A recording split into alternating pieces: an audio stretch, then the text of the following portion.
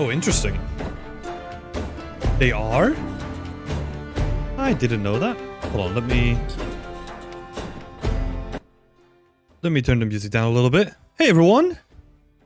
Wolfenstein, in the playlist it says that the 3 videos are hidden. Are there any plans of releasing them in the future? So, that was my intent. Let's have a look. Let's do that before we dive straight into the stream.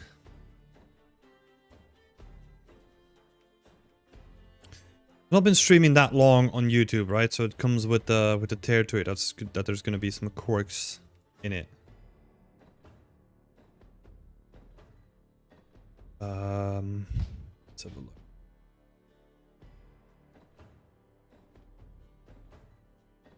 Anyone with a link in view? Oh, I see. The videos themselves are private. Okay, let me quickly fix that. Wait, one of them is set to unlisted though.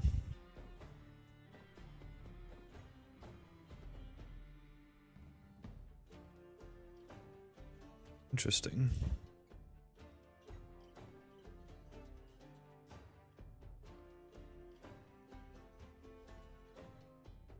Yeah, are you doing this in the first place? No worries. Hi, Cassia. Hi, Wolfen. Hi, Unbreakable. How's everyone doing? So, can you, if you're in here to test this out with me live, right? Like, can you refresh the playlist and tell me if they're still hidden or not? Because I've set them to unlisted now, so I'm assuming that you can watch them, or do I really need to put them as public?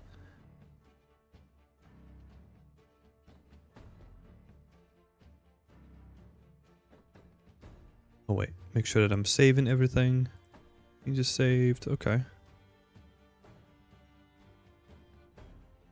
3 unavailable videos are hidden. Oh, okay. Okay, I'll just make them public for now then. And then I'll look at them after the stream. Just dive into that whole system a little bit more. How's everyone doing? Ready for another stream? I'm here with a coffee, made some water. Ready to make some medieval buildings again. I'm probably going to continue with... I don't know, I do want to continue working on the buildings a little bit more. And refining the modular pieces that we made for them and like really polishing them up to like the next level. I feel like that's going to be like a good thing to do. Last time we kind of ended off making... Where is it? Making a collection of new buildings here. And I think we kind of ended off with making this one over here, which is like a little painter shop. But I just drastically needed to like level these individual modular pieces up to the next thing. So that's probably what I'm gonna do.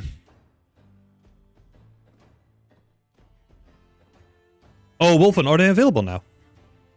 Is the full playlist available? Hi, Aloya, welcome back. How are you doing?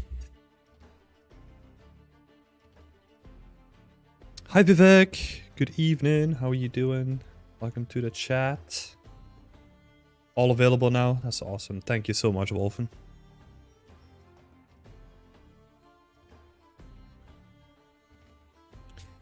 Yeah, so I'm just gonna see how we can level these pieces up and also make them work from both sides.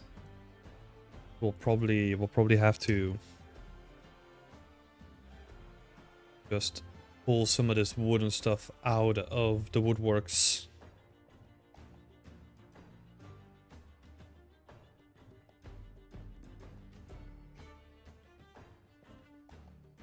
Keep learning modeling, hell yeah! Same here, same here. Keep polishing those skills.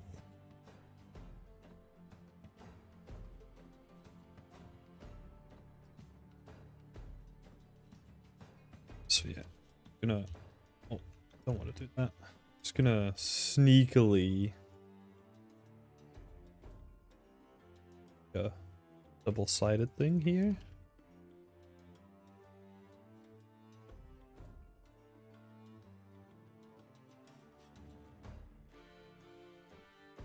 They also have like a slight curve, right, to add like a little bit of detail to them. Just looking quite good. We'll just need to see how kind of everything structurally matches, because yeah, that's one other thing that we'll probably need to dive into, is how these things were constructed and how we can replicate that in like a modular fashion as well. Where am I looking?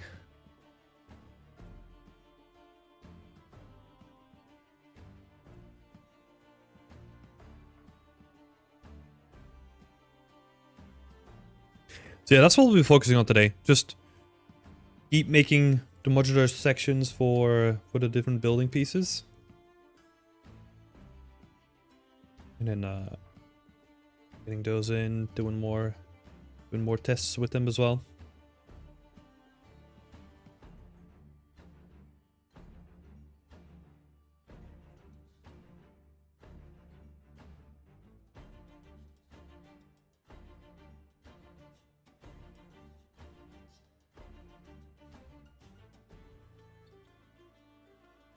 Let's have a look.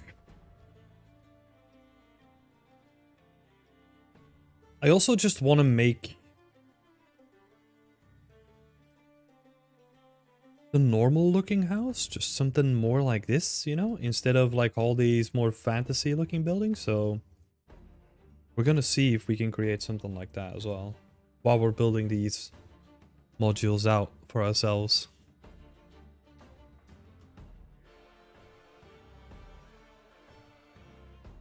Yeah, I think that was kind of the setup that I was going for with these ones, right? So let's see.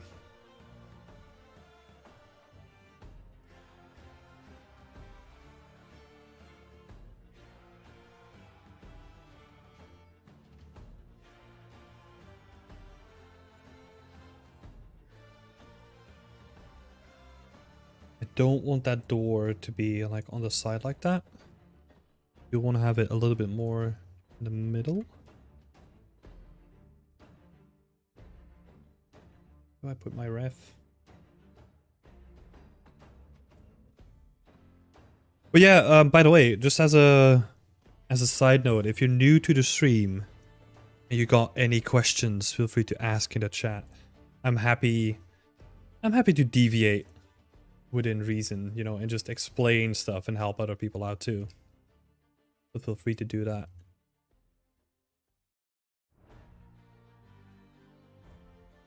Oh, damn.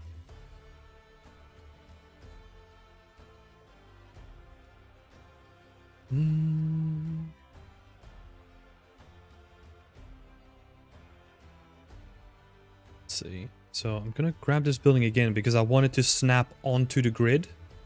Because I'm building everything on the grid, right? And it just makes it so much easier for constructing stuff.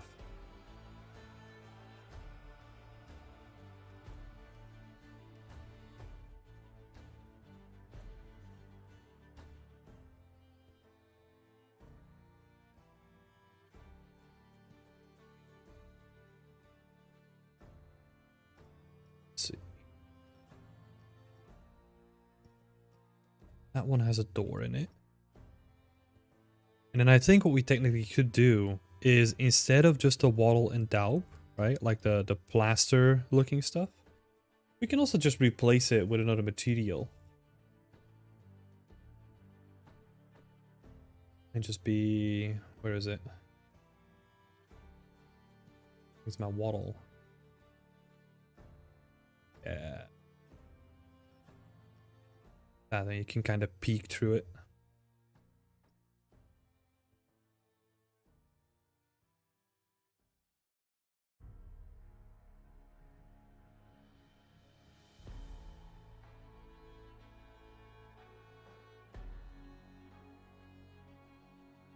Makes it look much more interesting already. I wonder if we can, if I build in like a parameter where I can change color here.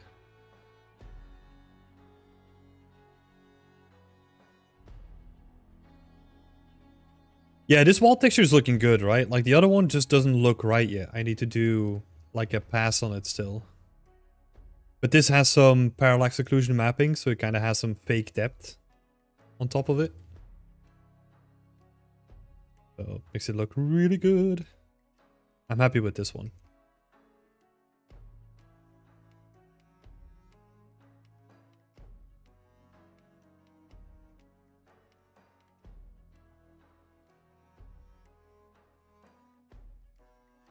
Got a door for this one as well, which is not on the grid.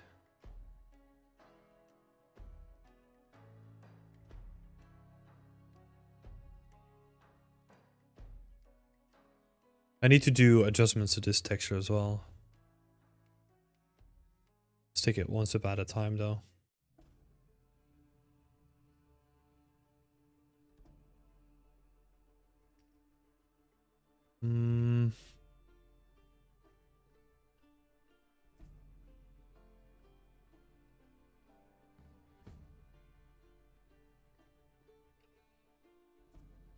Walls are all good. Okay, so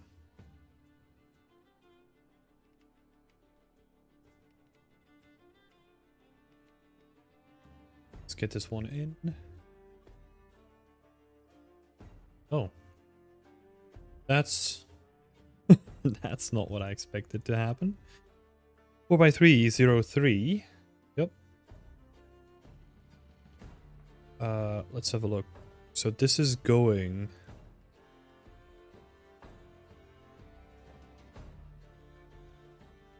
I think it's just pulling from like a different place, so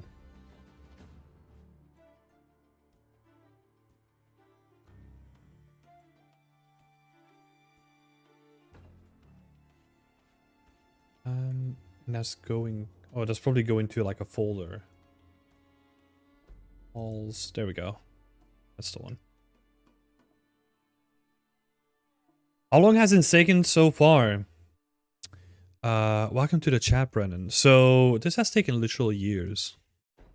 But I do also have to add the caveat that when I say years, I'm talking about very on and off stuff, right? Like I'm talking about maybe I'll spend like a month on it. Like besides running my company as well. And then it sounds so fancy running my company. But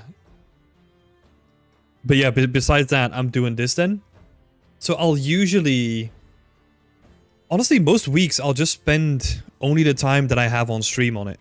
And then maybe a couple hours after the stream if I feel like it. But yeah, usually a couple hours a week. That's all I can do on this.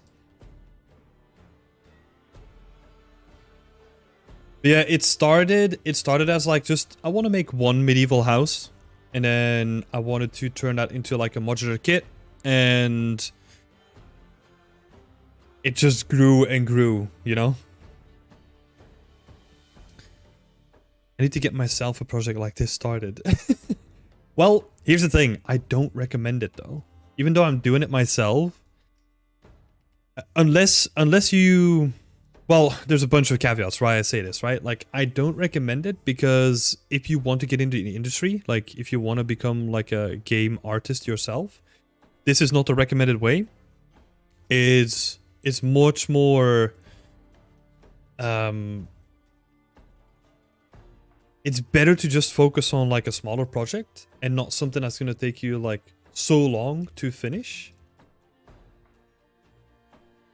Yeah, this just takes a long time, you know, and it takes a lot of skills to be built up as well. So that's why I say I don't recommend it, because there's such a long time to just build everything up to get to a point where you can do everything, right?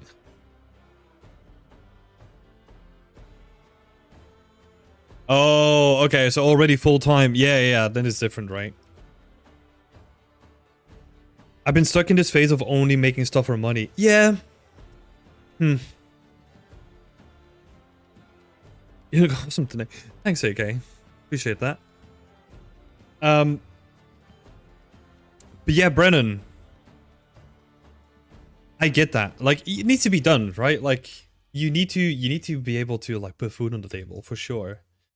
But the way that I've approached it, and this is my personal approach, I'm not saying that everyone should do the same thing, but the way that I've always approached my project is I'll make something that I enjoy myself, and then I'll sell it afterwards. I don't make it with the purpose to be sold.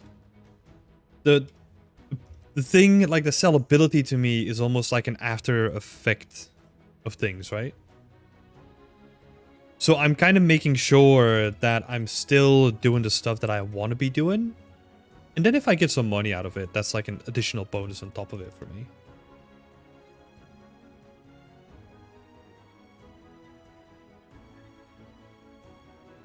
Because, yeah, there is something to it, you know? Like, if you make stuff for money, it's gonna drain the creative part of you. Like, you need to find a balance between those two things.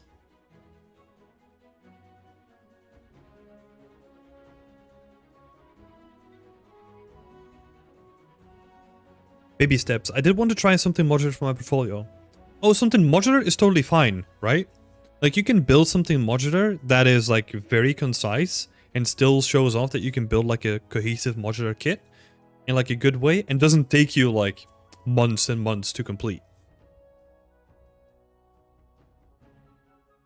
That's totally fine.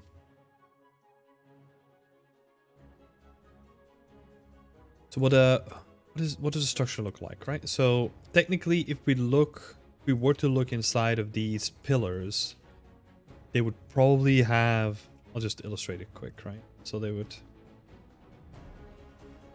probably have something like this inside of the wall, and then wooden nails go into it to keep it in place, right? So that's how this stuff is kind of structured. That's where these things come in as well.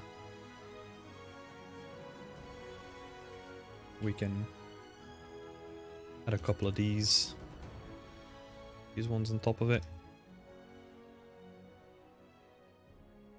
Make it look good.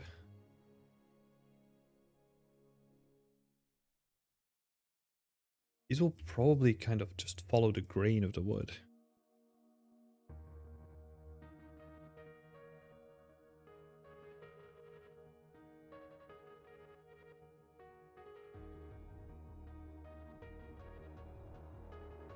Yeah, it's a difficult thing, like balancing the creative and like the monetary part.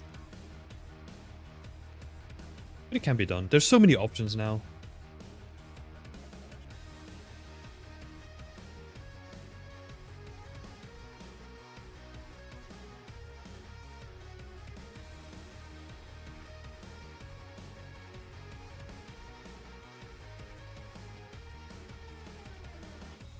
Gonna start a project this weekend. Hell yeah! Hi! How are you doing?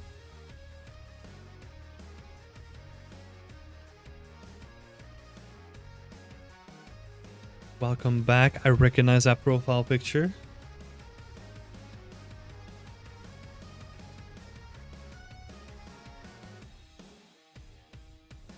So go.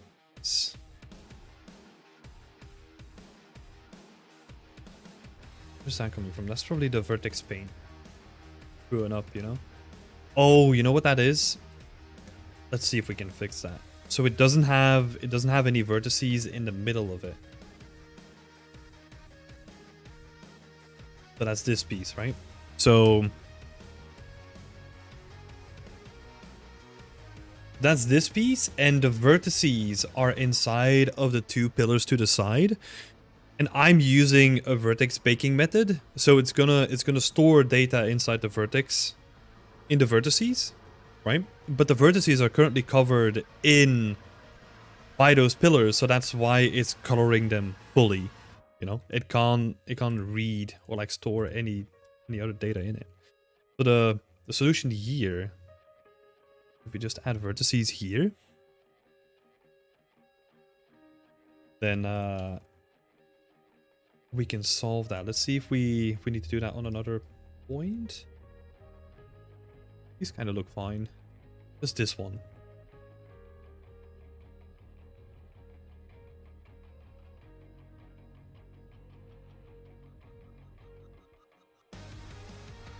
Having dinner from Korea. Hey, astronaut.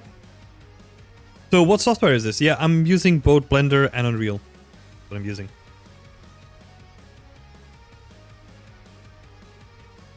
Oh, shitty podcast. Let's have a look. Let me get this in first. Just illustrate the point, and then we'll dive into it a little bit. Let's see. Walls. This is number 1.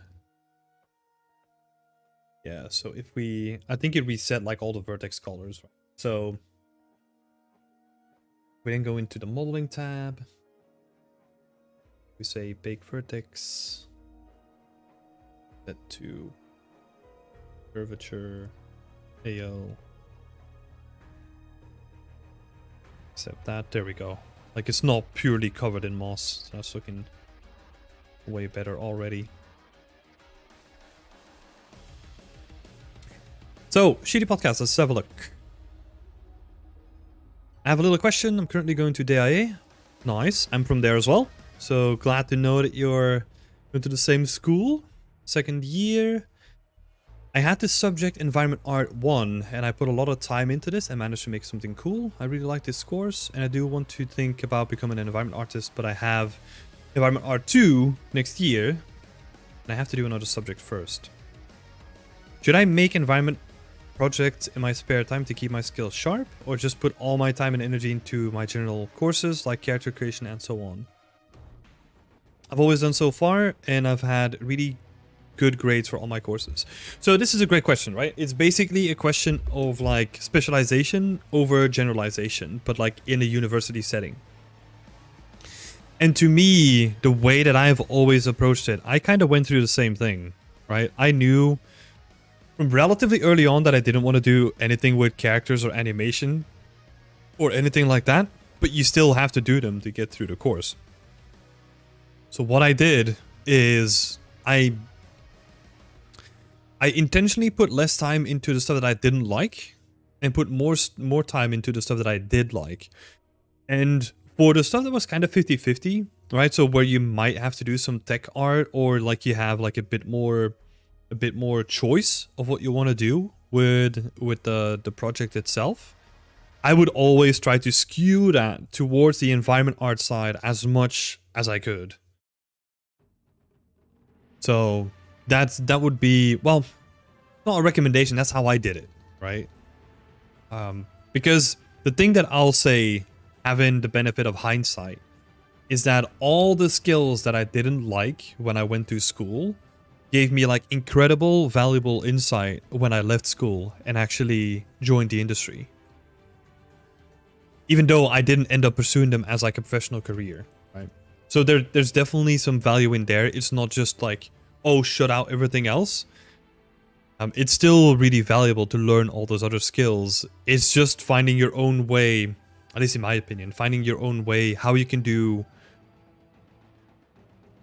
spend more time on the stuff that you like versus the stuff that you don't really care about that much, you know?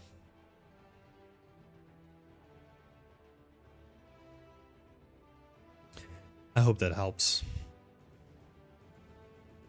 And don't worry about the spam. I know that. I think we even put like some restrictions on this so that people don't spam it, but...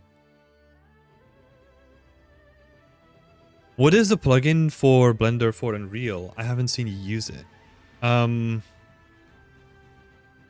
Brennan, catch you in a bit. So, the plugin that I'm using for Blender and Unreal, I think it's just called Blender to Unreal. Blender for Unreal Engine. Let's have a look. Let's see if I can quickly share it in the chat as well.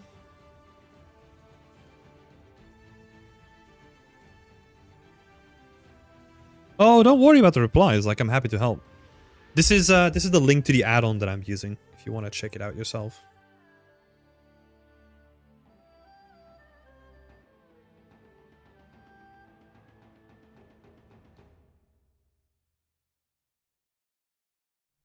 Yeah, it's a tricky thing. I think I did all right. You know, and this is also coming from a student who wasn't the best, really. I wasn't like top of my class, like top of my grade or anything like that, you know? I'm not I wasn't what you call like an example student or anything like that. I just did my best to get by, you know. And I did. I did.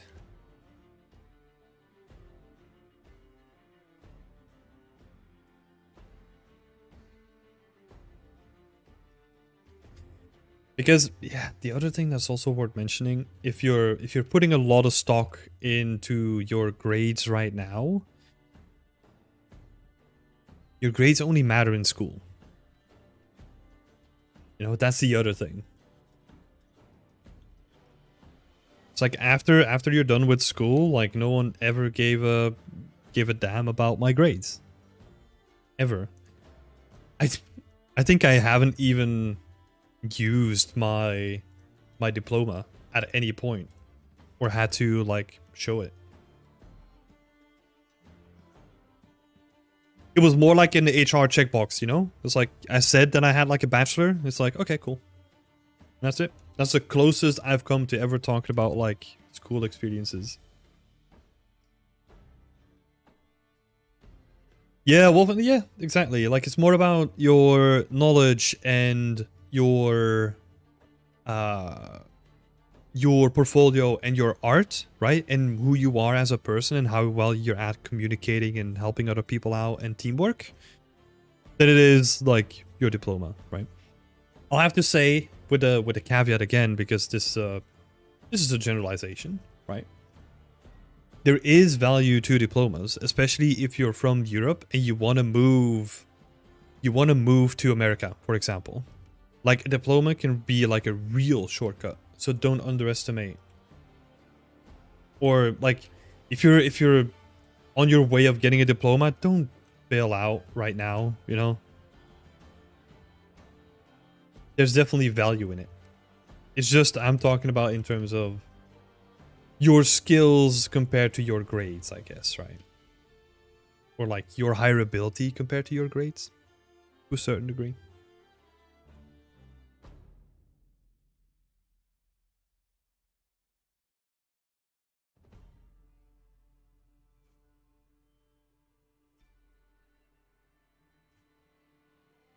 Some weird UV stuff going on here.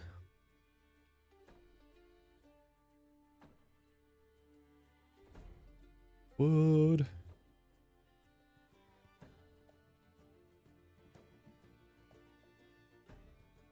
What is this? Is this a right UV that I'm using at the...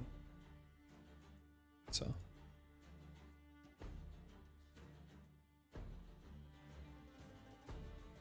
God. I hate this. Where I want to stack islands and it stacks everything.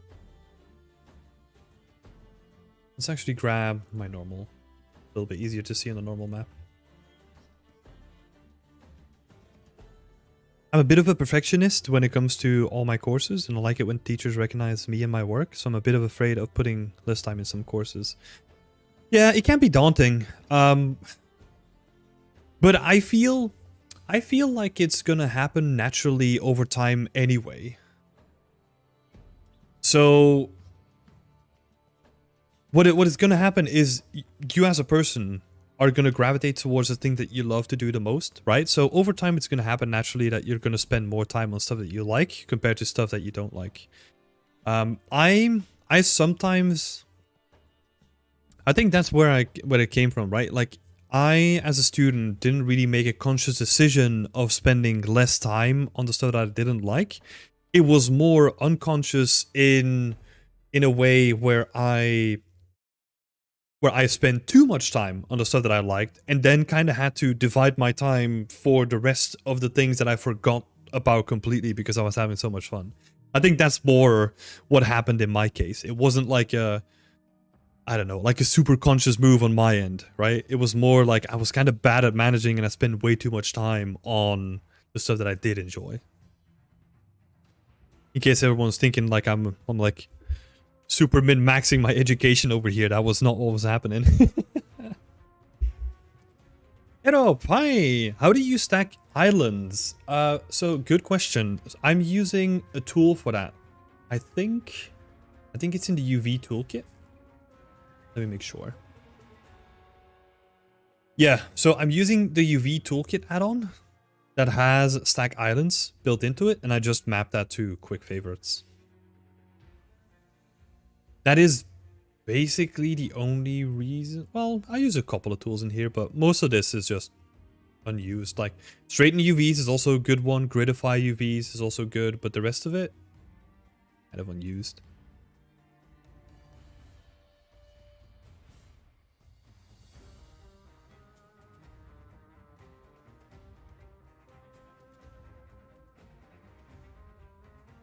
Let's see. What's actually happening? Where did it get moved to?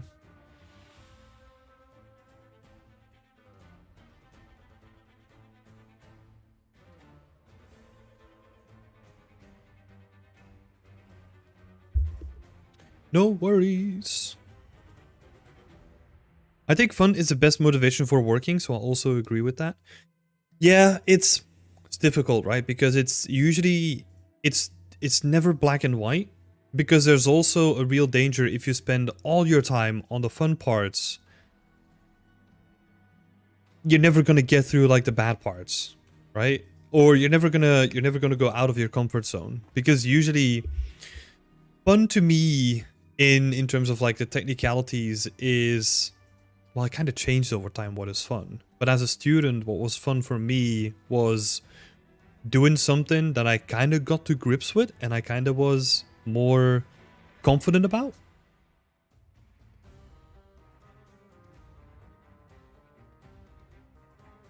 Started my last year right now. I swear I've done more for it outside of it than in. Sometimes I think it's even somewhat harmful. I've done more for my portfolio outside of uni than in it.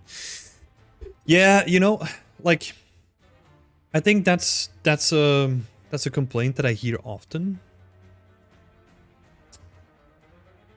But I think that's also kind of the purpose of the uni in such a condensed, like in such a technically rich environment, if you know what I mean. Like you have to learn so many skills to just get to grips with the basics of like becoming a games artist, that a school can't really go that deep on like all these different things, because it would take like a 4-year course by itself if you just want to do environment art, right?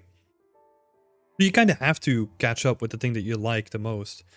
I think the thing that I've seen in a lot of unis is where they do like the basic setup. They give you like all the foundational tools. And then if you want to specialize in any of them, that's where you'll have to put in like more work yourself.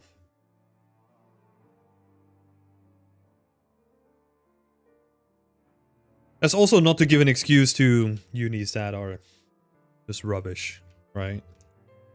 There's enough of them to go around when it comes to those as well, where the stuff you learn is no longer industry relevant. That also happens, so there's no excuse for that.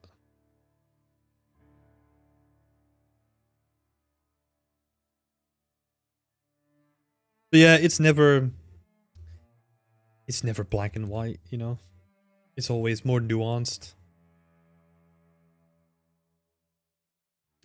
Vivek, could you please give a brief on the wooden texture? It's looking really cool. What do you mean with a brief on the wooden texture? What do you want to see? Just how I approached it and how I made the wooden texture itself, or?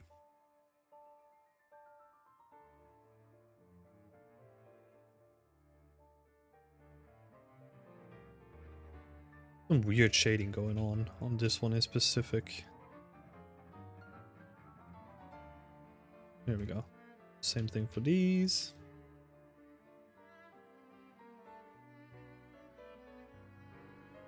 So the wood was made with I did sculpting in Blender, right? But I started out with alphas as well. So I used like an alpha mask for like the base wood, and then did like a whole bunch of sculpting on top of it to make it look more like I wanted to.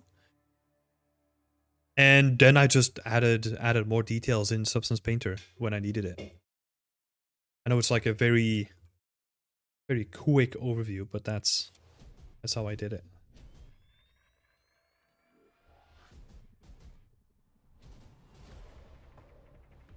Straighten. No, don't randomize.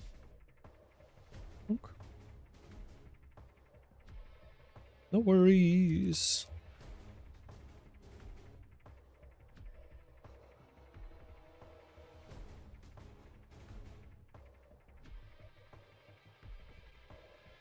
Yeah, I didn't really start sculpting from scratch or anything like that, right? I kind of made some basic shapes and then started with alphas and then just add stuff on top of it where you want more specific detail. It's just way quicker that way.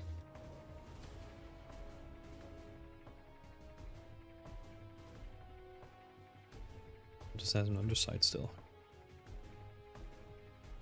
Wait, so actually what we're gonna do, I'll see if I can find it, right? So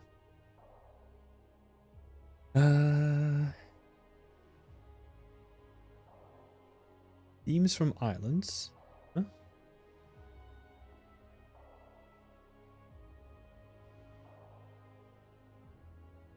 Sharp edges from UV island.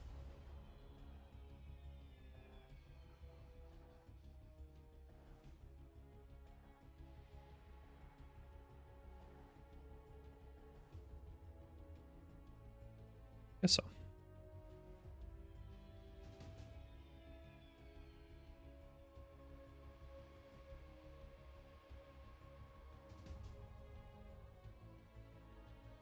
Which one is that? So that's 4301.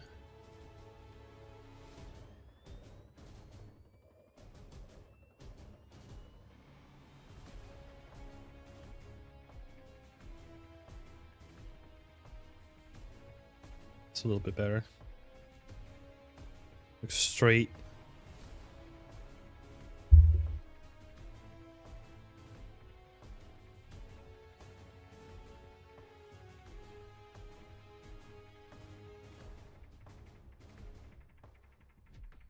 Ravindra, hey!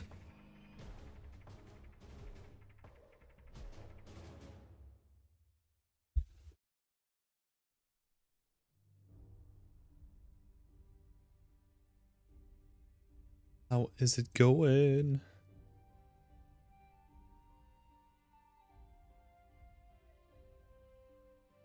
I think we... Oh, yeah, we forgot to do the hot beam. Oh, the back of this definitely needs some work.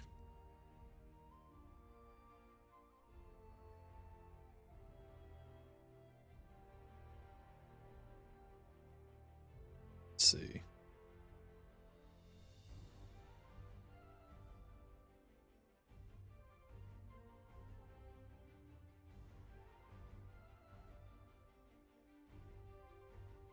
Where is everyone going to uni then? We're talking about all the uni stuff. We got shitty podcast from DIA, which is a school in Belgium.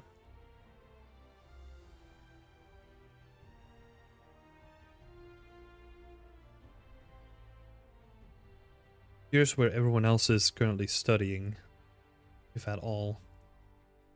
Self-taught can also be put in the chat as well. Doesn't necessarily have to be a uni.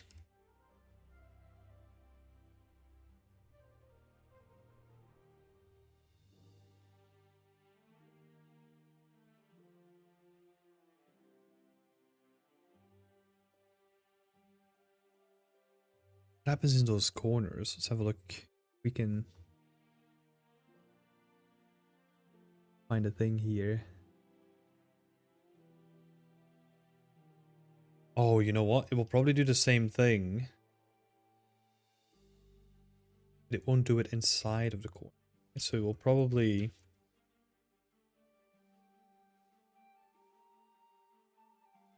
something more like this.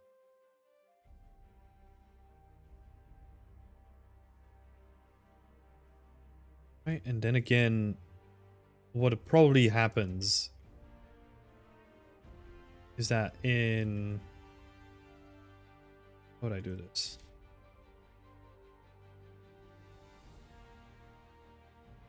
Probably do something like this, right? And then that's where... wait, I'll make it a little bit clearer. We'll probably have like a gap. And then the beam itself will have a gap in it as well, so that the two gaps kind of can overlap, kind of fill each other up, and then they just hammer some nails in it. Or like wooden pegs, I guess. They're not really nails. We're gonna see if we can replicate that and make it more detailed, because right now I'm kind of leaning a bit too much on not showing stuff off, but it could be cool if we display that a little bit more. Where like the wooden beams join into each other, right? Because that can create like some really interesting visuals as well.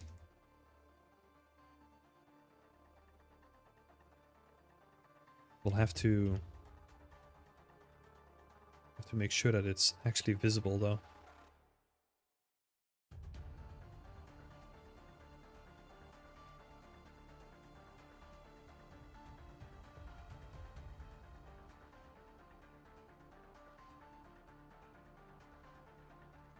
Wolfen is in Japan. Awesome. Not a real video game uni, more of a generalistic 3D CG uni. Although I did start modeling on my own. That's awesome. So what do you do then?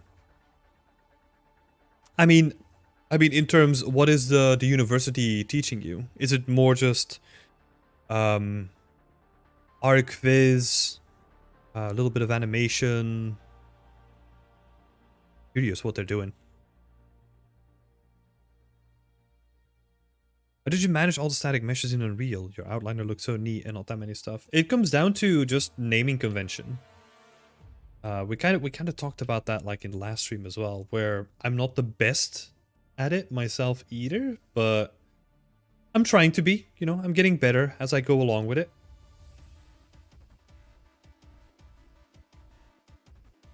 It's just, and in Blender, it's more about like just using these collections so that I can switch between them as well. So we got like all the building attachments, we got all the wooden stuff, and we got some thatch, which are just all the buildings that have like thatch, the roofing attached to them. Right, and then I just make a collection for every one of these. And then inside of these collections, I have another collection sometimes. I don't know which one does, but... Let's see. Yeah, so inside of this collection, I have another collection called Backup. Because that's where I store just all my non-destructive stuff. And that's the way that you can just layer it like inside of each other. It's a good way of doing it that way. And then the same thing in Unreal, you kind of... I'm trying to be like very consistent with the... with the naming convention here too, right? The naming convention is going to be the same in Unreal. Yeah, collections are a real time saver. 100%.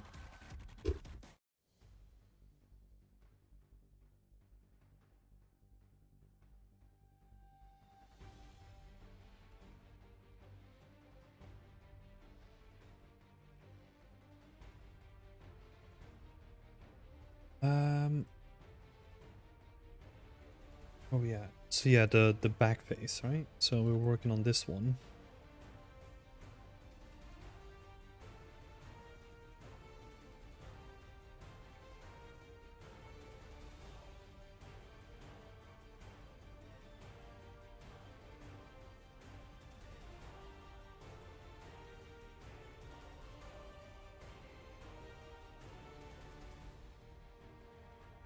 Oh, okay. Bigger.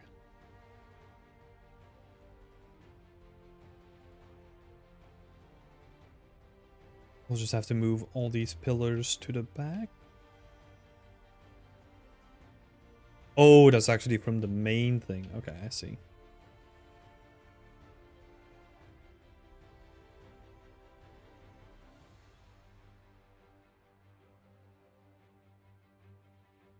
Just kind of making sure that all the pillars are both visible on the back and the front side of things. And then with this one, we can kind of indicate that there's All right, so that we can... We basically want to show off that it's been constructed and it's man-made and there's going to be flaws in it as well.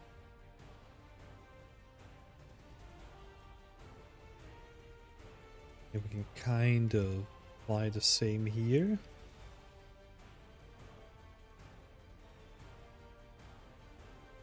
What's happening there?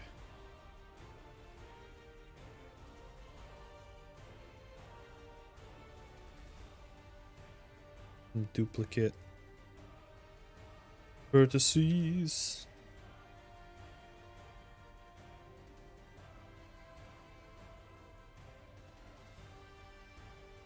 What's happening here?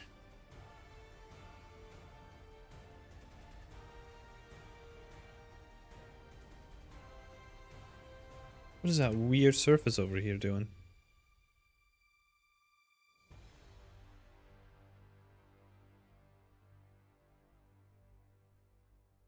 Hey Matthew! Welcome to the chat. I'm doing good, yeah. How are you?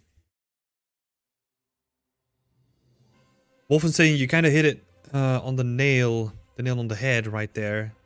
Teaching the basics of CG, things like 3D or VFX, nothing like proper character design or environment design.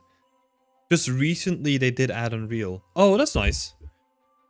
Because the thing is, like, Unreal is paving its way to not only games, it's also branching out to cinematics and all the other stuff too, right? So I think switching to Unreal is like a good shout for the uni itself.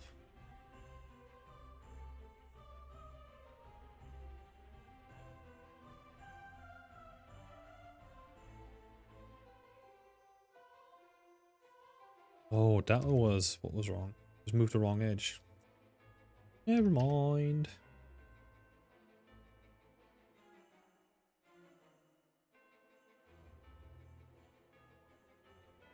What? There's some weird shenanigans going on here. There's this edge here. Just, you know what? No. Oh my god, what's happening here? Are those just like two pillars inside of each other? What? Yeah, you all thought that I was like super clean. Yeah, you can forget about that now. My whole facade just crumbles in front of you.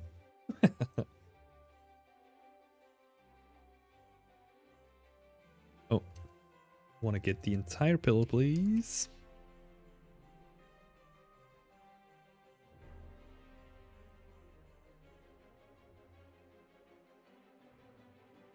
And we can get rid of this. I just basically duplicated like a new pillar. So, oh, I remember now. I think if we go back to Unreal, we have a cheeky look at the shader complexity. Yeah, you see? Like, I was weirded out by this, and that's basically because we got like duplicate geometry on top of each other, which is causing this, which is the whole cause of that looking more red than it should.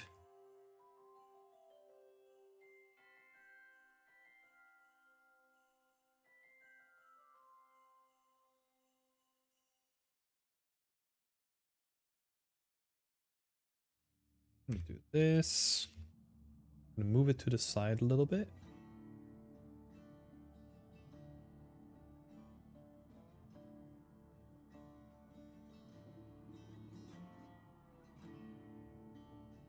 Do you think you can point me in the right direction in learning about pack level actors? I'm a bit unfamiliar with it. Yeah, sure. I actually wrote like a couple of tips on it.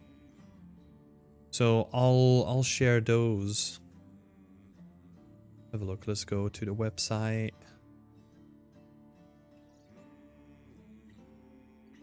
There is this one.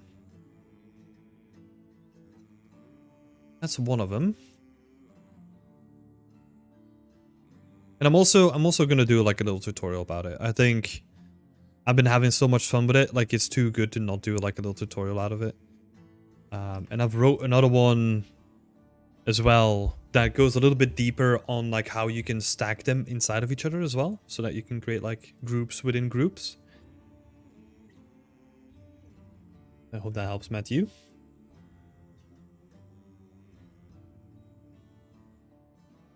Basically, if you're confused by like the naming of it, don't be. It comes down to like level instances are basically your standard prefabs with no functionality added on top of it. Your packed level actors come with the additional option of having functionality embedded in them, because it has like the whole blueprint side attached to it. That's where the difference comes from. That's all you need to know when it comes to that.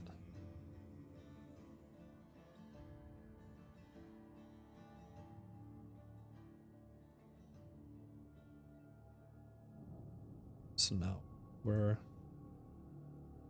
kind of adding some manufacturing, or like some more, let's say it, like logic into it, you know?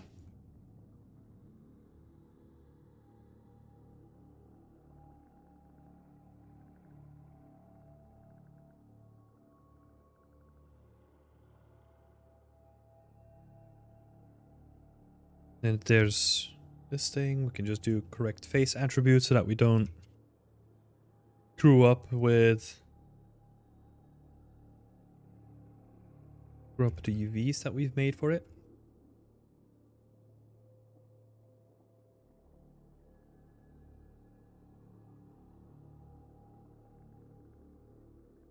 Always been interested in adding blueprint functionality to them. Yeah, for some things you can, right? There's just other stuff where you don't need it, where you just want to have like a prefab of just like a bunch of stuff that you can scatter around. Then you would probably use like a level instance. Like the only thing that I kind of hate right now is that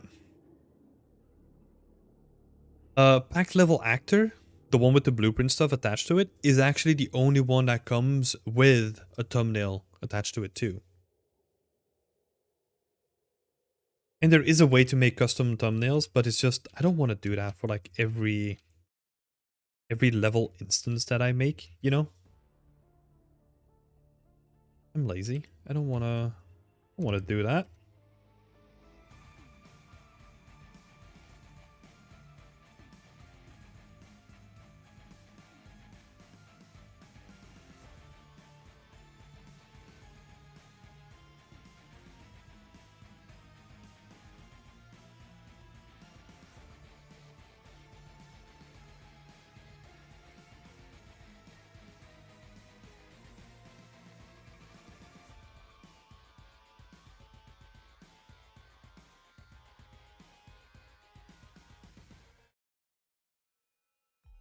Yeah, but honestly, that functionality has been so good overall.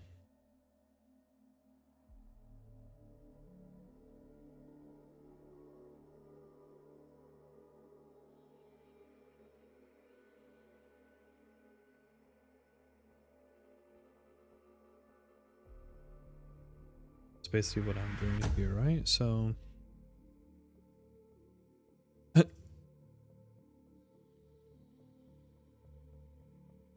I'm still getting notifications from Twitch, even though we're not streaming there. So thanks DZone3D for following on Twitch. Even though we're not doing that anymore.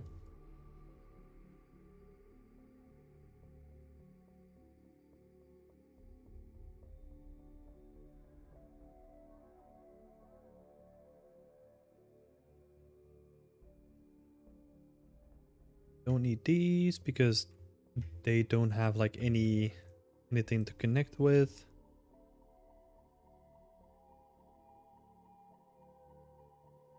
Need to move this one up as well.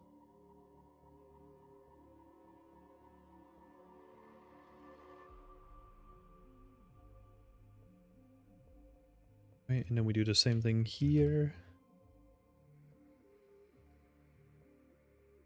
Well, actually, they are not going inside of a corner, right? So I probably want to have them actually attach here instead. And if we Add some stuff. Make that a nice curve. This is also another really cool like add-on to use. Is the set flow add-on. It's so good. Like it basically allows you to do like anything like this, right? So where you have like, oh, but I want to have it like nice and flowy. You can just say like, hey, set the flow for me, please. Thank you.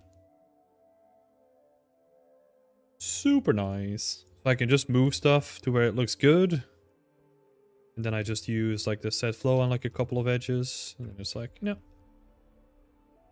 looking quite nice.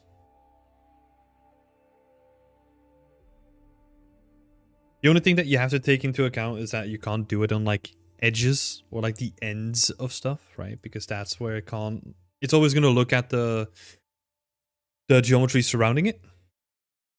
So if like the geometry surrounding it is like the end of a pillar or something like that, it can't really look at anything to compare it with.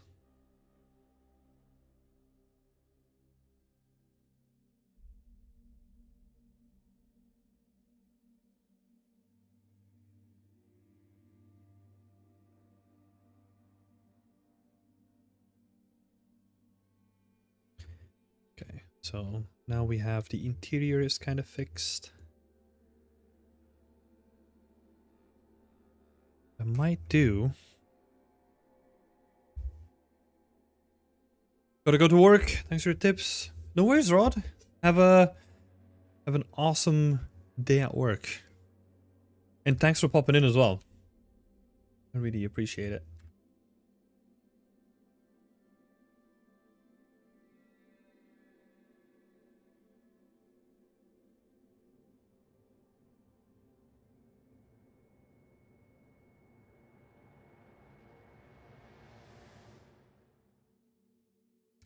What version of Blender am I using? I'm using 3.3, I think. Let's have a quick look. Yeah, 3.3.1. That's what I'm using.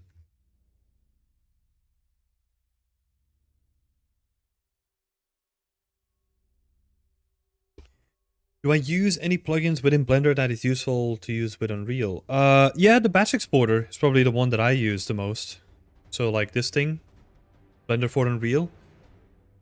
That's probably the one that I use the most, honestly. I know that there's like a whole thing of like, oh, Blender can't work with add-ons, but I don't really use that many add-ons, gotta be honest.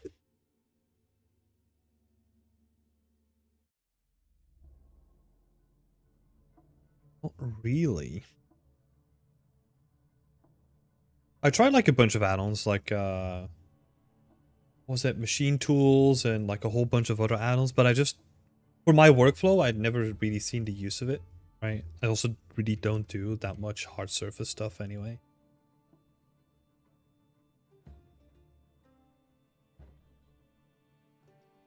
Yeah, I want to test something. So if we add this to the world. Oh.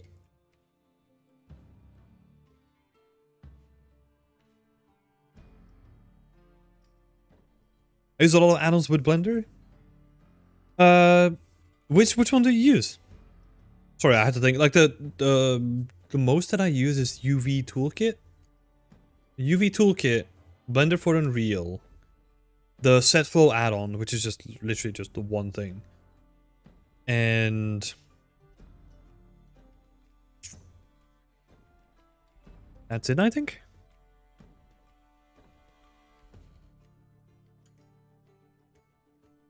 Oh yeah, UV Pack Master is pretty good.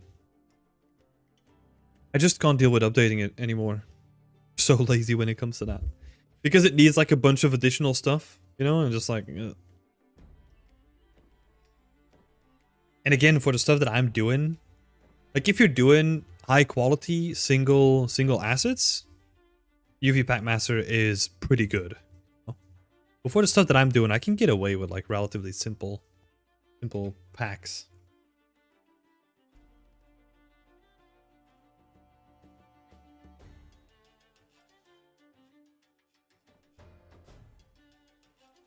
Oh no, I didn't want to do materials. I wanted to do modifiers.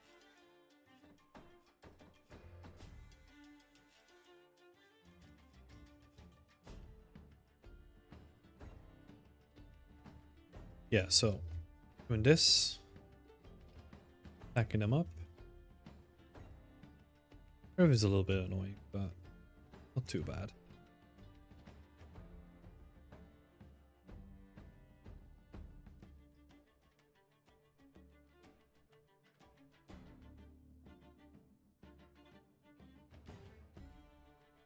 Yeah, they still use different materials, that's why they look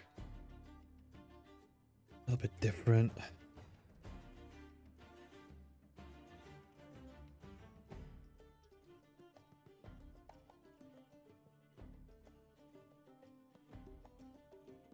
I wonder if we can get some more fidelity into this though.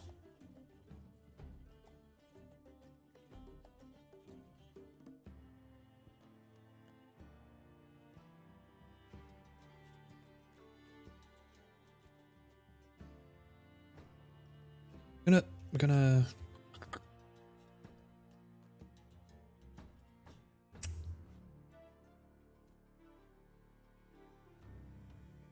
would I do that? Because right now they really look modular, right? I'm thinking it would be nice to maybe try something a bit more like that, but I need a new texture for that though. We could do a lot of cool stuff with just UV warping to make it look more organic. That's also a thing that we could do. Right, so for example, if we take the wall that we've been working on, if we then just take this entire UV thing, and then I'm just gonna go in with like soft selection. Let's see, I don't wanna really warp it that way. Wait, hold up.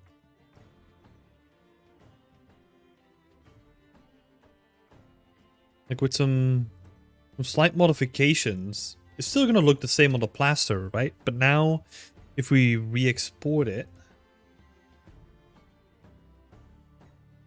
it's gonna look a little bit different using this texture.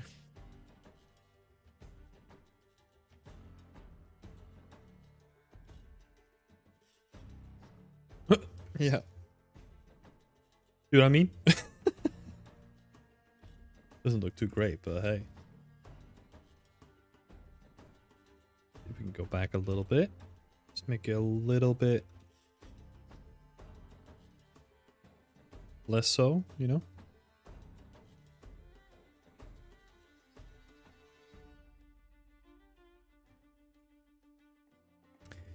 The workflow I use just does an auto pack within Blender and then create masks within Substance Painter and use those in Unreal Engine. Yeah, that's what I was using before as well. Like the whole RGB packed map workflow. I then switched to like baking vertex color inside of the engine instead. It's working pretty well actually.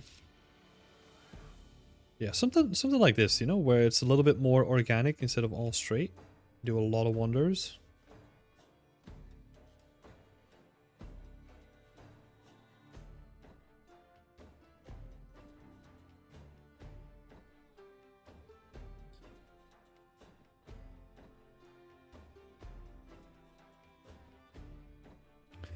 Yeah, so, okay.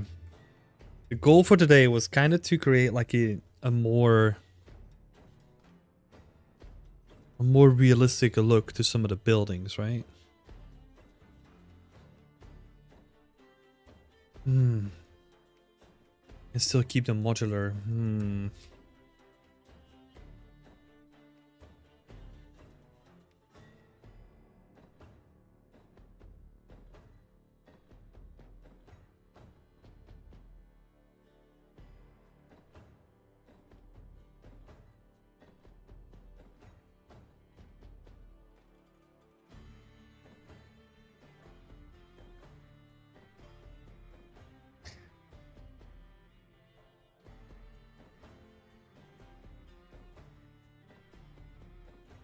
Looks good, thank you. Yeah, I think the modularity of it.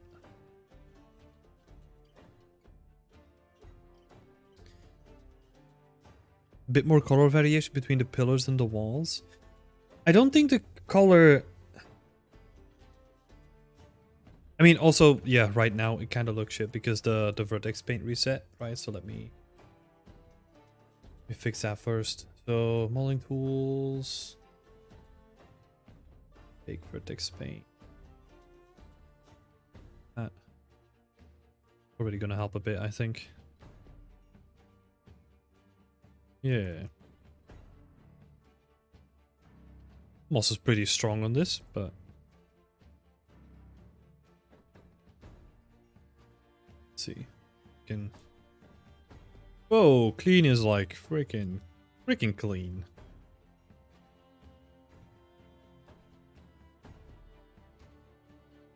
Yeah, what I do want to do is maybe I'm kind of wondering how much detail I want to put in, right? Because it would be kind of cool to maybe go a little bit more extreme on this stuff and have like the texture actually come off of the wall. So we'll just do a quick test, you know, just see what it looks like. Do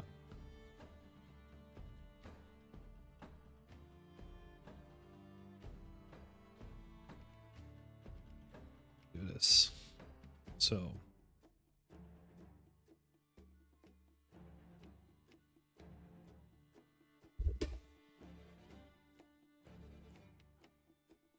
oh, connected only, please.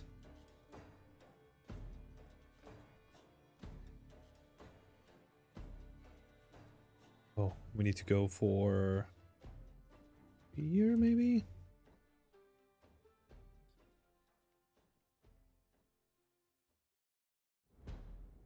Let's see, just for a test, right?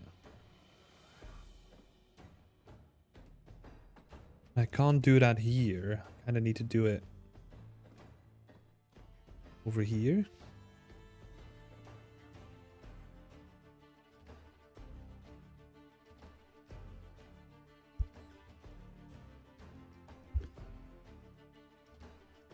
Let's see. Should you do that with another modular mesh? Yeah, that's what I'm thinking, right? So currently I'm testing to see what it might look like.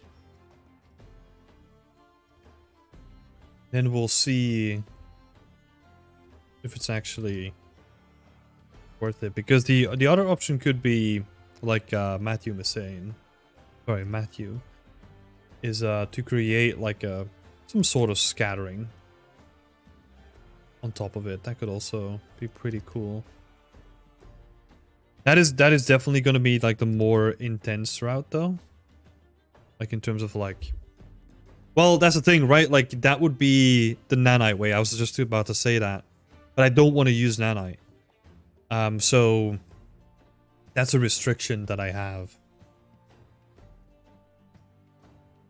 Wait, goes under, over.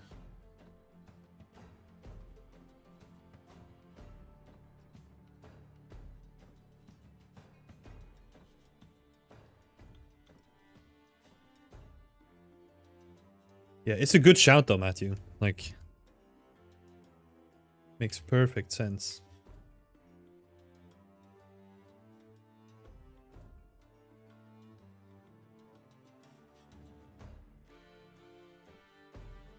We're gonna see what that looks like, right? It's just a test.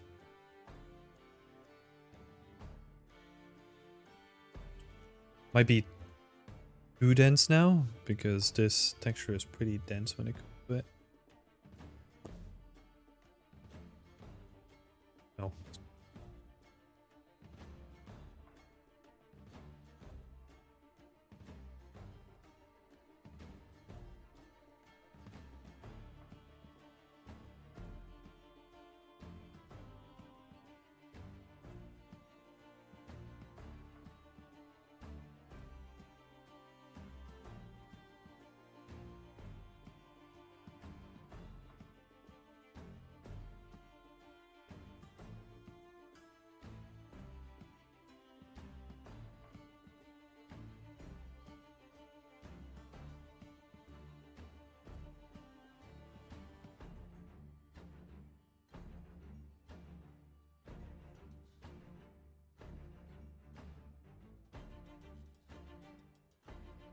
Oh, you were working at Ubisoft too, Matthew. Where did you work? Which studio?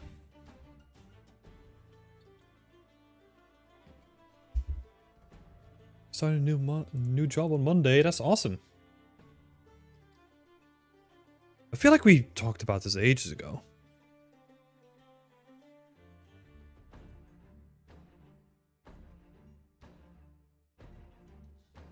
Ubisoft Reflections. Oh, Leamington. Yeah, okay. Nice.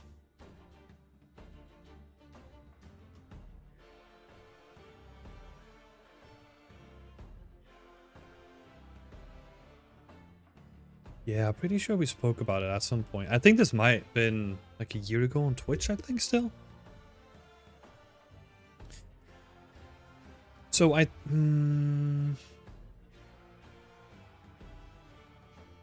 think this could work. But I think it would be cool if we... It's sort of a combination of the two, right? If we cut it out into like singular strips. Something that is more akin to something like this. Voice call on Discord. Could be.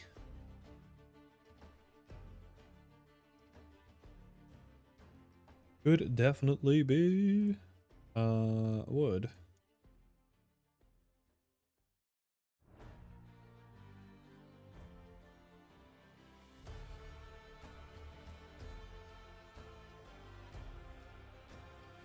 Okay, so over, under.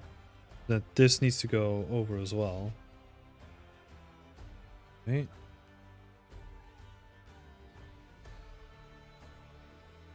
Oh, dude, yeah, like the thing is, it gets so hazy though. Like after a while, keeping the stream people and like the community people apart it's pretty tricky. Gotta be honest.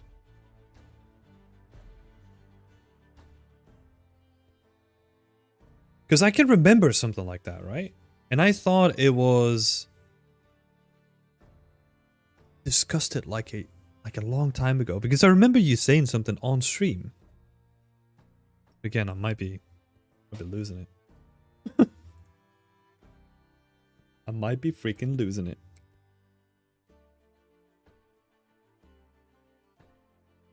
But where are you moving now? Do you want to... Well, it's...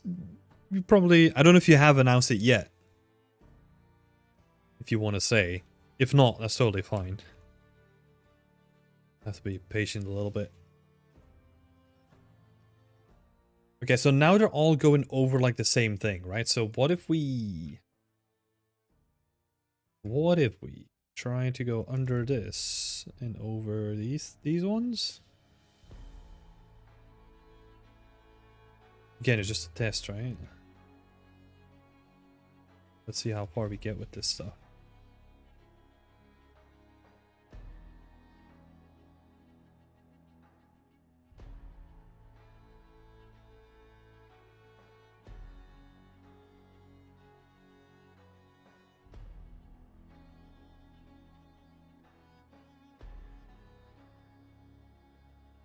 Yeah, we were both at Ubisoft at the same time, man. Right? But like Ubisoft is such a big thing. Like, I mean, there's almost like there's over 15,000 people working there, right? Like it's massive. So I worked with people on Far Cry 6 that I didn't even realize that I kind of worked with them on the same project after I was done, and I saw them posting it on their portfolio, and I was like, oh cool, we worked on the same thing. Because it's a complex thing, you know, there's multiple studios with like thousands of people working on like one project. And everyone kind of has their own responsibilities and blah, blah, blah. And it's, yeah. Complex thing.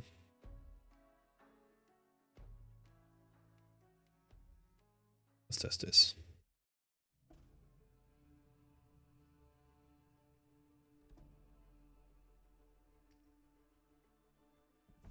Want to go to Ubisoft someday? Hell yeah!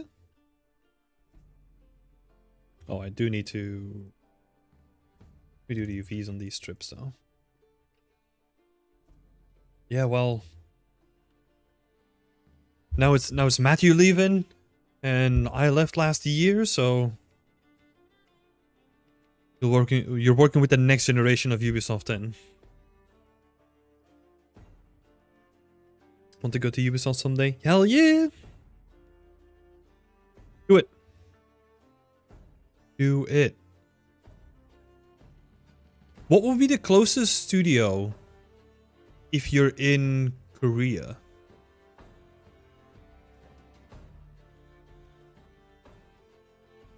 I'm trying to think. My geography is not that good.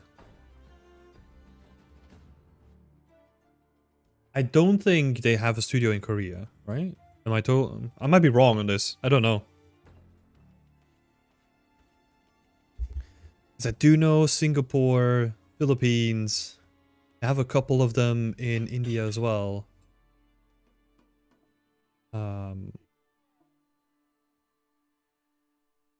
think there's Ubisoft Osaka. Yeah. Oh yeah, that makes sense. But I don't know. I don't know if that's a development studio. Because that's a whole other thing, right? Like sometimes they have a studio in one place, and it might not even be like a developer studio that has like developers working on it.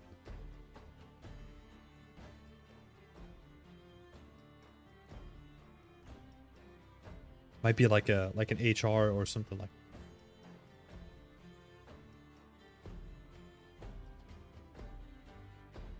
Unwrap, rotate. It's good for a test. Let's go. Alex, thanks so much for subscribing. I think they played a big part in the South Park games. Oh, yeah? Yeah, I remember. That might have been Osaka. Yeah. A dev came to our talk back in the second year. Oh, okay. Yeah, so that means that there's developers there for sure.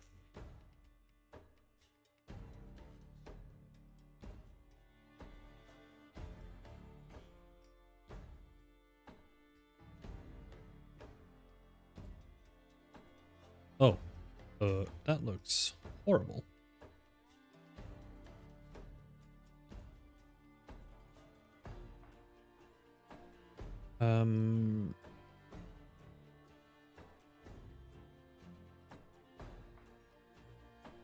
Heal it up a little bit.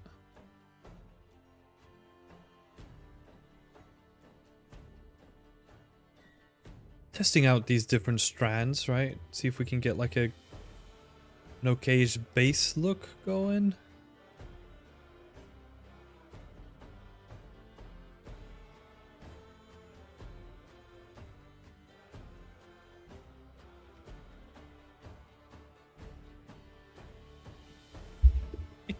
I can see the potential of this. I can see the potential.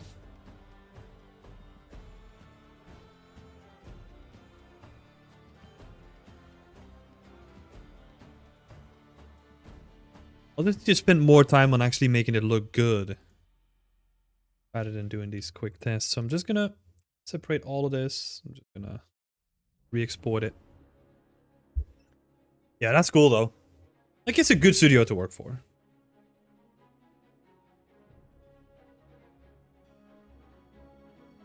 Like, in general, I think the thing that I didn't realize about Ubisoft before I started working at Ubisoft is that Ubisoft is not one. It's kind of unfair to look at it as like one massive company, because like all the studios kind of have their own decision making and their own kind of workflows, and well, not workflows necessarily, but like their own kind of management styles and all that stuff. So it's like, it's almost like a, yeah, what do you even call that? Like a collection of like studios that kind of try to do things in their own way to a certain limit, right? Of course, there's like a limit, but yeah, it's cool. I'd never really realized that before I actually joined them.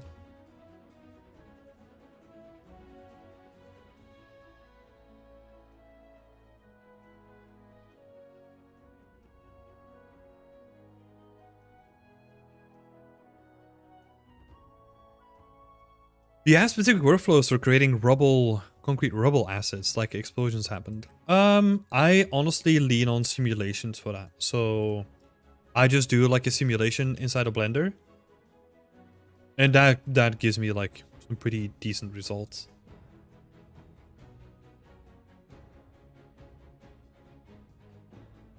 Yeah, you can also do that, right? Like the fracture modifier and or like Voronoi fracture or whatever, like a cell division, and then simulate it so that you can get like nice pieces falling. Yeah, it's the same thing, right? Like I think, well, sort of the same thing. I think it's simulations that you want to have a look at then, if you're interested in that sort of stuff.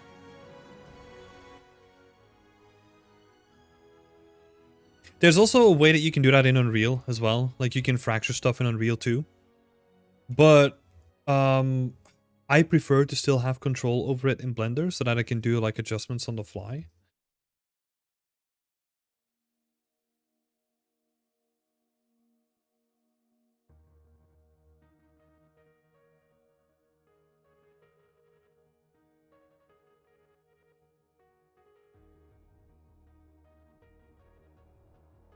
Takes forever to make changes. Yeah, exactly. What we doing here?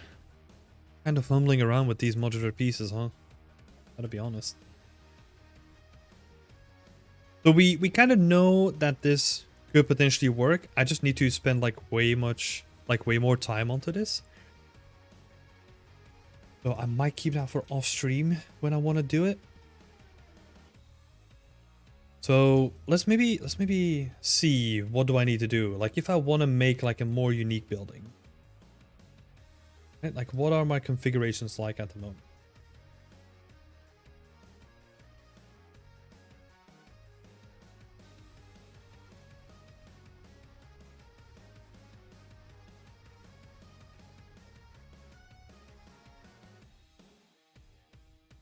Do I even have like a 2-meter piece here? One? Yeah. Because there's also like a bunch of pieces that I don't need, I guess?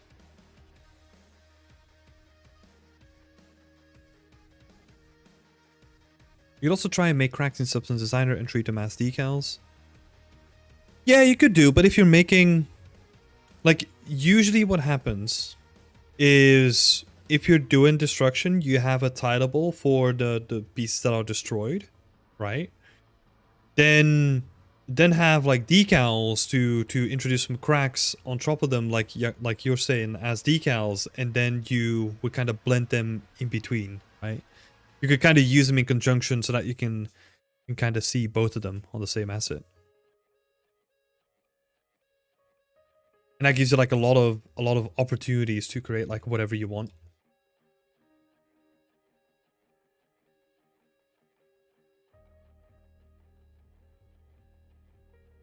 Let's see, buildings are we using here? So I think we got the fairly standard looking building here. And I think I actually need to do more because that building style was pretty simplistic, I guess, right? And then what we can do is just start playing around with where did I add them? Attachments, I guess. Let's see. Buildings. Yeah, I can kind of play around with these things to add like more unique detail onto them as well.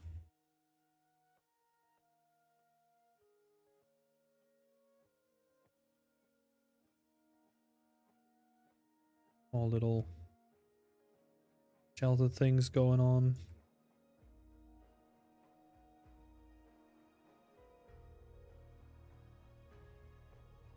Then we got these houses.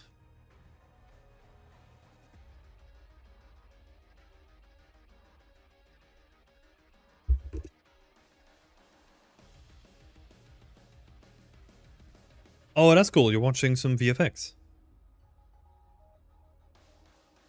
It's awesome. That's something that I haven't done anything with in like years. The one thing that I'm avoiding.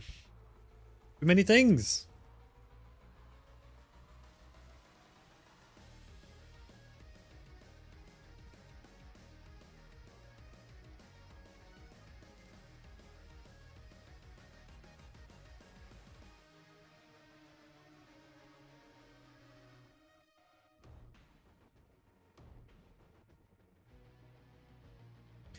Yeah, like when I created particles, like it was still in the legacy system, which was called, I had to look at it last week, but I can't remember. I haven't even used the new system yet.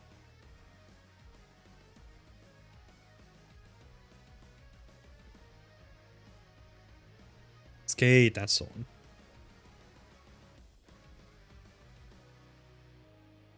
Let's see, and if I then wanna too big, too small. Hello? There we go. I guess we could do something like this, right?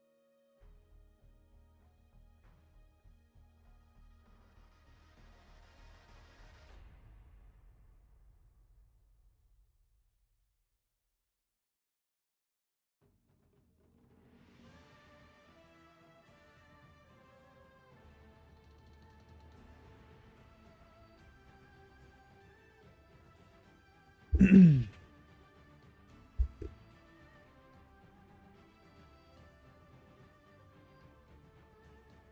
would honestly just love to declutter all of this, so I'm gonna for the walls that I'm actually gonna use inside a new folder. Because I'm not using that one. Oh wait, maybe instead of doing it this way, I'll do it the other way actually. To delete.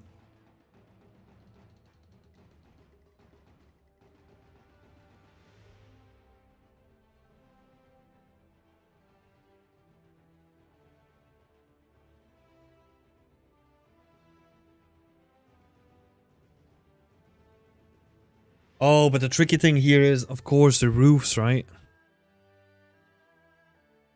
The freaking roofs. So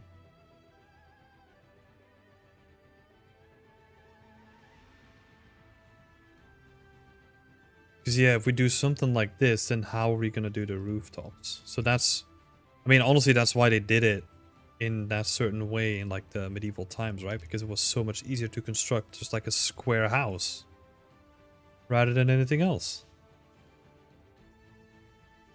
Because you didn't have to worry about like all this complex stuff on top of it.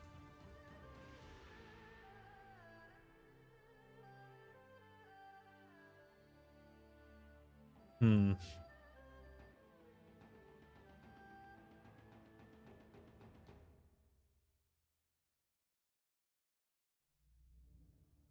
Interesting.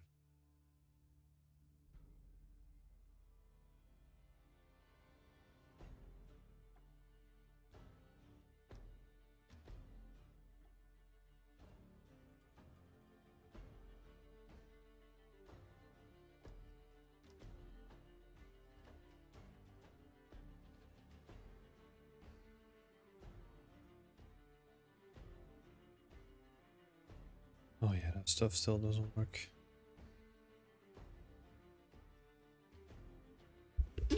I think honestly, it might be time to... I was expecting to do more work on these modular pieces, but actually they're in a pretty good state already. And I think if you want to build more unique stuff, we're just going to do it unique. You know, if you want to have rounded houses or something like that, we'll just have to do it unique. But like very organic build shapes, you know? Have to do it that way. I'm curious.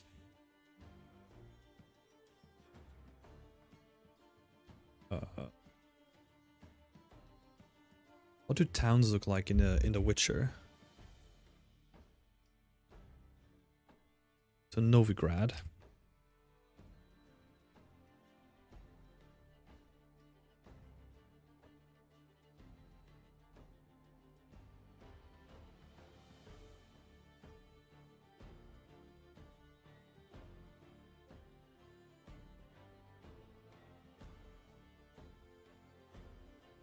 Cool, you got these overhangs as well.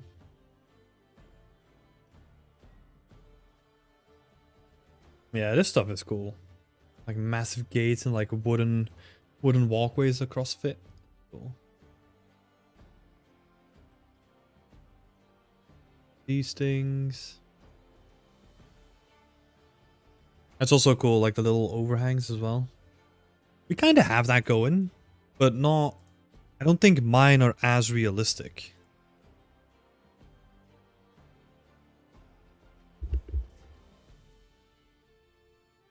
Because mine are like really wide, you know? Like maybe these ones make sense. Like these ones at the top, but the other ones aren't.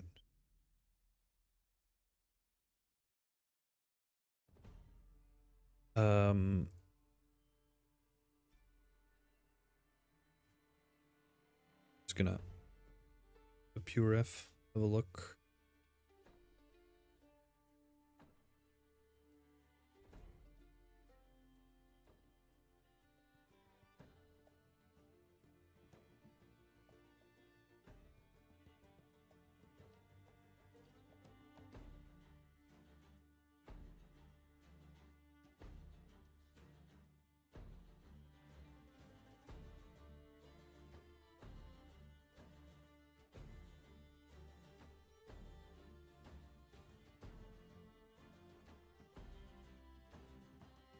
These attachments are pretty cool as well. The roof attachments.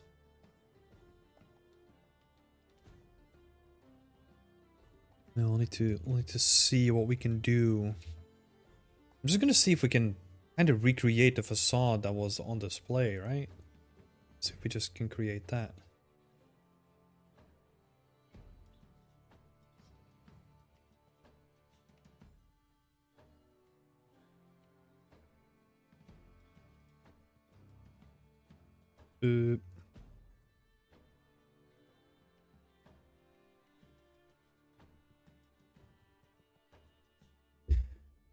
Lack of addiction. Oh. Okay, never mind. Just delete about comments.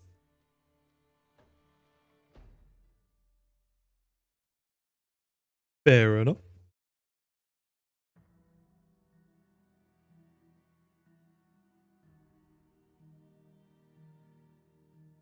See, so what is like kind of the offset that we want? We don't want to have it too much either. So I need to create... I know that I have these things, right? I think they're not the correct size. Hey Matthew, thanks for popping by.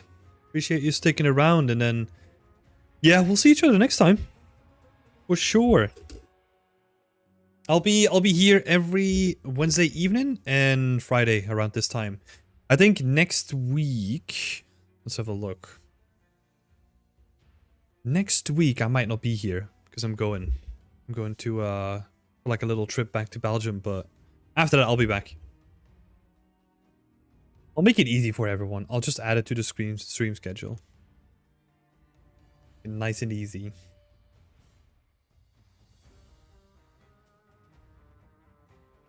Have a good one.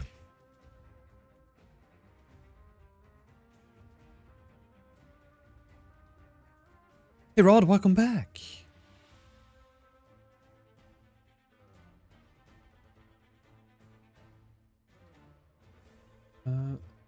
Here, so this.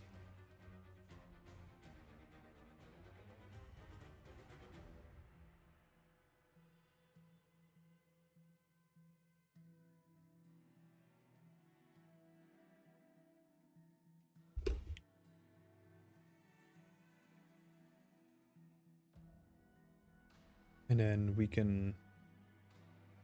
I think if we're dealing with this small overhang, the only issue is going to be if we then rotate this, right? If we want to make like a square building, kind of follows the same kind of dimensions. Boost up the grid again.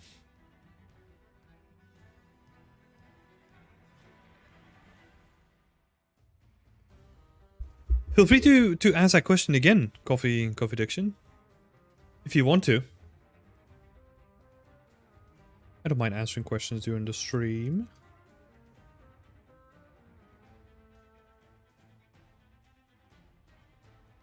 I think that the main issue, what I was getting to, is kind of if we then have this, then the base floor is going to be... there's no dumb questions. Honestly.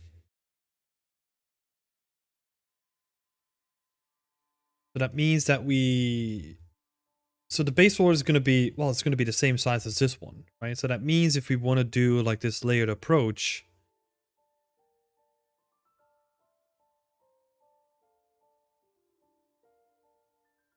Is that even going to be an issue? Because they're always going to be facing other houses, right?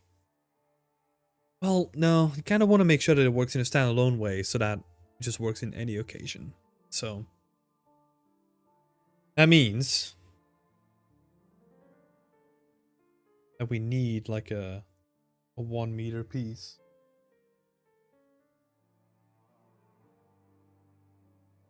Something of the likes.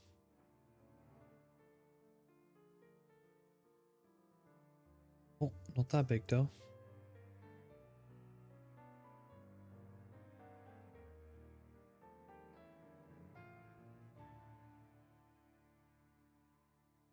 Hmm.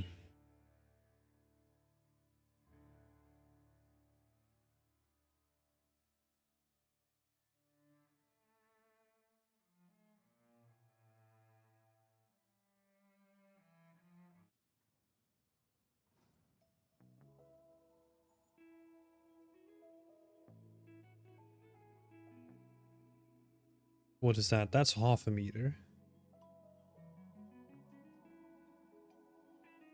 That means that we have to go down a grid size. Okay.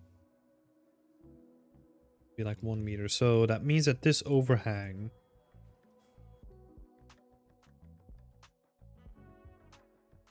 It's not half a meter though, right? So we need to find like a grid that kind of works. So I think half a meter could work. So 50... Yeah, 50 Unreal Engine units. So if we then move this up, move this to the side. It's 50.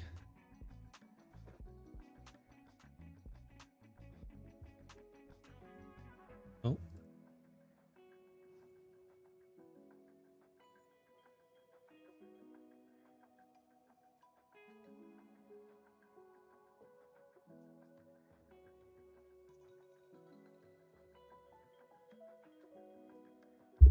Have you to leave, Wolfen? That's awesome. Thank you for being here, and I wish you the best of luck with your uni business. Good luck on all the assignments. Yeah, I'll speak to you next time.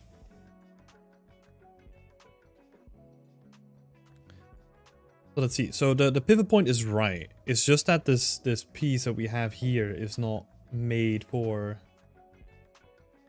this sort of dimension. You know, so we need like half a meter jetty. That's what we need. Yeah, the overhang makes the house more dynamic, right? So that's why I wanna add them into it for sure. It's just I need to figure out like the grid and like all those things, you know? So what is that here?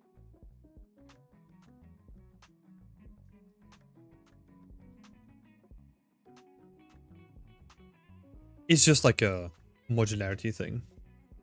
Where's my...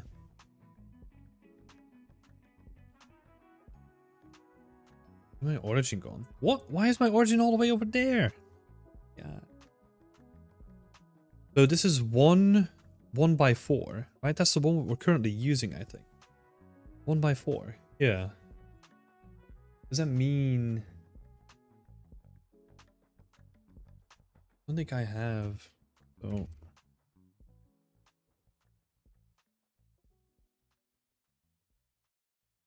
Two by 1, 1 by 4. So I basically need this one. Let's kick Steam on. Yeah, that means origin to geometry. And if we transform and set that to grid size. Admiral Macbar! Hey buddy, how's it going? This is gonna be awkward though, like 0.5 by 4?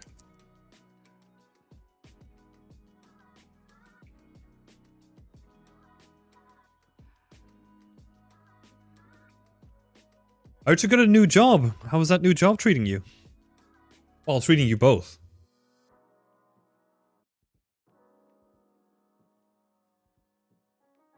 So, let's see, if we get this one in.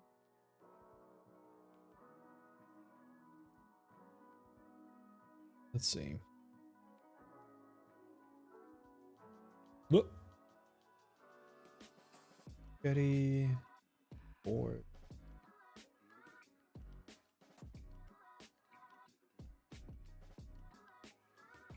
Also, we need to... Yeah, because now we've done, like, the planks are basically coming out to, like, 0.5 meter, right? But the wall wasn't factored into that calculation. So we need to make this, like, a little bit wider. So I'm just gonna cheekily... Oh, not medium point. Let's have a look. I'll do it properly.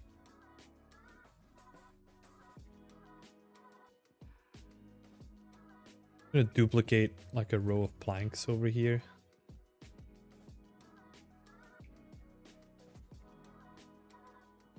No.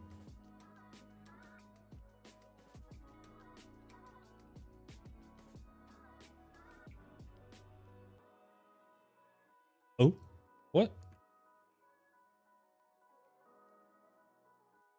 Hello? Why is it not doing the other ones?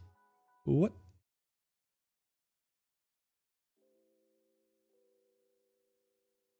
Oh, wait.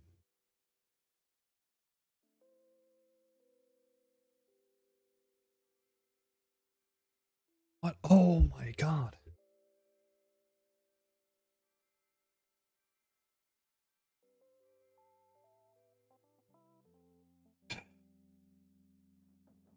This is a thing that I had ages ago. Like, I'm talking like a year ago.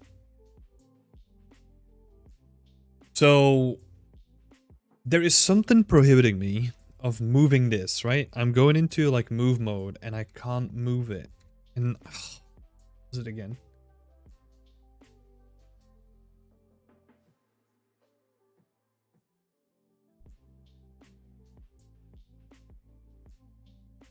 I can't remember. I think I froze like certain elements. I don't know if that's even possible, you know? Let's see. So yeah, see, same is happening here. So if I move everything, it's not moving the planks though. So something weird's going on. Yeah, moving doesn't work. Like, it's weird. And I think all these ones... Oh, no, this one's fine. This one is not. This one is not. And this one's screwed too.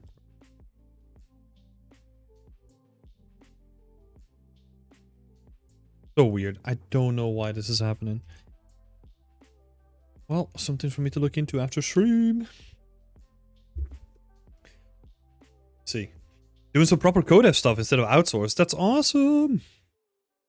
How sad is the previous playstyle? Because you guys were meant to be like the senior people on the team, right? Like kind of directing the ship. I mean, it might be a very confronting thing to say or ask, but you don't have to answer that one, but And how it felt to me. And yeah, this is the same thing that I've been working on for like years now. Just on and off, still working on it. So I can scale this. Interesting. So I am just gonna leave this for now, right? I'm just gonna keep treating it as if it's working. And then we'll just continue with the rest of the kit, because I feel like this is gonna take me such a long time to just figure out. So I don't want to spend time on that, honestly. Not on stream. I'm totally fine with bashing my head against the wall off stream, though. I'll talk to you over Discord about it. Yeah, sounds good. Also, we're just scaling that piece in engine. Yeah, well, the thing is, with this piece, I want to have it working as just like a modular piece, right? So it should actually just work from the get-go without me having to scale it. That's the thing. It's just some weird Blender shenanigans that's just stopping me from, like, doing the thing that I want.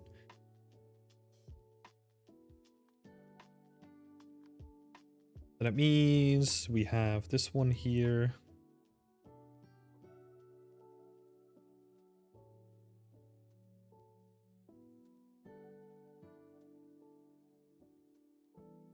Because I know that once that I fix a modular piece, like, it's gonna be... Yeah, man, tell me all about it over Discord. I would be curious to hear. Yeah, we're getting a bunch of buildings in.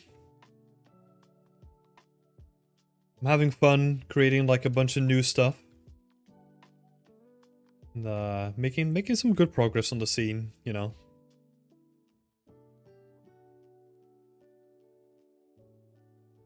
I think some of it is coming together like really nicely. Just having too much fun.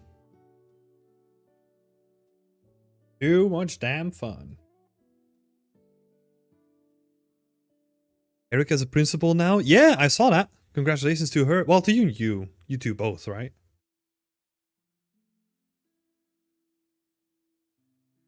I started working on a feudal Japanese mountain forge scene. Hell yeah. Oh, you should. Yeah, send me that on Discord as well, man. Curious to see. Oh, sorry, copy diction. So I'm using a 10-meter grid and a center origin system for my modular pieces. Things work very well, but they are all 10 by 5 meter restrictive. Do you mind showing your approach? So, a modular kit is basically a Lego kit that you build for yourself, and it needs to be built for the needs that you want to be built with it, right? That's the thing to keep in mind. If you're... It also depends on what kind of a topic you're building too. Because it's good to start with a big grid, right? So let's say... No, I think this is like... How many meters? Let's have a look. So this is 4 meters wide, right? And then I also have pieces of 2 meters and 1 meter. And this is probably the lowest that I'll go. I know that I have like half a meter here, but I'm probably going to replace that with a 1 meter.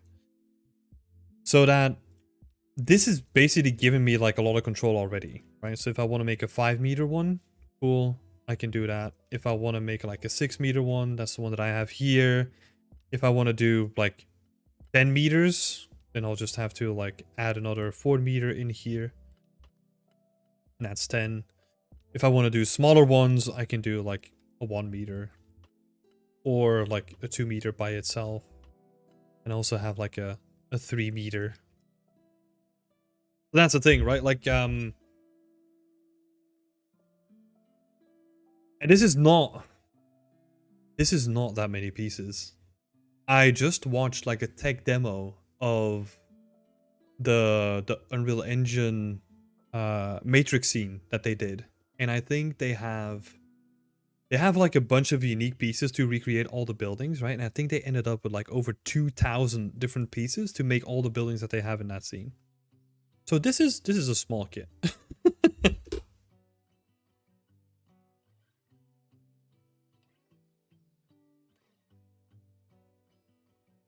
What about a closed loop? What do you mean? A closed loop? Like I can create like these. I can just rotate them and then I can make like a closed loop out of all these pieces, right? So the way that I can create that is because I always have one side that has a pillar and one side that doesn't have a pillar. So that if I then duplicate the side with the pillar, it's always going to align with the side that doesn't have a pillar. Right? So modularity is all about that. It's like how you can, with the look that you want to set, it's like how can I combine and cut elements together without just doing like, oh, two pillars on two sides, because then you're going to introduce Z fighting and that's gonna look ugly. Right? So it's, I would, if I were to begin with a modular scene, don't worry about the textures or anything just yet. Just do basic blockouts and test it in that way. And try to build the stuff that you want to build and like all the variations that you kind of want to build with that kit before you start doing any like detail molding or anything like that.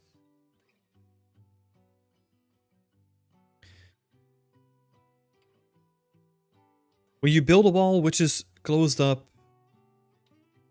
let's have a look, coffee addiction. When you build a wall which is closed up with 1, 2, and 5 meter pieces, won't you need to have to place 2 plus 2 plus 1 piece to close it up? Is this okay? Yeah, it's totally okay. Totally okay.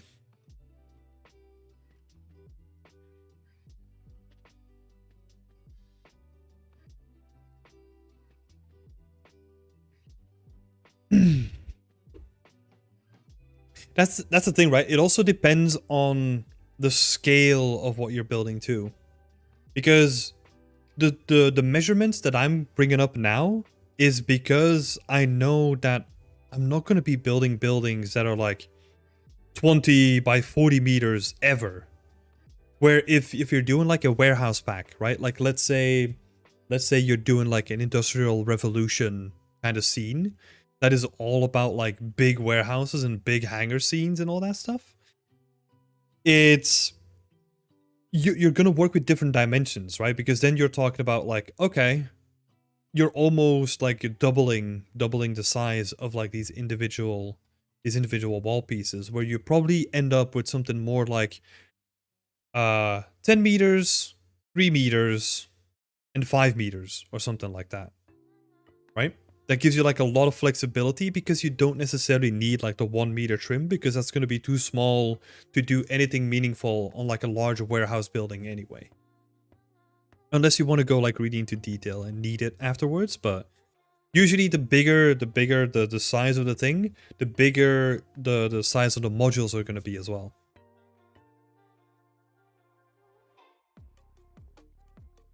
You add us in your textures or using multiple IDs. So for all of this, I'm just using tileable textures and trim sheets. So all the wood is just a trim sheet with wood that has like some additional layered stuff. So I'll add like layers using vertex baking inside of Unreal Engine to generate me some masks. And yeah, all the rest of it is just tileables. So like all the wood here, that's all just coming from the same trim sheet, right? Like all the bits of wood that you can see, that's just all one trim sheet, just all one texture. All the stuff too, apart from like the underside of it.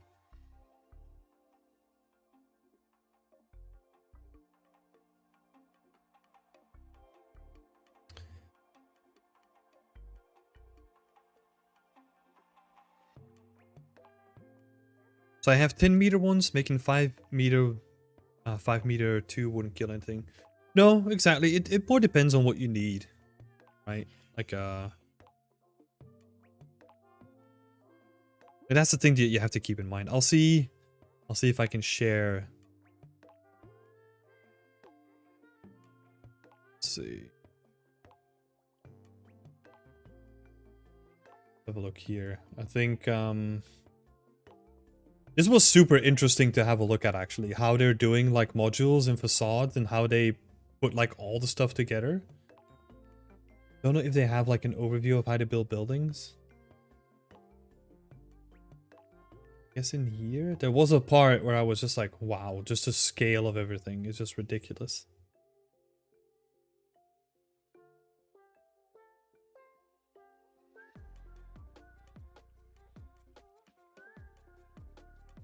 Yeah, I mean, this is for one particular building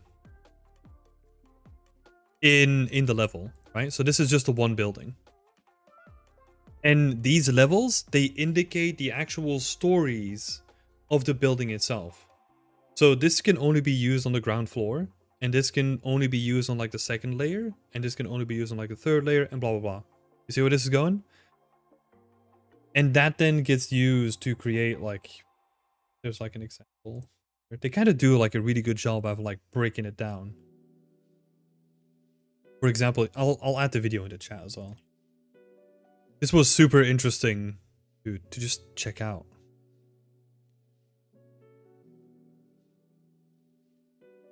Oh, yeah. Look at this. Like these different colors, they all indicate like individual assets. Right? So they have like wall 03, wall 02, wall 02 but from a different level. And that's how they build up like the entire thing. And the spaces where you don't see anything is because it's repeating what's below it. Right? So this section will actually just like reuse the section from like level 4. You can kind of see it on the side as well. Did they procedural generate the actual assembly? Yeah, they did. I think it was a combination of the two, right? So they procedurally generated the buildings themselves, but then they also used level instances and probably went in manually if they wanted to make like the more unique buildings too. So this was super interesting to kind of just have a look at like how intricate this all is, you know?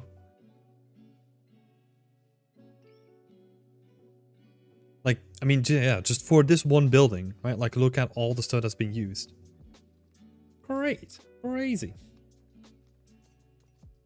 But yeah, they did like a whole bunch of custom stuff, right? Like, they talk about, like, the building definition files here. They basically made a tool that then, like, generates, like, stuff in Houdini based on, like, the building definition file. So, yeah, it's like a whole complex thing. But I love this, you know, like even just the base floor, this is the amount of pieces that they need to just make like the bottom floor of like one building. Okay, and then the stuff that they did with like how to solve corners, like this is not a great solution because it introduces like Z fighting here. So what they did instead was make like a cap that kind of acts like a hinge, like this one. It's cool. Like this talk was like really interesting to see like how they handled like a bunch of like the modular stuff in the background. So go check it out.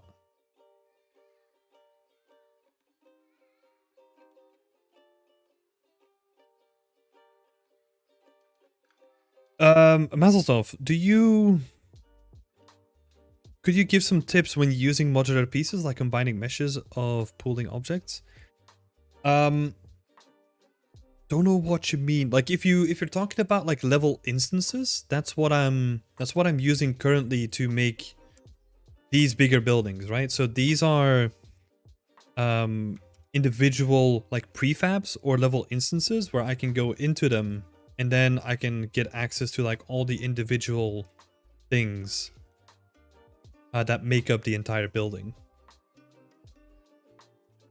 So that's, if you're referring to that, that's what I'm using.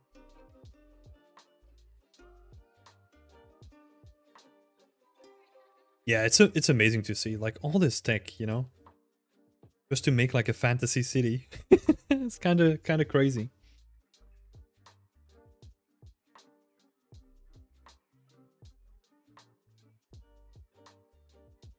This a big one? No. Good. And we're not going to use like 1/2 meter wall on one side or like at each side. We're probably going to replace that with just like 1 meter wall in between everything.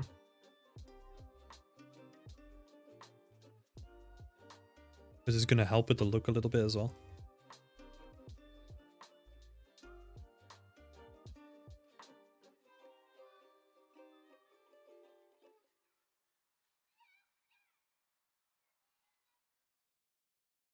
Yeah, it is really amazing. I'm such a sucker for that stuff, you know? Okay. Constantly looking at my Witcher 3 screenshot that I have here.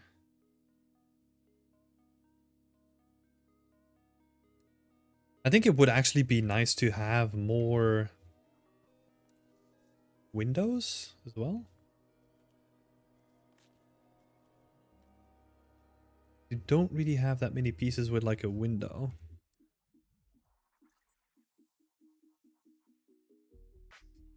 Hi, Red One. How's it going?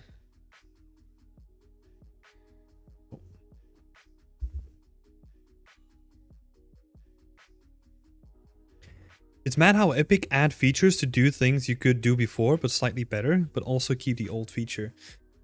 Yeah, man. Like, I've been kind of talking about this with the level instancing stuff, because that stuff like literally changed the way that I work now. Like, it's so much better than doing it in like blueprints before. Because blueprints, oh my god, it was such a pain to work in blueprints. It was such a nightmare. If you wanted to move some stuff inside of a blueprint, it was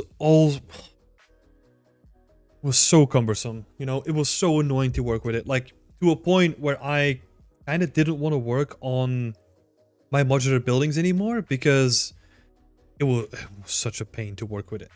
But now, oh my god, like this stuff, just going to edit, I can move stuff and I'm just like, okay, cool. Level editor, commit, and it updates all the instances in the world in like literally under a second. So good. So good. Because even if you did that with a blueprint, like just having it refresh like all the stuff in your game was just like, well, like in this world specifically, you had to wait like a couple of minutes, you know, for it to compute like all the instances of it. Ugh.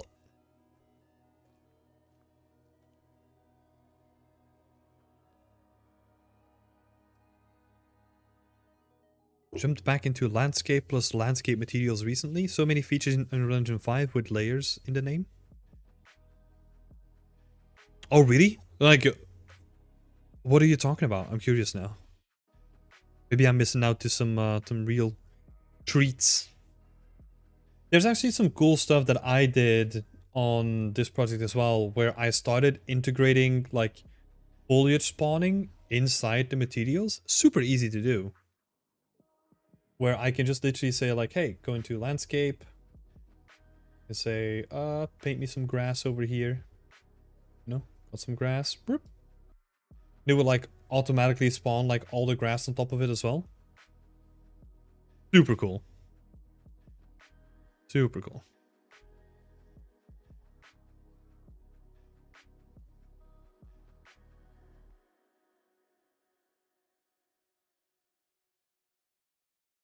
Yeah, it definitely comes with limitations too, right? Because like you can see on the edges, as soon as I only paint like a little bit on it, like it will already start spawning grass. And it's just like, yeah, it's not really the thing that I want. Oh, are you talking about the...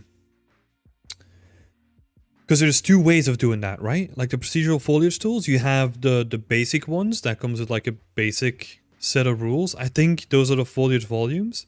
But there's actually also, I think it's a plugin that allows you to set like, it's more like a biome tool, right? It takes into account like if trees cast shade, then it will not spawn like a certain type of foliage inside of the shade region of that tree. Like, it's really cool. I've I dipped my little pinky toe in it, you know? I was like, oh, this is cool. Save that for later. Are you playing around with that right now? Ah, man. No. I need to check that out, actually. I need to check that out and write something about it. I'll check the tech demo out. Seems like I won't have any problems after that. Thanks for your time. Yeah, no worries. And yeah, the tech demo, it does go really deep. Right? It does go really deep into like a bunch of stuff that is probably not doable for like a one-man operation, because they have like a freaking talented team of like a bunch of tech artists too, right? Hey, Danny! Welcome to the chat. Happy to have you here.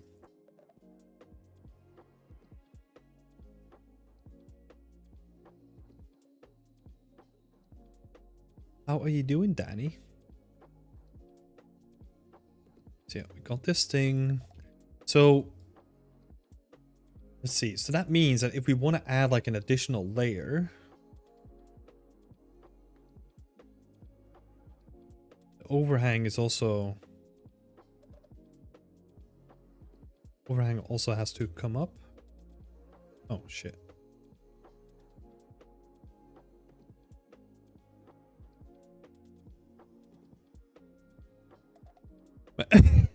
Your happiness is now tied to how far you are away from cloth. Yep. That was me at a certain point whenever someone brought up foliage. I'm like, I'm out. Don't need this.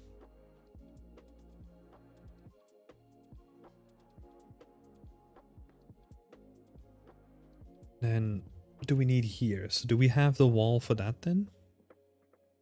I think so, right?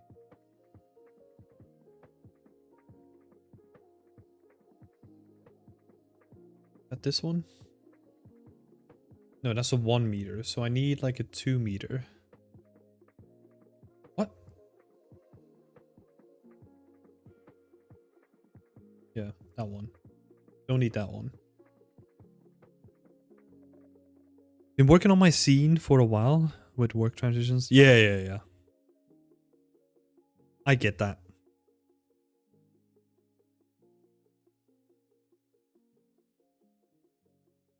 I get it. Because you're doing full remote still, right? So you're not actually moving places, you're just switching jobs, right?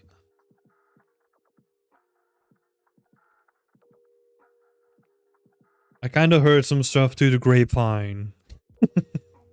Now I've been talking to Jan and I was like, oh.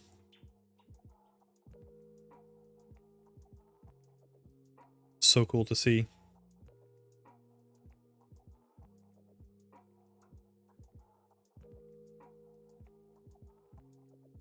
A full remote. Hell yeah. It's good, man. Got a good deal on your hands. Oh, dude. Yeah, the rent prices in Brighton are freaking ridiculous. Erica says hi. Say hi back. We're doing a meetup, right? At the end of this year. We're planning to go around like EGX. So it would be good if we can then meet up or something. That would be freaking awesome. It is the other end of the country, I think, right? But we'll need to figure something out by that time.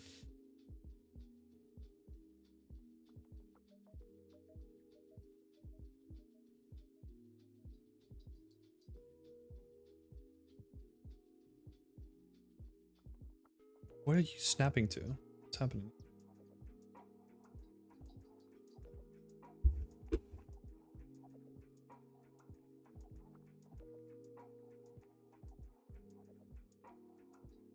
So I need to have like a 4 meter piece, a 2 meter piece, and then also like a corner piece for these sections.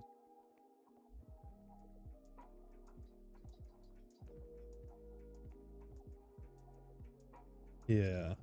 Okay.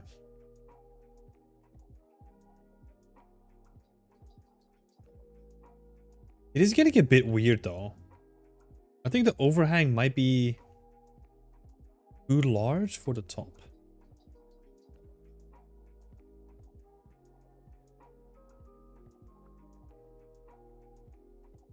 Like it feels like it's almost gonna fall, right? But let's see. How many stories are we talking about in most games? Let's have a look.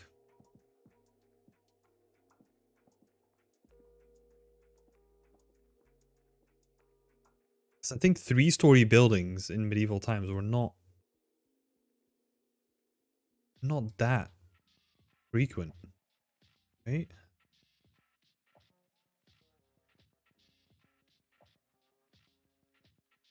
Oh, this is a cool one. Let's get that in here. Hell yeah.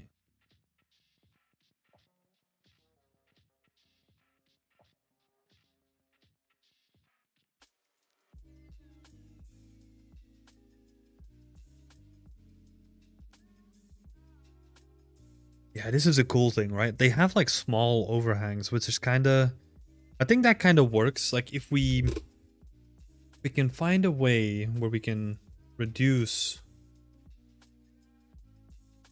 overhangs here.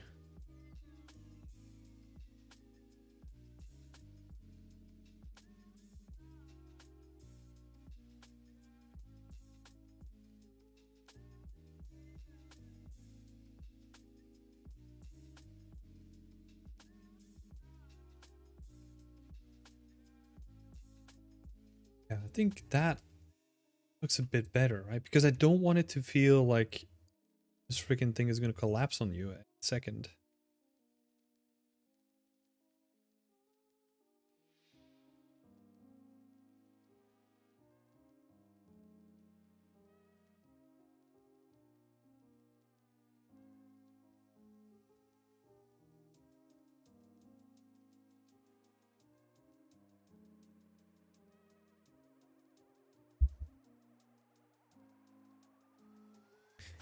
What kind of lighting do I use? It's just lumen. I mean, I have a blueprint set up that I use so that I can switch between like presets that I've created. But honestly, there's nothing fancy about those presets. I just use stereotypical setup in Unreal, like no fancy stuff on top of it, honestly. I just tweaked it to where I kind of like it. So I use like the midday lighting that I have to just when I'm working. And then I can switch it to evening, set it to morning, night as well. Give it some time to update. Yeah, all this is doing is basically just switching between presets, right? So this is a blueprint that just says like, okay, if I'm switching to this, just fill in these values. That's it. Nothing too fancy.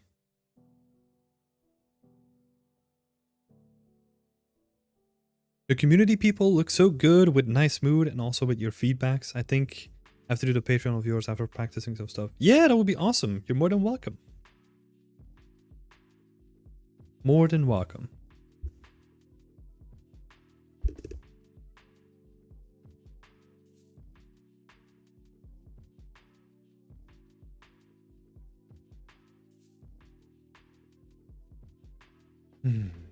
Yeah, I guess we can kind of scale it as well, right? Like a little bit of scale is not too bad. We just don't want to overdo it.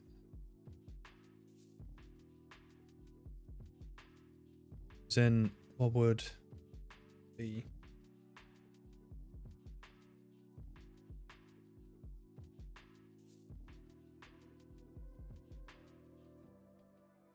Want a little bit of an overhang.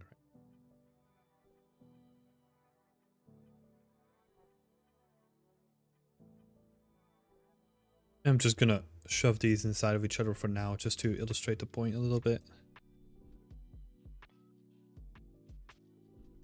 Discovered the stream last week as I don't use Twitch. Great to watch last week and this week.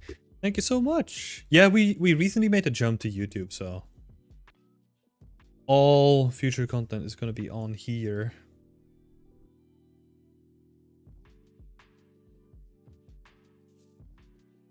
This is where it gets finicky though, right? Like I have to do like a bit of squishing and scaling, and don't particularly like that, but we want to diminish the overhang. That's the only way that we can do it in like a sensible way, I think.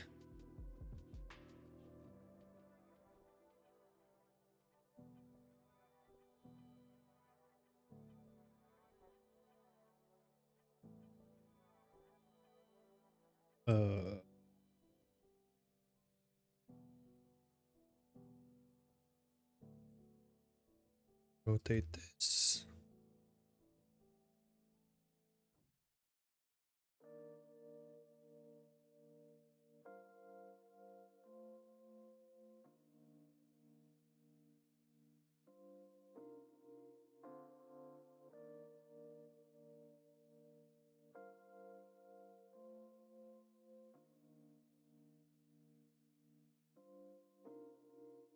Yeah, it's a little tricky, you know, with all these scales and like trying to match everything.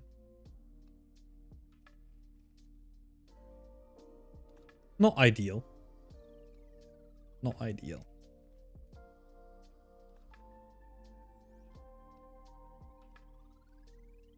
You have a regular schedule. Yeah, I actually do. So I'm trying to do 2 streams a week. So Friday is just the art work stream, you know. I'll be here from like midday at 1. And every Wednesday I'll do like community feedback as well in the evening. Take like a couple of hours and just give everyone feedback. God, it was Friday.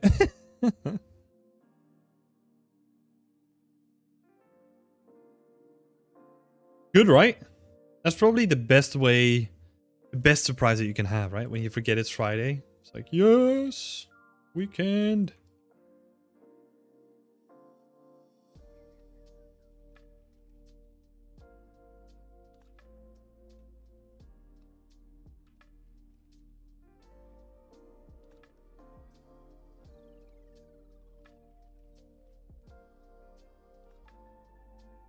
Oh god, I completely forgot that we'll have to do the same thing to the roof as well.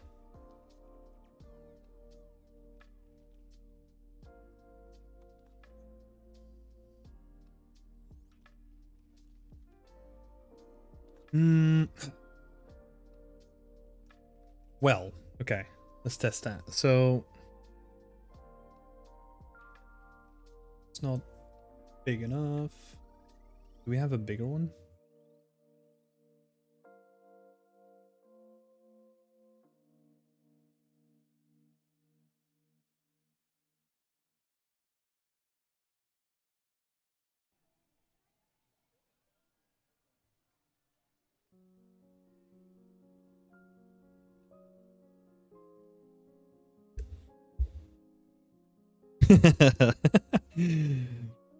Yeah.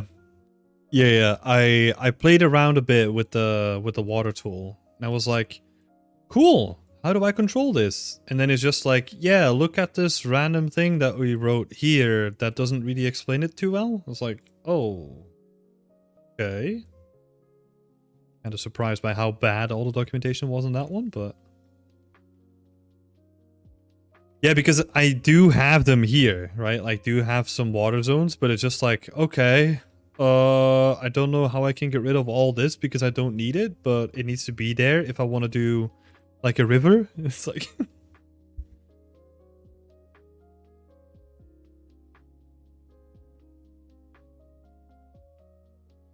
oh, Mazeltov. So the pieces that are showing through the plaster are using an opacity mask? No, that is using vertex blending. So yeah, you just basically blend between 2 textures using vertex painting. So yeah, that's what it's using.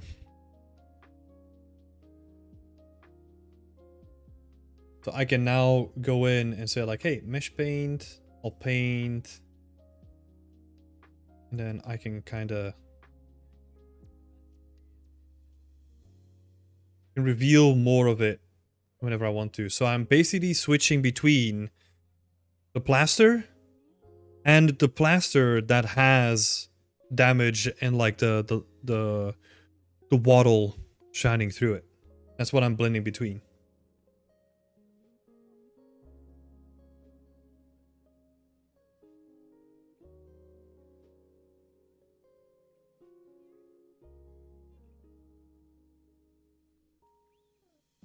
And the last test used in the beginning of the stream.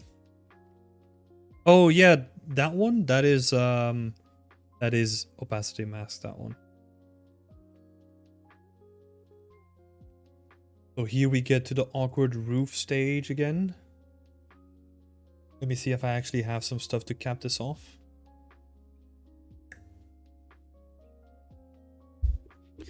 Don't actually know. So I got the 1 meter one, right? But that's,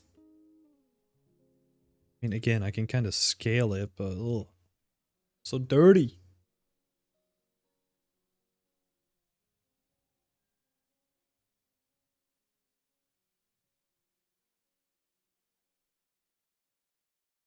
Oh yeah, yeah. Usually there is a chat replay. Admiral Macbar is saying. So usually people can follow along in the stream. The stream chat. I think I have control over that, whether it's visible or not, but I think it should be visible. If not, I need to fix that. So we got a 6 meter one. Do I have like a 4 meter? So that's an end cap. A 4 meter one. Can we use that one? Couldn't see it. Maybe.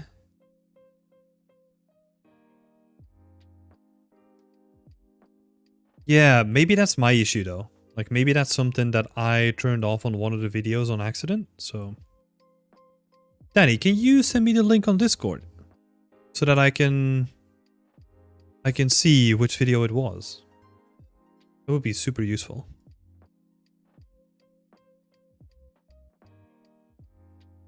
Oh no.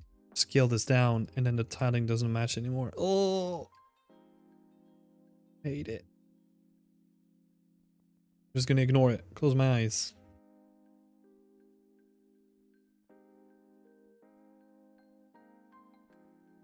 No problem. Thanks, Danny.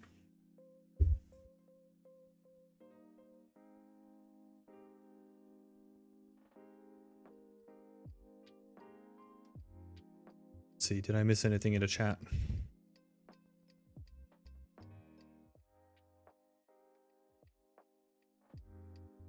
I'm actually, yeah, on the topic of when I stream and all that stuff, I'm actually gonna try and keep like the stream schedule.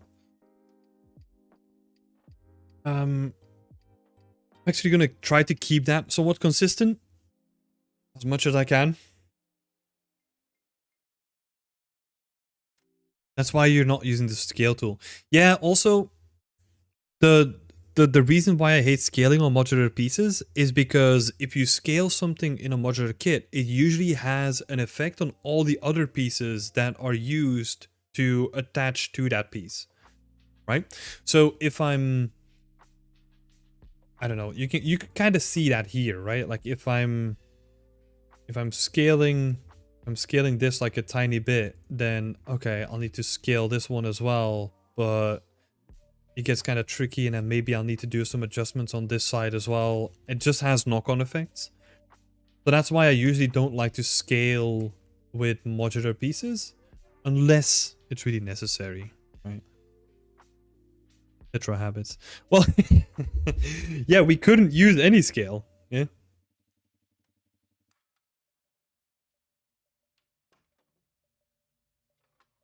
Oh, okay, I see, Danny. Yeah, that makes sense. Should be all good going forward then.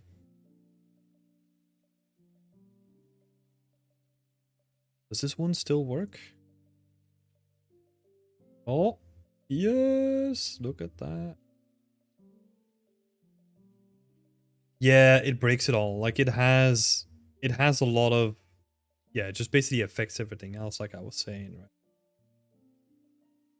That pivot is not in the middle of that wall.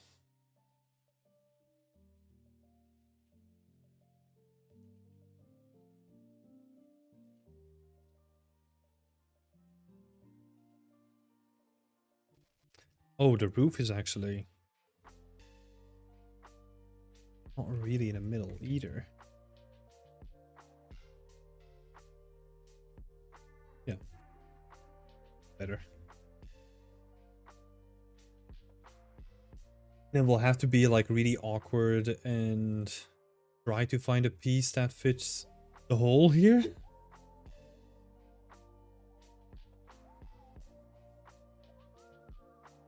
And that's why I made all the awkward pieces that I was dealing with, right? Just to fill up the little things here.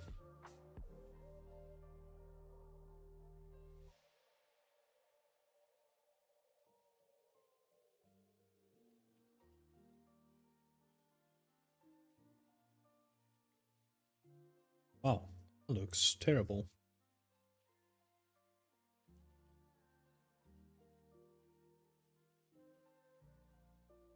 We'll need to find a solution for that, or like at least make like a new piece that kind of fits with it. And just rotate this. Look at that beam. Ugh, so ugly.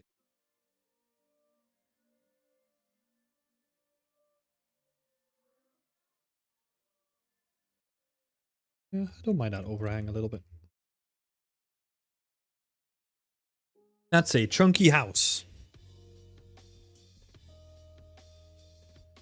And I feel I'm going to do the same thing as The Witcher's kind of doing, right? Like, I want to make pieces that the higher you go, like, we can have some material separation, where the bottom ones can be... Well, I could basically make just, like, the kit that I already have. I'm just going to assign, like, new materials to it, and, like, make specific ones so that I can have, like, one that has a first floor with stone, like here. And then a layer of plaster, and then maybe like the wood on top of it. That could look really good.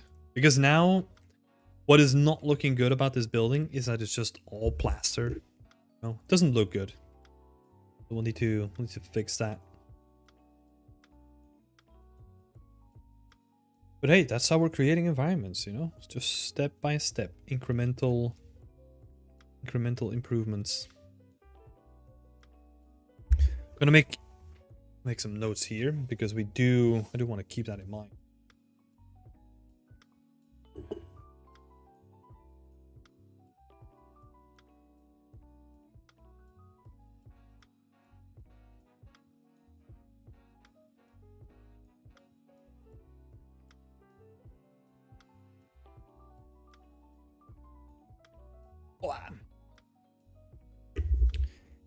There we go. So, 1/2 meter jetties.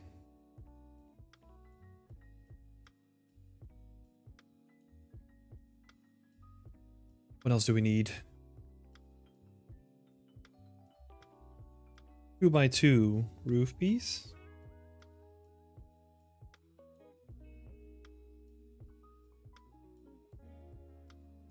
Yeah, I don't actually know why Dunia couldn't scale. Because it would break instancing? Could be, yeah. Would be kind of silly though, right? I mean, look, it's game dev. There's a lot of silly stuff that happens, so it wouldn't surprise me anyway. Tech art? Oh, you can't trust them. All liars.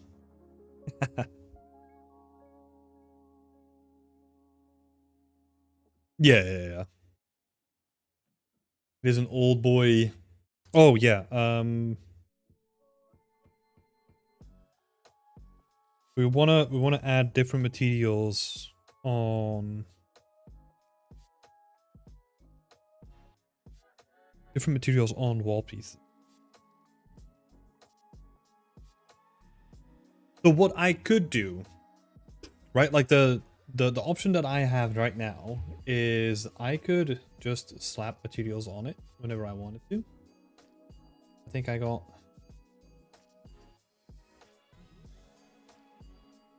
some wood, some stone. Let's see which one looks a bit better. Oh no, that's a singular stone. No.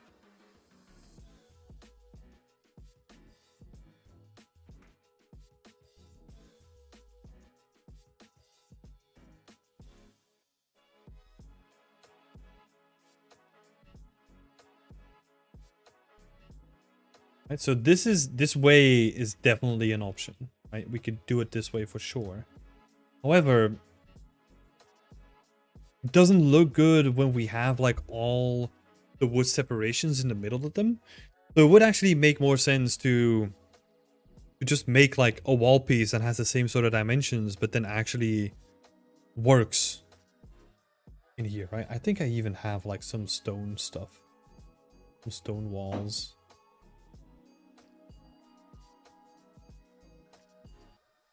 Yeah, I started making the kits.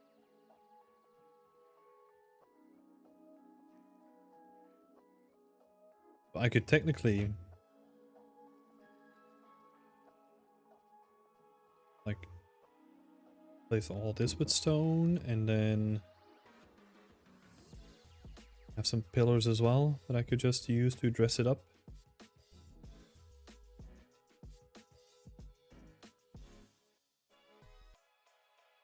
But the thing here is like we want some uniqueness to it, right? Like wherever,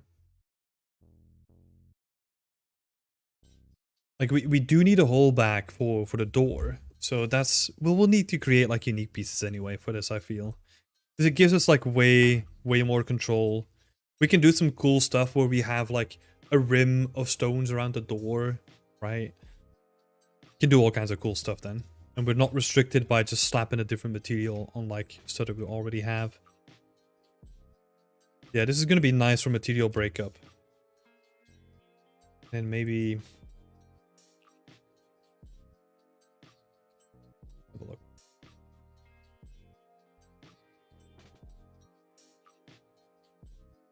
I'm just gonna try this. So what does that look like?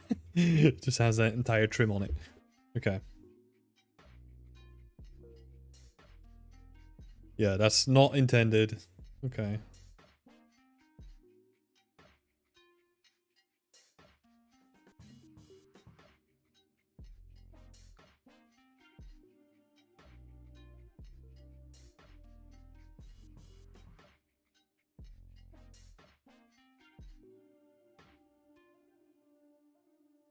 Oh. Different scales of UVs. Need to fix that. The rotation thing we need to fix as well. This doesn't work though. Like, I don't want like the wattle to be on the top floor necessarily, because I want that to be like solid wood instead. Because it looks very fragile once it's on top. I think this works perfectly for a house that's like in a more remote region or like next to a farm or anything like that.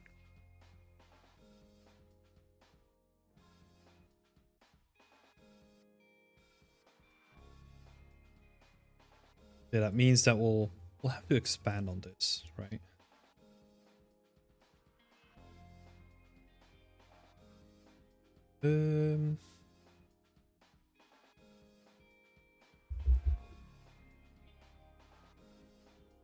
I can get in with the whole procedure. Yeah, that's the thing, right? I think that's important for me to just explain the thought process, because a lot of art honestly happens in your head. Sounds weird, you know, but like a lot of me, a lot of what I'm doing is just like thinking about like, okay, if I do this, then this happens and this happens. So I love to explain it as much as possible so that it becomes relatable for people listening too. And it also sparks some interesting conversations too.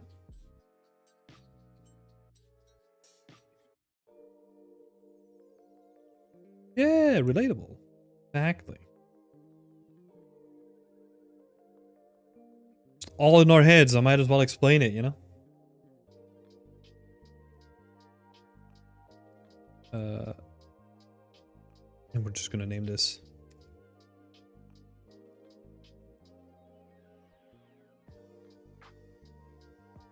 Just spend the first hour in your head when starting something new. Hell yeah. Painter file, that can go. This is a bit a weird naming convention wise, so I'm gonna change it to be the opposite.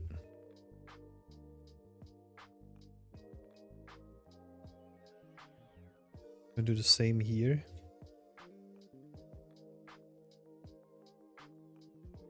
Because you always kind of want to have like the variation of it at the end of it. Makes it recognizable. And if you can keep that consistent through all of your meshes, like that consistency will help you find stuff quicker. And even this one, this is kind of bad because you kind of want to indicate that there's a door in it. Like I'm doing here, right? But it doesn't, this has like a static door, so you can't place like another door in it.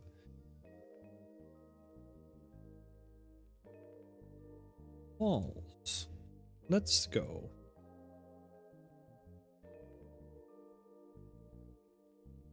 Yeah, honestly, so much of it happens in your head, you know?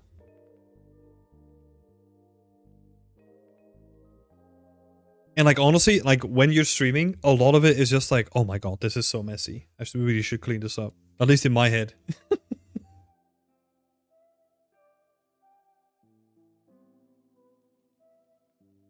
Let's see. This was in the walls folder, right? All Windows 02.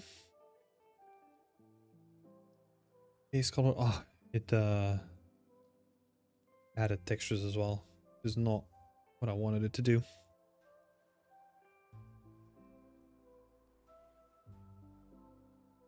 Yeah, got some more windows.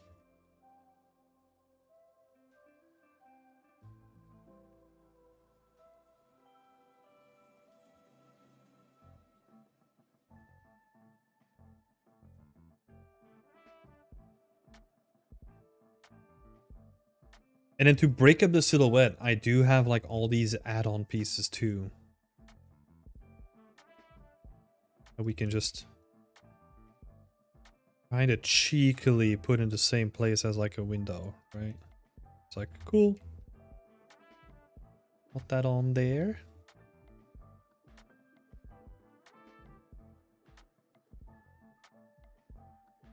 This just adds life to the building, right? Once we have like all these layers on top of it, this looks nice. Hey Bikes, welcome to the chat. And then I think I also have these little porch bits where I can just add like little porch sections onto the building as well, which gives it like another layer of coolness. Yeah, I'll need to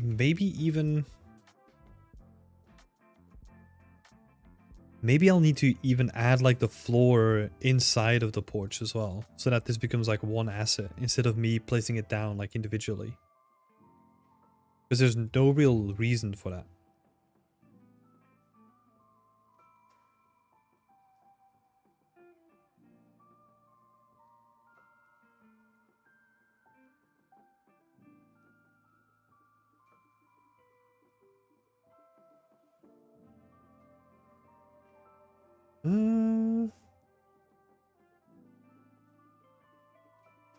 And then yeah, we can this needs to be replaced, right? Like these jetties and how that works is not working. And I'm also gonna add just like the supporting elements to it. Some brackets that we can just place to support these things a bit more. And I usually want to align them as much as I can with like the frame underneath, so that it builds a little bit of a connection.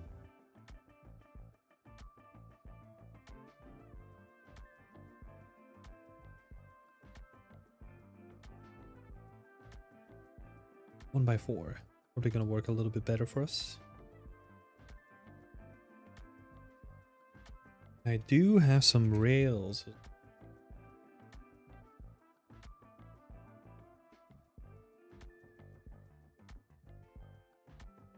Just add some caps onto these.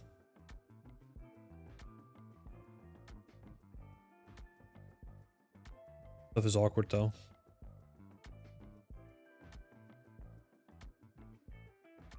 What? Oh.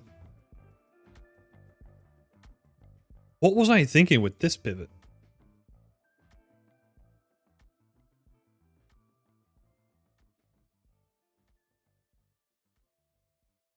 Pivot made no no sense at all.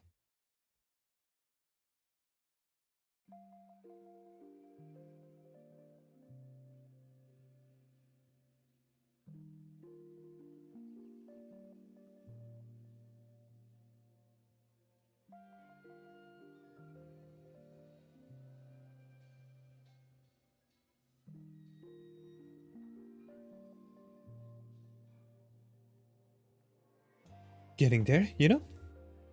Getting there.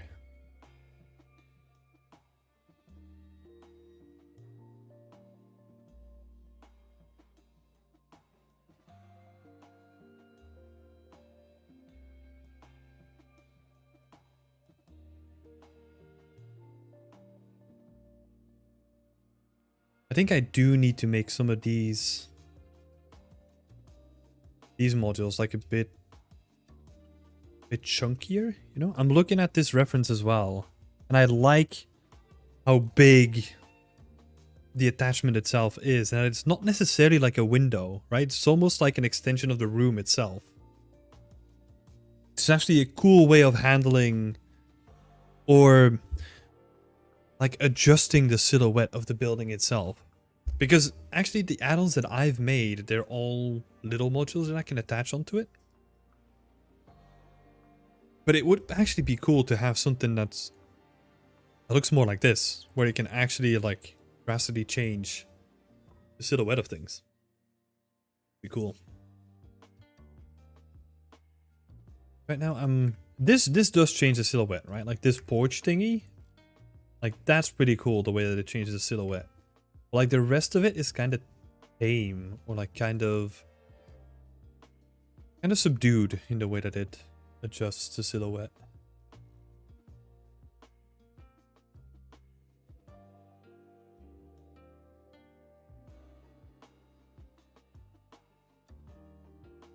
What am I doing here? So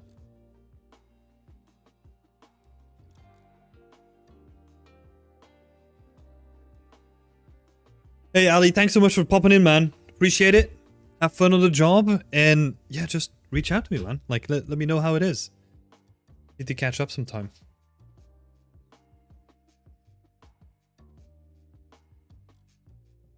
See you later.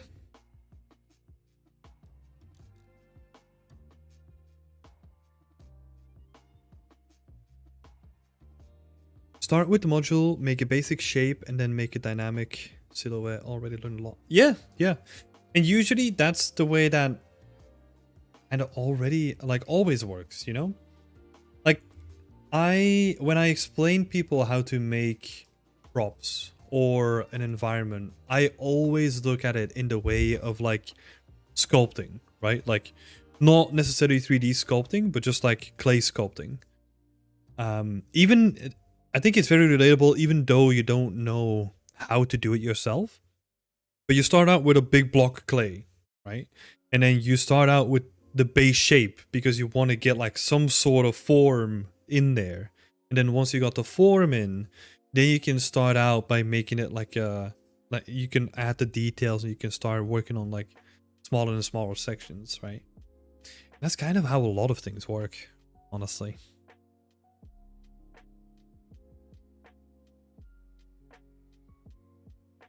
How a lot of this works. And then you just build it up over time, you know? Because this stuff takes time. So 1 meter, so that's a 4 meter. What I'm actually going to do here, because I kind of scaled it, right? So a trick here, if I want to retain the same sort of scale, I'll just duplicate it. And then if I have my 4 meter overhang, I'm going to add that in here, and it's going to retain the same sort of scale that the other piece has. And then I don't need to worry about scaling at all.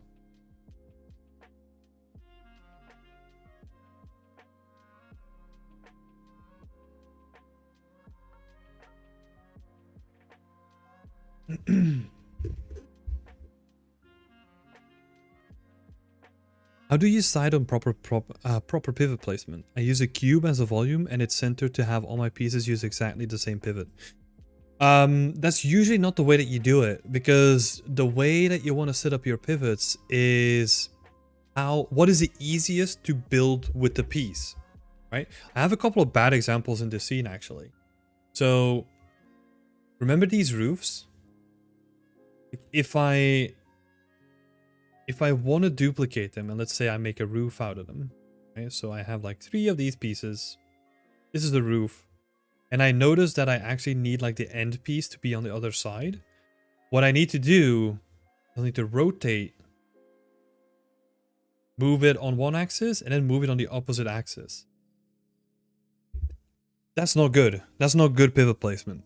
I'll see if I can have like another good example. Yeah, compare that to this, right? We're doing the same thing here.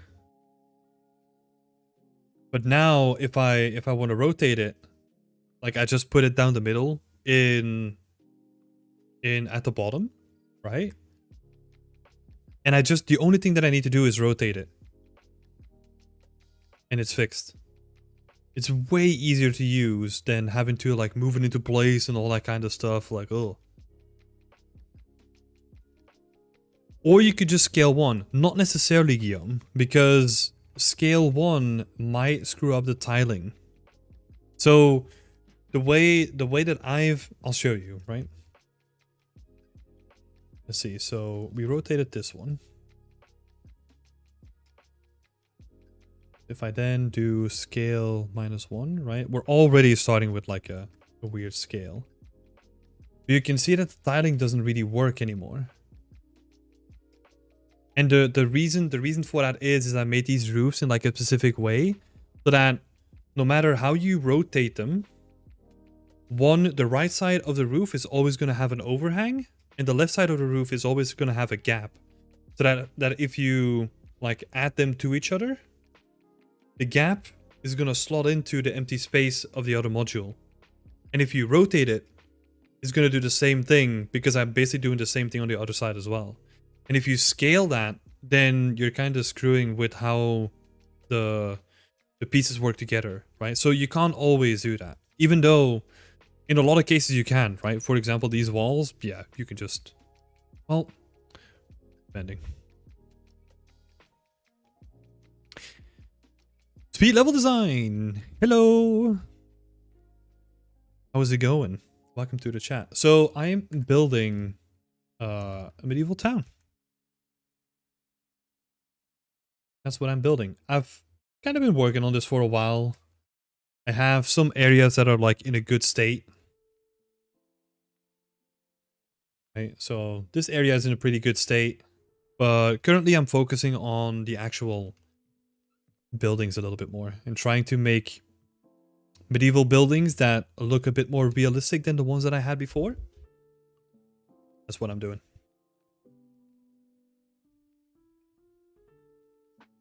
LDR, it's okay to have different origins. Yes, it totally is. Yeah, yeah.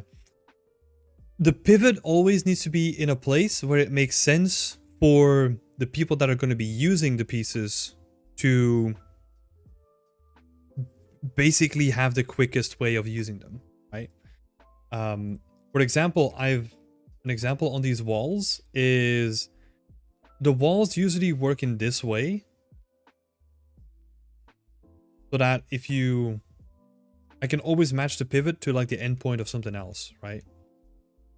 And again, here I have my single piece here has a pillar on the left side and no pillar on the right. So that means that if I duplicate it over, the pillar on the left is going to basically also be the pillar on the right of the piece next to it. And this then also works in a rotated configuration, right?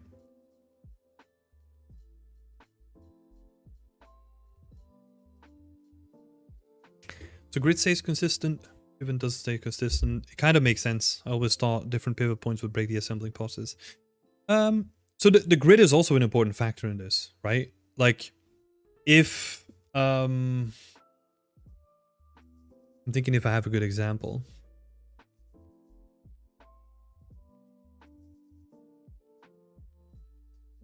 I mean, the talk that I linked earlier kind of has a good example where it had like the entrance of a building, but the entrance was actually inset into the building. But the pivot point was actually still the front of that piece, so that it still made it easier to like combine all the pieces, right? Yeah, thanks for the good question, Coffee Diction. That's great.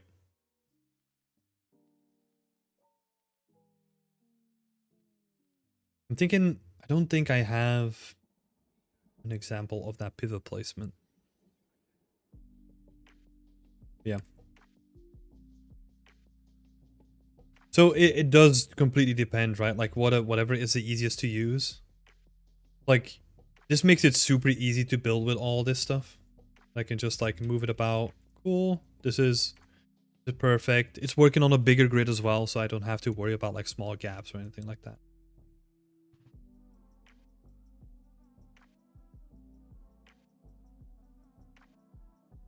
Seems like this would be a great topic for the compilation. Well, great point. Let me note that down. Trying to think.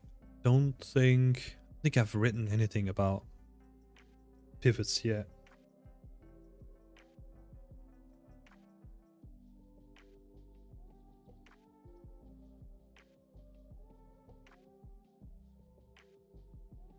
The tip.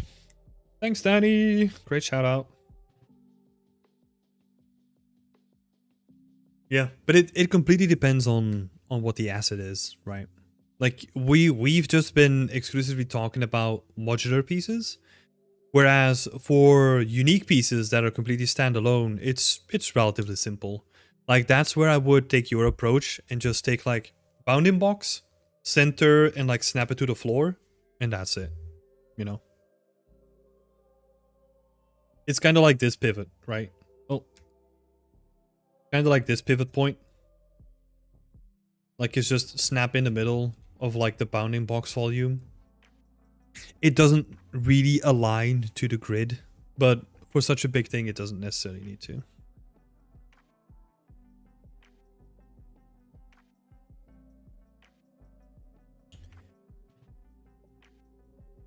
Yeah, it is a tricky topic because it's relatively dependent on what you're making with it as well.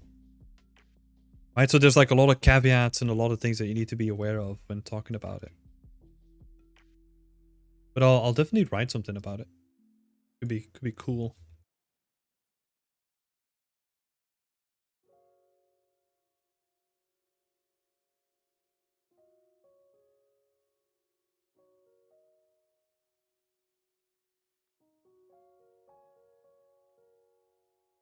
Yeah, I think we're in an okay shape with this building. So what I'm probably gonna do now is I'm gonna see. I have all the pieces.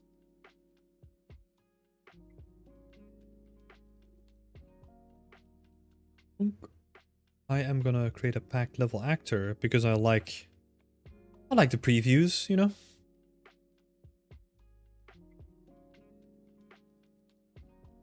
Okay. I was kind of lazy on the previous houses, so I'm gonna call this building house 3 floors.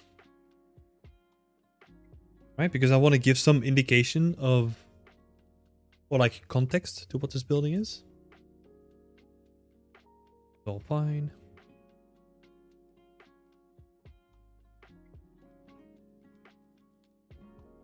Looks amazing. Speed level design. Thank you so much.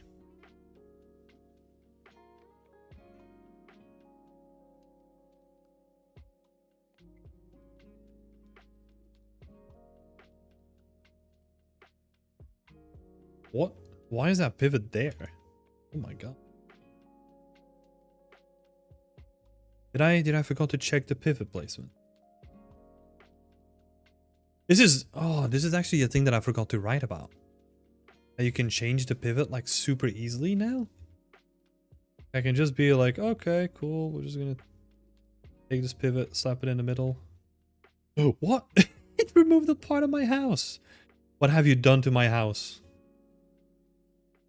Oh my god.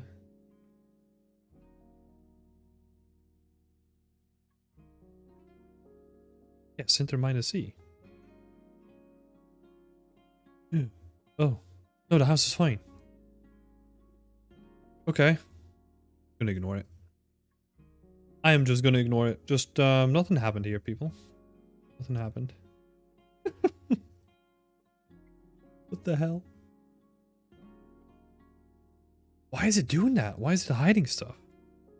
Oh. No, wrong hotkey.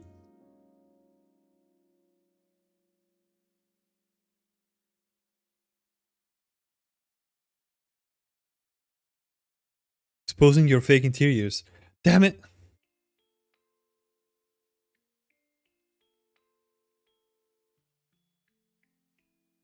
What is it doing though?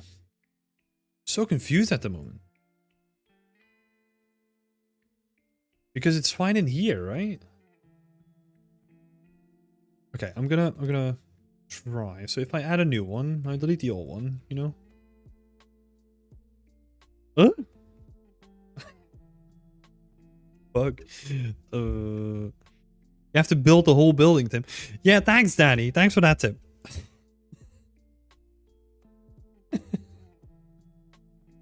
Yeah. It is there though.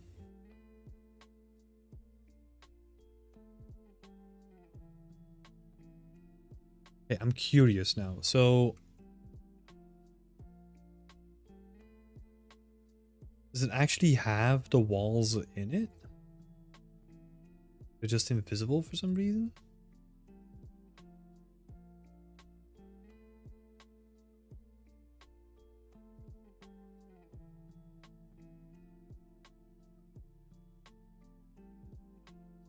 Eh? They're not even in it. What?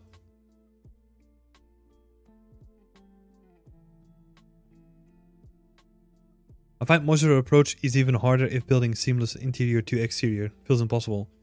Yep. Yep. It adds a ton of complexity to it. You know? Because now all of a sudden everything inside of it needs to make sense. And also you have to keep in mind if we're working for games, if you're doing this for games, that actually means that all the interiors have to work in a real-time sense. Because in like the Oblivion days or whatever, right, you would have like a loading screen if you go from like exterior to interior. No longer the case. So what that means is that you can now no longer cheat with having interiors. Because before what you could do is you could have an exterior and like a bunch of buildings could actually be intersecting with the interior of that building, but it doesn't matter because it takes you to a different part of the world anyway, and then puts you in an interior that's disconnected from the exterior world, right? Can't do that anymore, right? So that means that you now no longer have that flexibility when you're building open worlds, because now everything needs to make sense.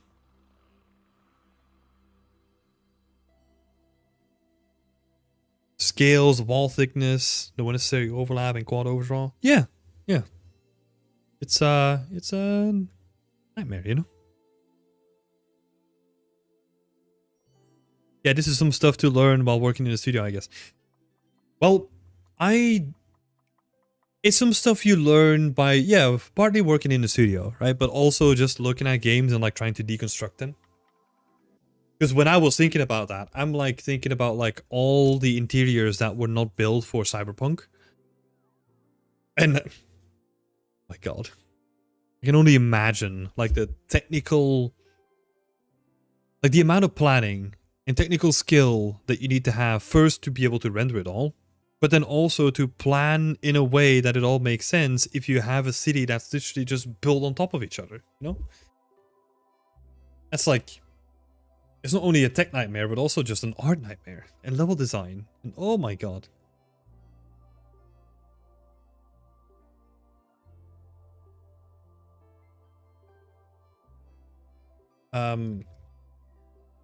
Yeah, so what are we gonna do here? Just ignore that this building is basically falling apart? I guess we do. Because what I was gonna do, I was actually gonna duplicate this, break this apart. Oh, that's actually interesting. What is that gonna do? Everything's there. What is it complaining about? Then what I'm gonna do is I'm just gonna strip away like the top floor and make it like a 2-floor building instead.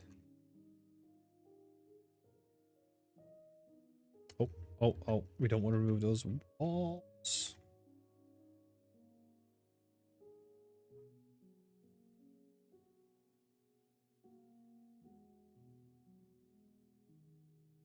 Yeah, like get known with it and it'll never be perfect without actual works and systems. Yeah, making games is freaking complex.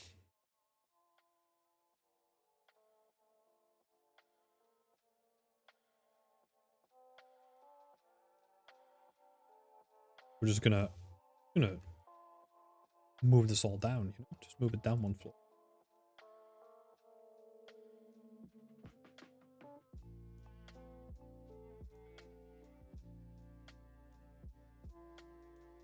Bunk. Bunk. Yes.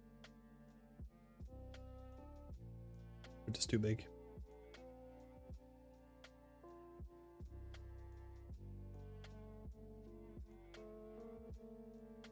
Need to fiddle around with that in a little bit. Make sure that the roof works as well.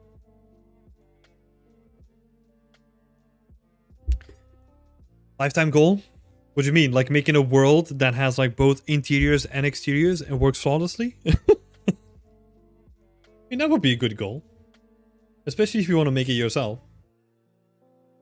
Gonna take a while to get that one done.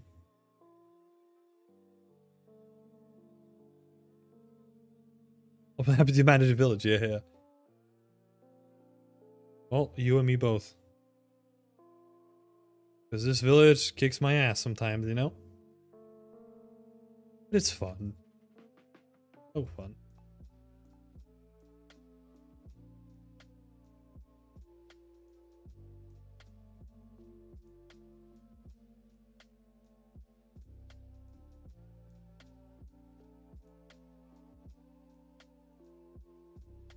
Oh, hi you! Oh, sorry, I didn't see your question before.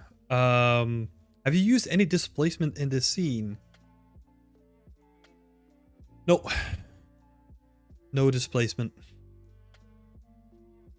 I think the closest that I got to displacement was the new... Well,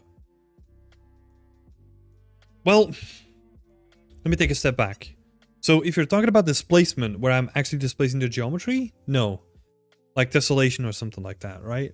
But I am using parallax occlusion mapping on a lot of my materials. For example, to give depth to these sections, that uses parallax occlusion mapping. The stones here as well, like they use parallax occlusion mapping. And also, I think this is the best example over here. Like this texture, like all these little branches, they use parallax occlusion mapping too. Yeah. Yeah, exactly. Tessellation doesn't work anymore, right? I've seen ways. Well, look, I've never used tessellation that much anyway, so I wasn't really sad when it wasn't there anymore. Apart from maybe the terrain, right? Like the terrain, that's probably where I use tessellation a bit. And I've tried the new height field or like height mesh approach, but it's buggy. It's very buggy at the moment, so I didn't use it. You can do it with the model plugin, I think. Yeah, you can, but that's not tessellation, right? So you're basically using a high texture to displace the geometry that's already existent, and then it basically converts it to a static mesh that then is perfect for Nanai. But how it worked kind of before is that you kind of did that in the material rather than in like a collapsed or like destructive way, if that makes sense. And apparently there's ways that you can kind of fiddle around with it and still try to get it to work on like props, but I don't know, I've not looked into it. And how would you set that up? Like the parallax occlusion mapping? Super simple. It's a node in the material. Let me open it up. It's literally called parallax occlusion mapping.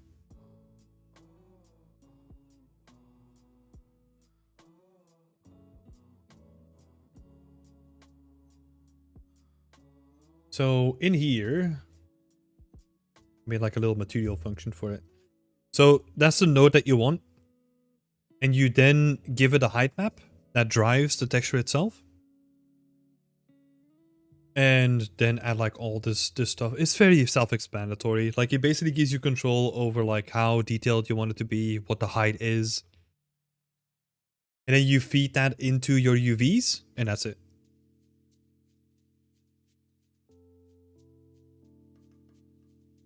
That is it. Super simple.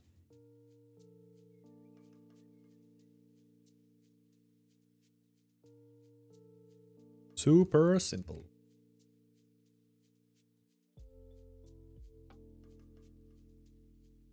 Sometimes it's quite nice, you know, when something like that just works and is kind of simple. Okay, so we got this 2-story house. We're just gonna convert that to like one of these packed level actors as well.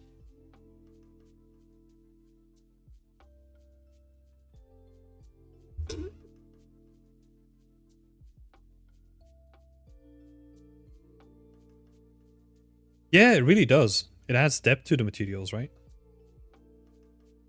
It really does look good.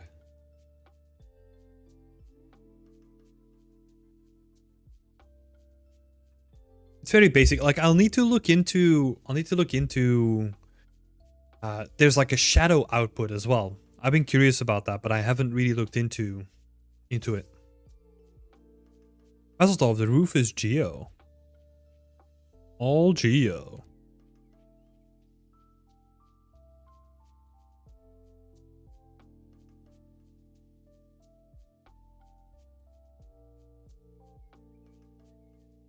Let's see, pivot point. Oh, this is where we went wrong last time. Okay, so center, minimal Z. Yep. Electors, that's fine. And then we call this. Where's my other one? Building. Building 2 floors. It's all good. How did you make the straw roof? Is it all meshes or an alpha map? So it's mostly texture. I need to do more stuff on this, but it's mostly texture, and then I create some additional volume by just adding clumps of like little meshes on top of it. So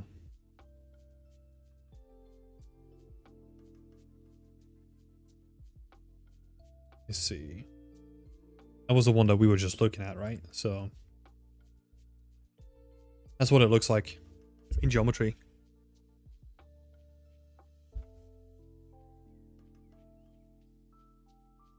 Can you still vertex paint with nanite on? That's a good question.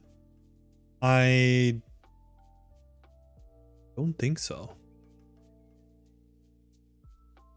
Don't think so. It's too dense of a mesh to paint on. Maybe that's like in the recent update they did some work to it. But I've not used nanite, so I have no clue.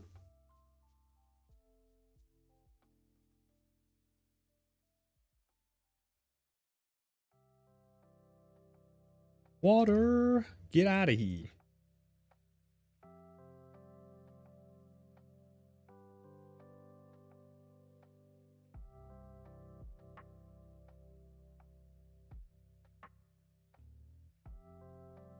Well, let's see. It's so weird that the building is broken now.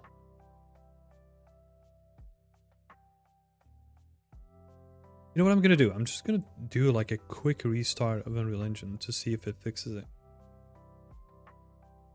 Or if it just makes it worse. That can also happen, of course. Have a look.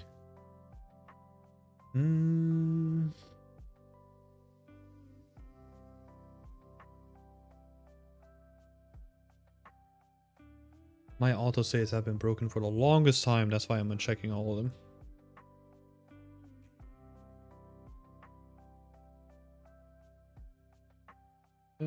All the autosaves. Don't say.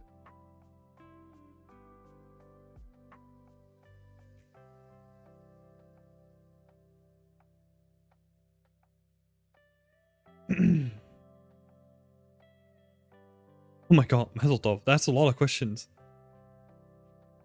How do you start recreating your foliage and ground textures? Do you create them in Substance Designer? How do you create tileable textures? Yeah, I create them in Substance Designer. That's a short answer of it. The way, it depends, right? Like, I use like a lot of different ways to create my tileables. Oh, what's going on? Jeez. Oh, it's fixed now. Might have been a bug.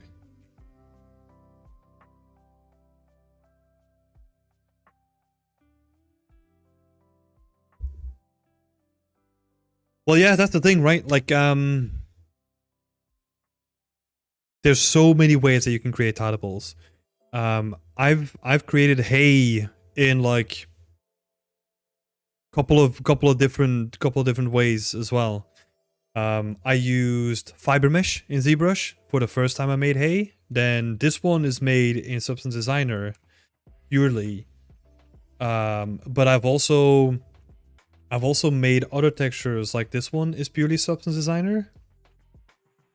Oh no, it's not actually. This is using a base model that I then adjust in Substance Designer. So it's actually like a mesh, like an actual geometry that I bake down onto a plane, and then I do additional adjustments in Substance. For the other tileables, yeah, I use geometry nodes for some of them, where I'm just scattering stuff on a plane. But most of it, I would say, is in Designer.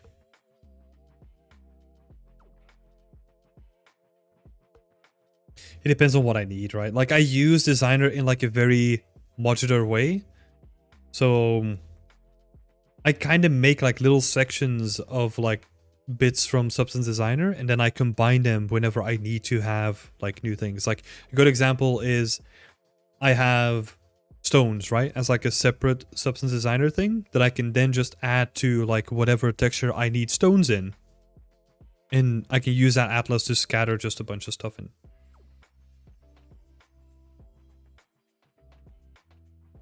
I hate Substance Designer. Well, you can do a lot of it manually too, if you wanted to. It's your choice.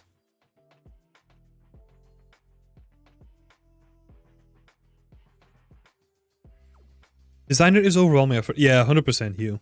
100%. It can be tricky, but I think if you want to be prepared for what's coming up with the future, where a lot of programs are becoming more node-based, Designer is a good way of getting into it, I would say. Because if you look at geometry nodes, you don't have to use it. But if you know how to use nodes, you can then just use geometry nodes, and it speeds up so much. Like, it becomes such a powerful tool. Yeah, exactly. The node thing has like powerful potential, 100%. Because I kind of see Substance Designer as like an on-ramp into that world, where it's more node-based. And that on-ramp can also mean Houdini at some point, right? If that's your thing. Can be very powerful.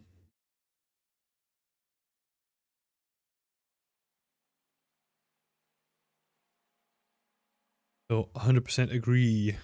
It's good to at least check it out.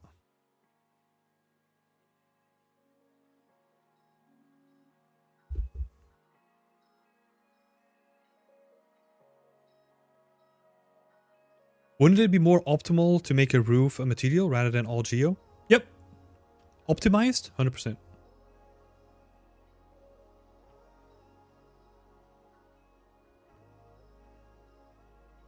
No doubt about that.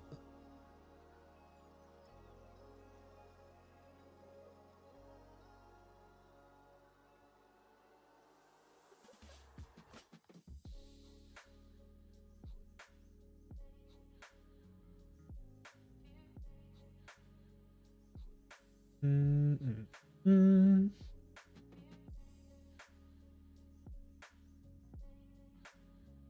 Is there a reason why you're using Geo for the roof then? Yeah, I want it to look good. I love the look of it, so I'm using Geo.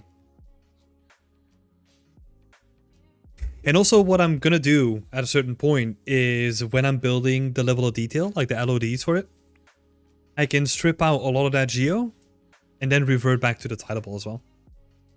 Because the reason why Geo works is because you want that up close detail, right? So what I'll actually do is LOD 0 is probably gonna have Geo. And then after a while, like in LOD 1, you can strip out all the Geo and revert back to the tileable. Depending, right, what the lot distance is.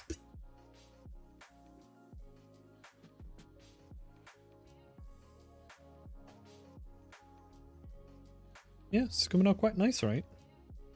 I like the look of these now. Took me a while to get there.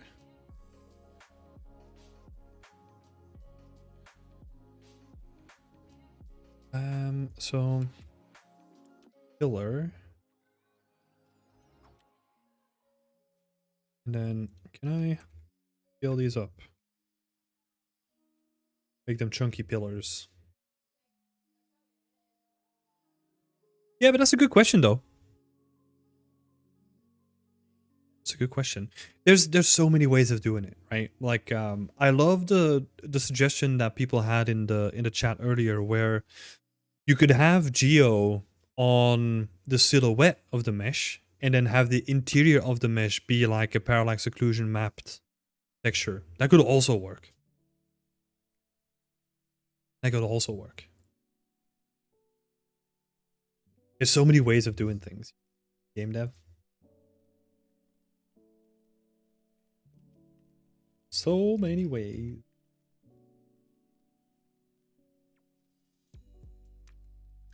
No one. So one has a door, but that is like a static door, a non-enterable door.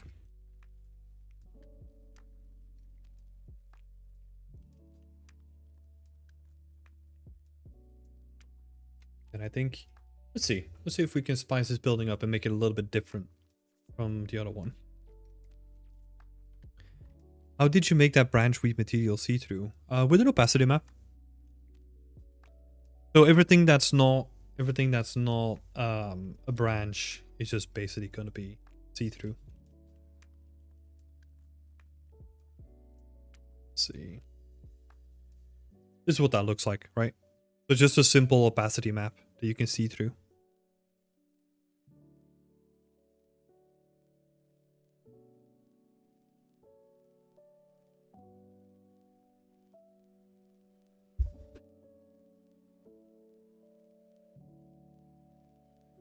I want to add some attachments to this building.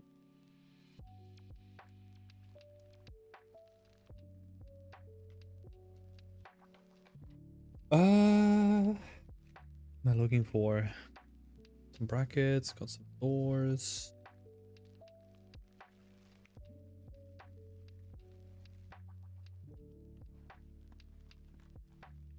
Yeah, let's see. What can we do with one of these?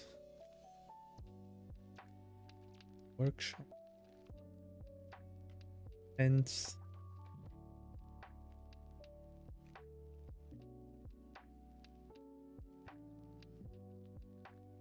Yeah, nothing fancy, right, you?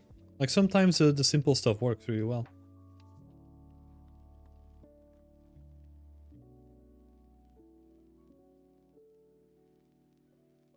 Oh, hello. I want to do that.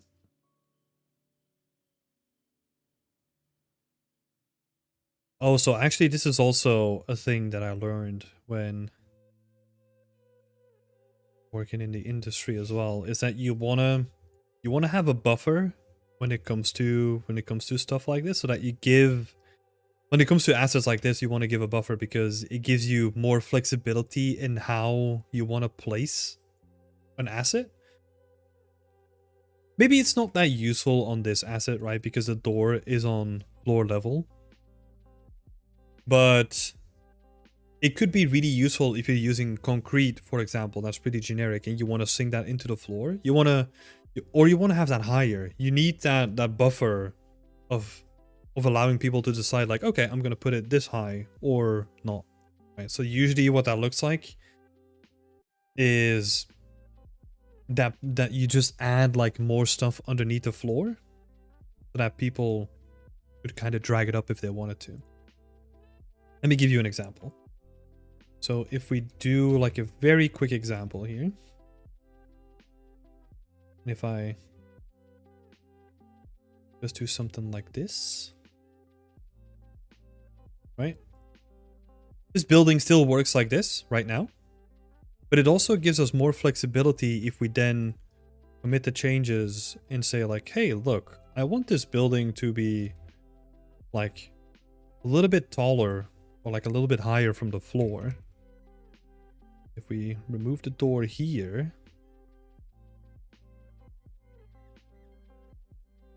and then what we can do is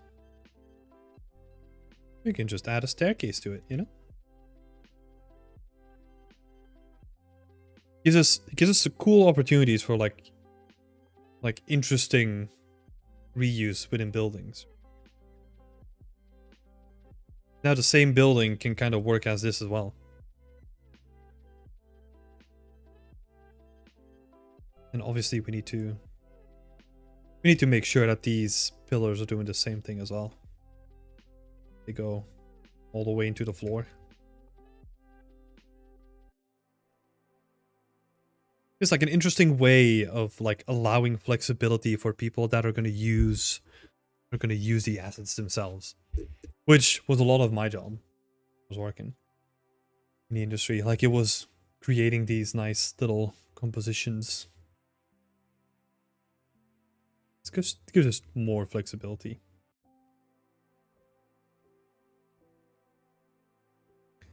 How do you maximize performance when using the same meshes lots of times? So level instances are a great way of doing this, because if you create a level instance, like all the meshes inside of them are gonna be instant static meshes, which optimizes them like a lot already. It's gonna make it super performant, because it doesn't have to render like every single asset as like a new piece. It's gonna treat them as like the same thing. Artist explanation, but there you go.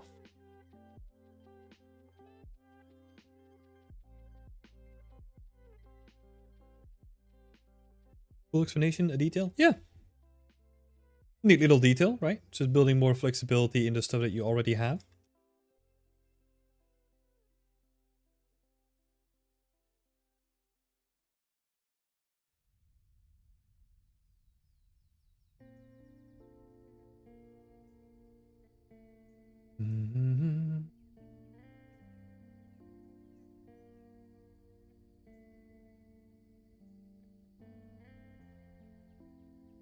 Hey, Gav!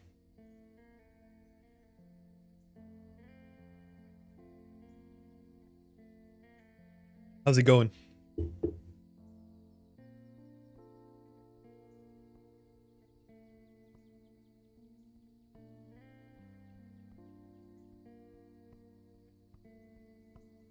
I thought the architecture don't have to have a link to the game industry, but wow, it makes sense. Oh, you can... There's probably... I've never done architecture myself, right? I have no idea what like an architecture education looks like. But I can imagine that there's so much that you can pull from architecture, honestly. Especially if you're working in the industry and you have to work together with level design, right? Where like a lot of it is going to be about like measurements and specific heights for things, because like it all needs to interact with a person. Like you're basically building like a framework for the player to work within, right? And I don't know. Again, I don't know too much about architecture, but that's kind of what it feels to me like you're designing the space too, right? In architecture. and so you're dealing with constraints because people have to live in it and they use it in a specific way, or you want them to use it in a specific way. You're doing the same in games, honestly.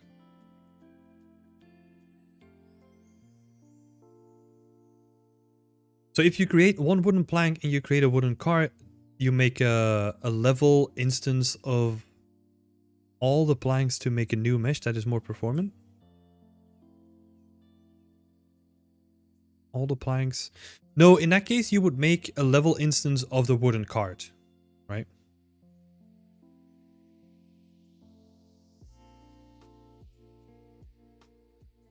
So,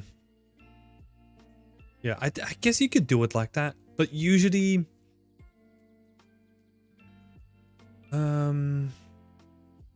because what you're really asking is more about like, hey, can I just make everything with a single wooden plank that I just use like 10,000 times to make like something?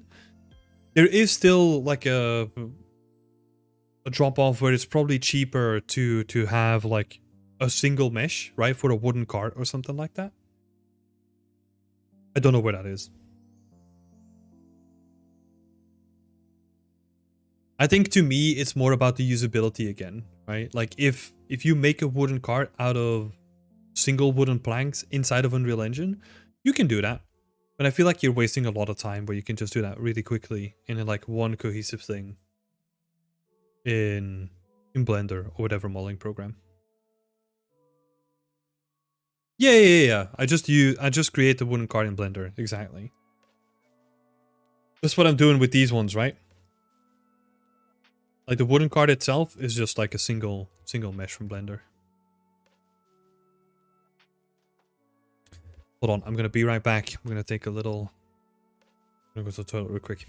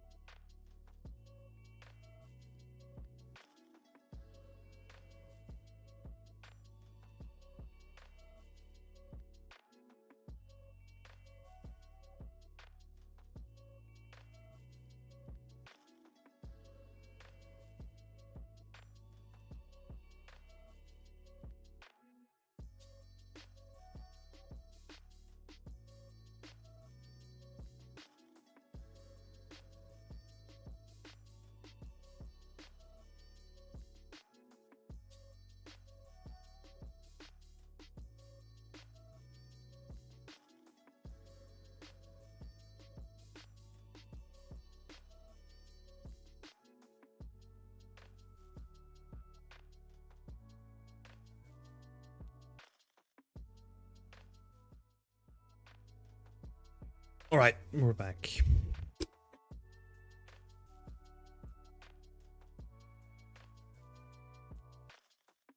I think modifying many things is not a good option for Unreal.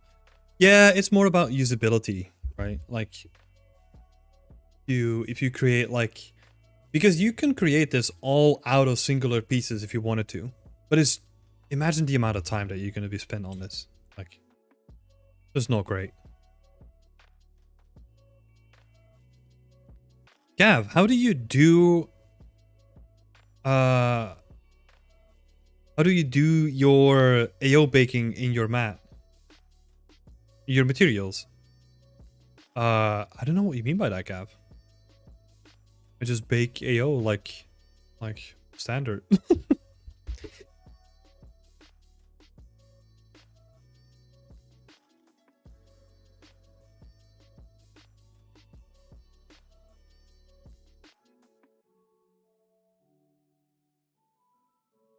uh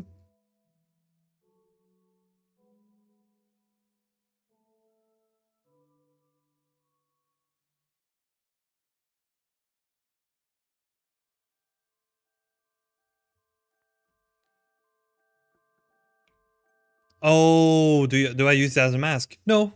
Well, I use so the AO mask that I get when I'm baking my vertex color, I'm using that as a mask, right? I'm not using the one that I bake in Substance or anything like that.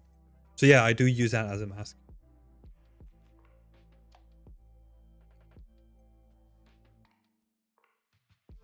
At this moment, I'm very motivated to create 3D environments, but then I launched Unreal Engine 5 to create textures, but they always look so ugly due to bad lighting.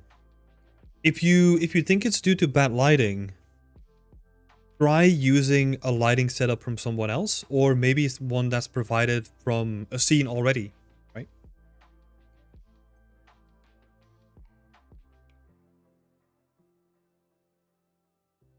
Eamon Finn! Hey everyone, probably a hard question to answer, but what is better for solo devs with only a little bit of programming experience but decent amount of 3D? UE or Unity? Totally depends on what you want to make. It totally depends on what you want to make. My first gut instinct is Unreal, right? Because you have more experience in 3D. But it's hard to tell without knowing what you want to make.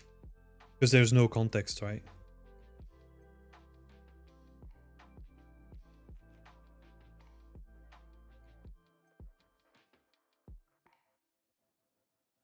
Hey Laird! Welcome back! Just wanted to say I got the job. Yeah, that's awesome. Honestly, I saw the message and I've completely forgot to reply. But congratulations. That's awesome to hear.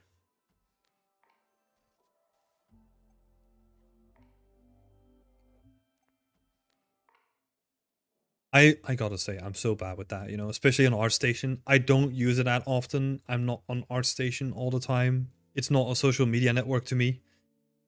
So I usually just do it to like quickly send people some stuff from the stream, but other than that, I don't really look at it.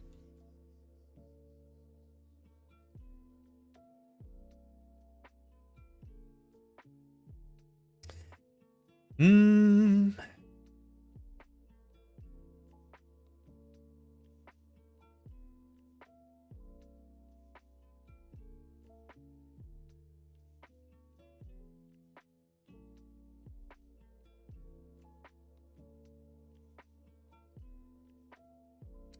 Phoenix Digital Gamer. Hello and welcome to the chat. Oh, did it just get removed? Oh, okay. Never mind. It's actually in like a playlist.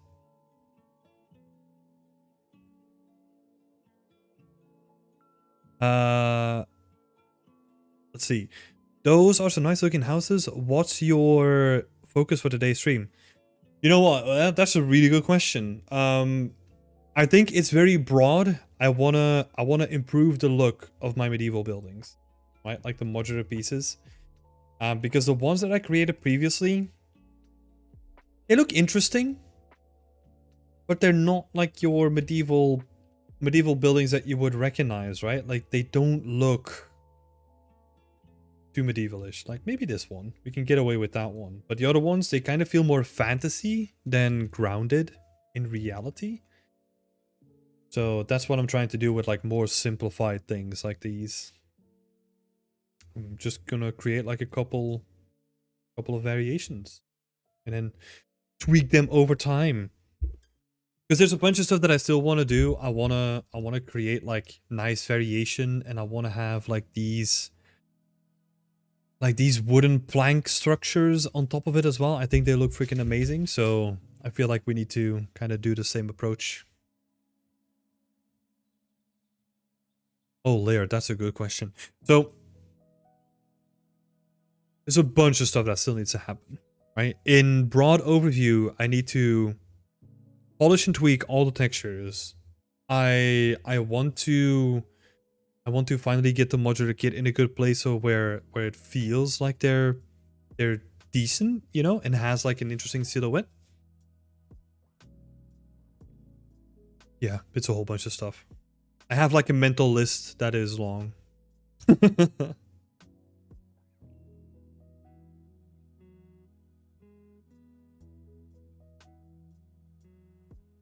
Where do I find part 1, 2, and 3 of the medieval scene? So you can actually find that in like a playlist. Let me add it.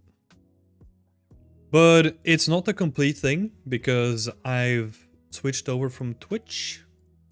So I've been working on this for a long time. Let me actually send you the playlist.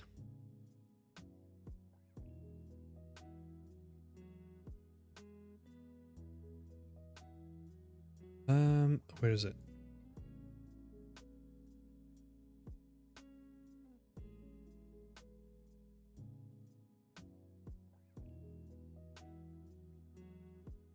Hello? Where's my little chat? There's my little chat.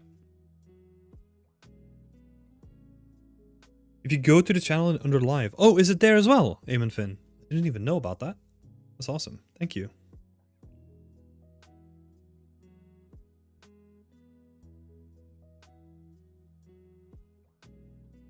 Yeah, they just need to look nicer, you know.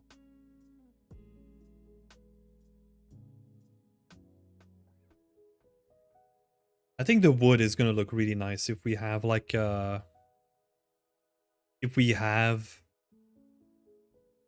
was I gonna say? Like if we have like wooden pieces that are completely built out of wood instead of having the plaster on them.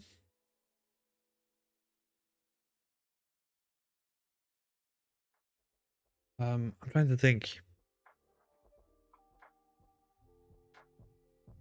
I did create some pieces. Let me see.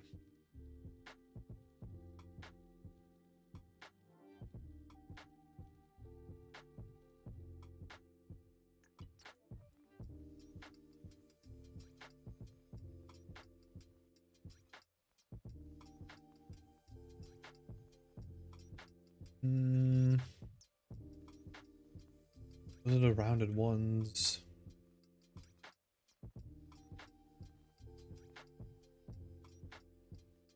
They're rounded as well. Yeah, I could use that one. Okay. Let me just duplicate that over, move it to wooden kit. And then basically I wanna... How am I gonna split this up? What's gonna be the easiest way?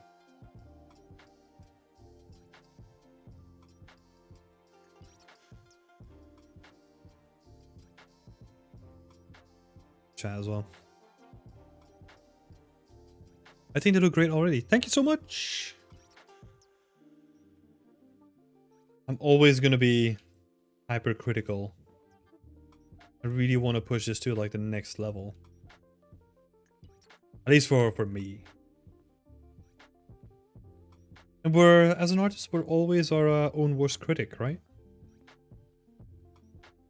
And also, hi Elliot McSherry. How's it going? Forgot to say hi, sorry about that.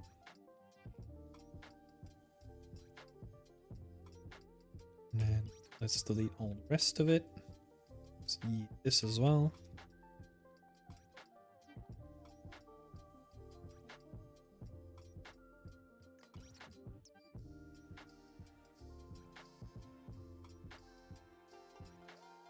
Yeah, especially on things you work for a long time, 100%. Okay, I don't want to... Let's see. I'm going to remove some of the complexity here. To basically make a little bit more space. And then what I want to do... I'm going to use a combination of a couple of things, right? So I'm going to use the tileable that I'm already using. So I'll start with that first. I want to use that as a base. Right, so that's the tileable that I'm using. The only thing that we'll just need to do is make sure that we're only using like the big planks of it. So I'll need to introduce some UV cuts and basically make that the backing instead.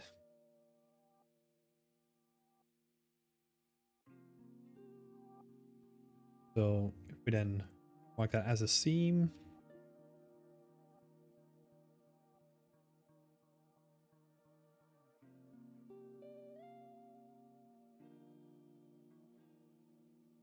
Oh yeah, I made them a little bit wonky for the test that we were doing. Straighten those out again.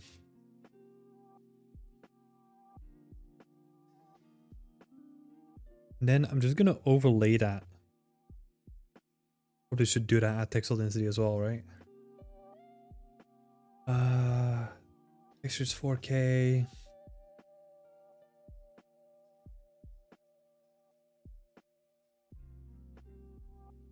So we can actually add a bit more here if you wanted to.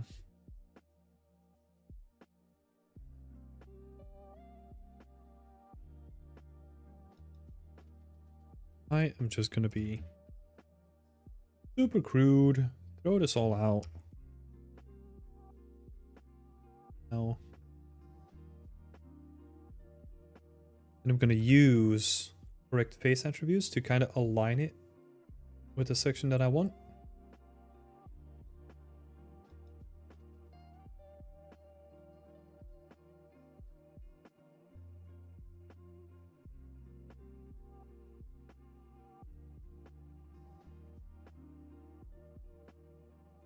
Right, so now these are all individual. What I can do now,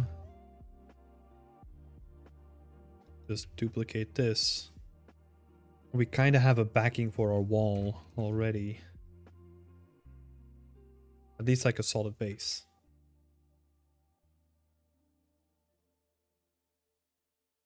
Right, and then that's where these planks come in, because they allow us to make it a little bit more unique.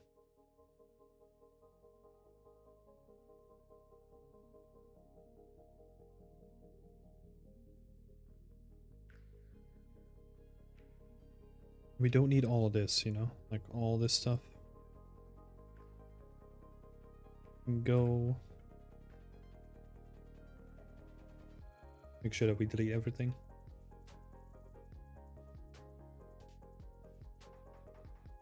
Because that's the thing, right? Like, it's not, you don't need to use, and I know that I'm contradicting myself because I just made like a roof out of freaking entire roof tiles.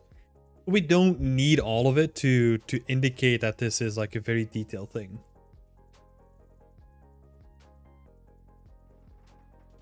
Freaking contradiction. There's the guy who literally made a roof with like only roof tiles.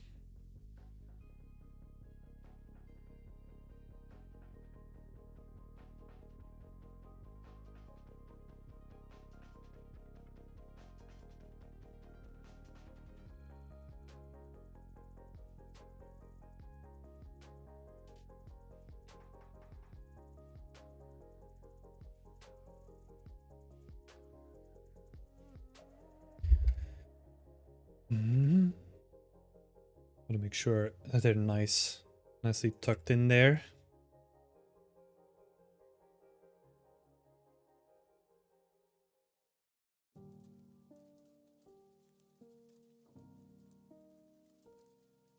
And then what we're gonna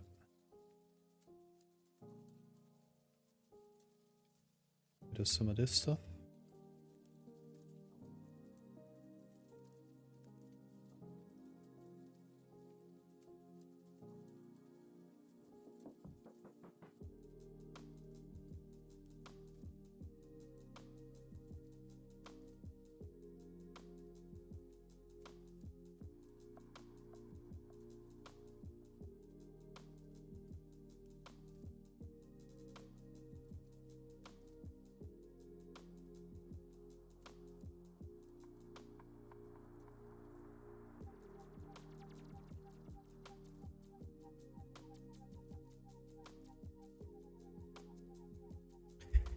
Whether to use beveled edges for the wood.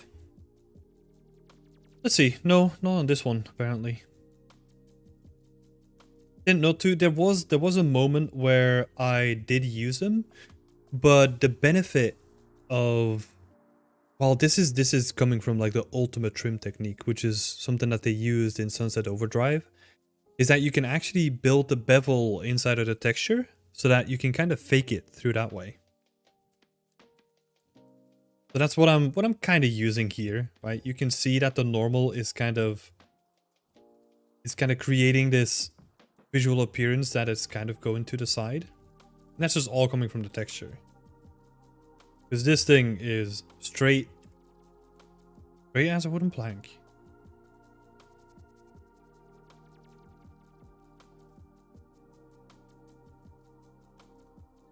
Let's see. So yeah, we need to identify these, right? So this is 4 by 3 meters. This is wood. The wood instead. So yeah, that is also a great technique to create like fake bevels. Basically what you do is when you're creating a trim sheet or when you're baking down your high poly onto a plane, is if you really want to draw on this, but like if you have an edge that's at like a 45-degree angle and that lines up with a 45-degree angle on the opposite side of like the plank, right? They're gonna line up because the normals are gonna align. So the texture just cuts off at the end. So that's the benefit of this technique, right? Is I just have to align them to one plank, and then the other side of the plank I can just add that to like another section because they all use that same technique.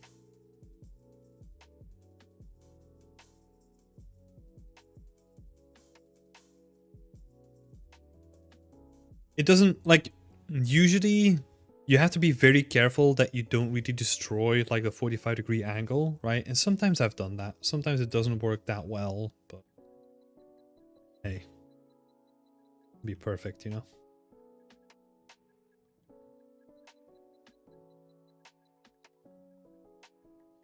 The tutorial about trim sheets. So yes, we actually wrote like a big one on trim sheets. Let me share it as well.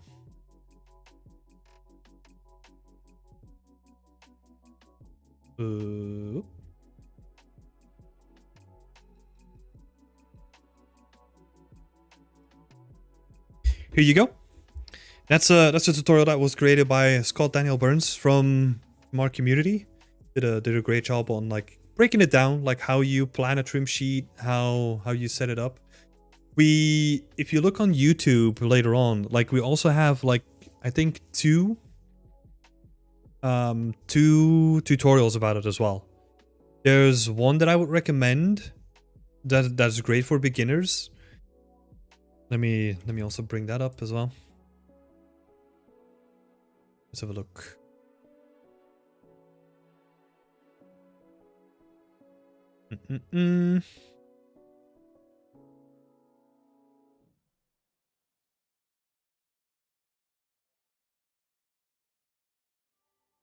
Let's see. So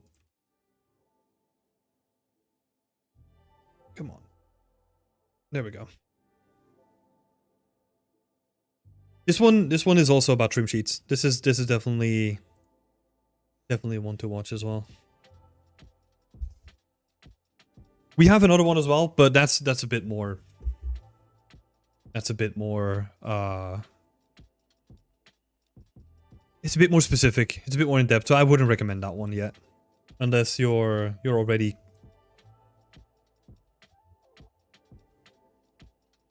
Another reason to subscribe to your Patreon. Hell yeah! Like honestly, like all that free content that we're putting out is all because people support us on Patreon. Like it allows us to just be like more free with that stuff. So you're absolutely right. Like I have to just thank the Patreon supporters, like all of them. Like they've been so friendly, so kind in supporting us as well. Okay, I'll add the links. It feels so weird. Here you go. That's the link to the Patreon if you wanna become a community member as well. Thanks there for pushing me. Let's get this in. Let's get this in. Yeah, but also the tutorial, the written one, like you can also get that as like a PDF, which you can just take that on the go, you know, share with other people. Trying to make it as shareable and easy as possible for everyone to get on that knowledge train.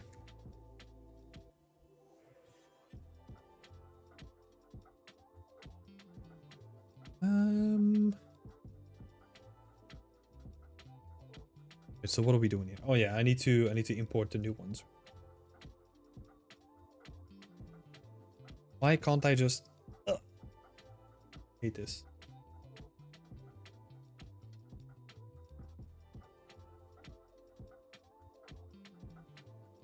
Where did this go? This goes to walls. So we need to go into this one. This one goes in the right folder all along.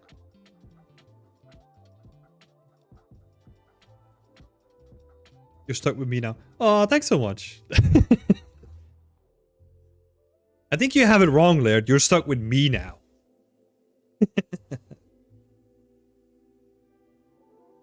But let's see, Mazeltov, how do you use the broken plank that's shown in the wood texture? So that is actually a decal that I add on top of wooden planks. So let's see if I have an example. I think I use that on here. You can kind of see, like the broken plank, I use that as like a way to add additional detail on top of the trim sheet that already exists. So it's literally just like a floating piece of geometry that has that little section on top of it, and I can add that on top of any piece I want, just to add additional detail.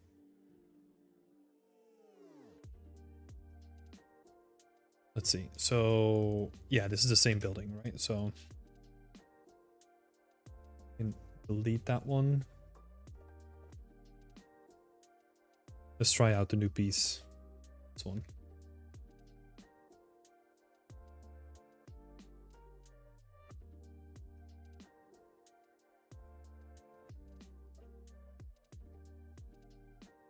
Oh, dock, please. Oh yeah, I like the look of that. That will be sweet. Sweet.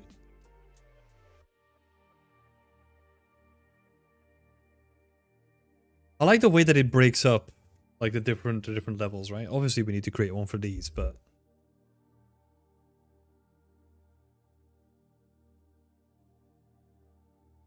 oh, and the other question, Mazeltov, if you use trim sheets and tileable textures, how do you get AO in Unreal Engine 5? Do you use distance fields? Yeah, Lumen takes care of that. So there's a difference between material AO and AO that is generated on like a mesh level, right? So Lumen takes care of the second part. Material AO, it's a little bit trickier. I'm still trying to find out a good way of dealing with that myself. Because technically the way that AO works is it only shows up when it's not in direct sunlight, right? So, but that means that Lumen kind of takes care of that. Like it kind of does away with a lot of the AO. At least what I'm finding, like it's still a bit confusing to me. I gotta be honest. Because if you add an AO, if you add AO to the mix, like in your materials, like you normally would do, it doesn't seem to have an effect. So I'm not sure.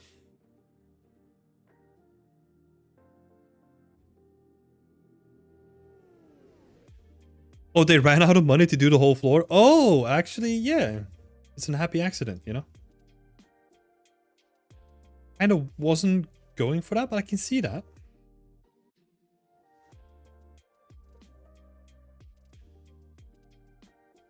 Actually be an interesting idea. Let's see. Which piece is that one? The 1x3. Still have that? 1x3. Oh, okay. It is that one.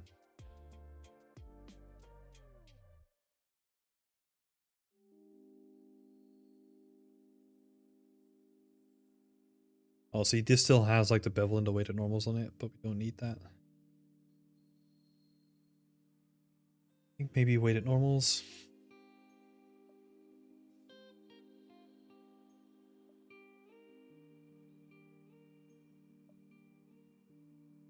And then now we can just simply reuse the stuff that we already have set up anyway, right? Quickly attach this to that. Oh, hold up, hold up. That means there's some wonkiness going on with my UV maps. Oh yeah, they're flipped around. You see, so on this one, the UV is first.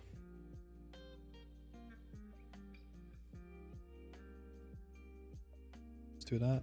Oh. This is also a pain.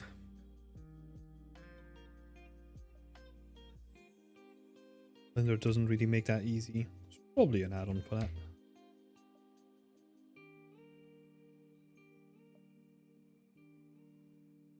And then, what do we do here?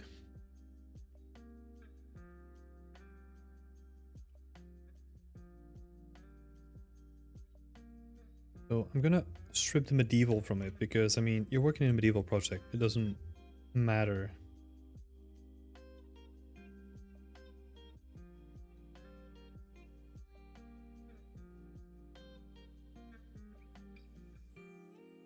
What is this?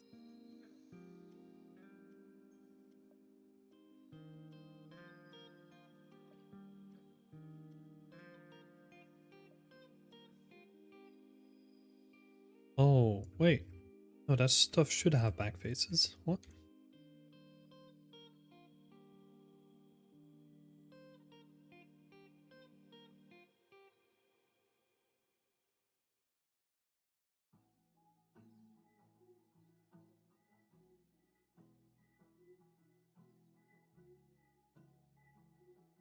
That's better.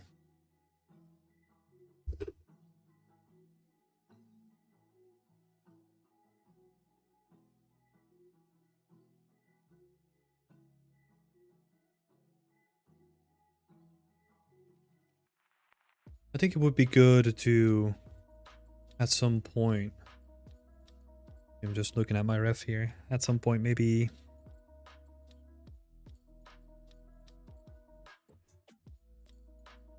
yeah, I like this stuff is cool. Some horizontal stuff in it as well.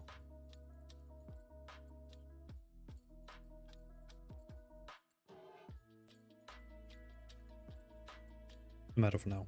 Do tweaks.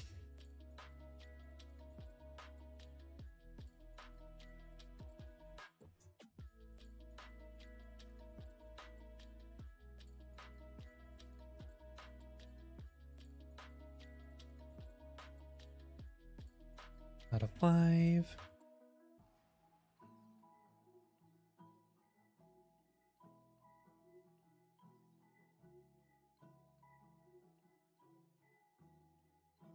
That's better.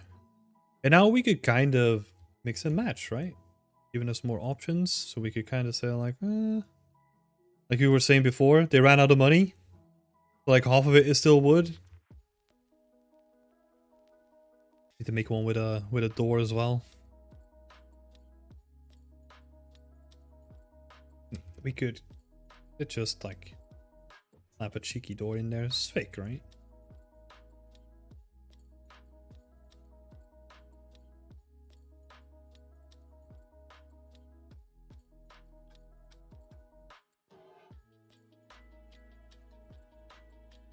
"1 a.m. here, time to go to sleep. I will catch up later." Yeah, thank you so much for being here. I appreciate it. And I enjoy the rest of the evening. Hope you have a good night's sleep. Thanks for all the tips and live. No worries, happy to help. Glad you enjoyed it.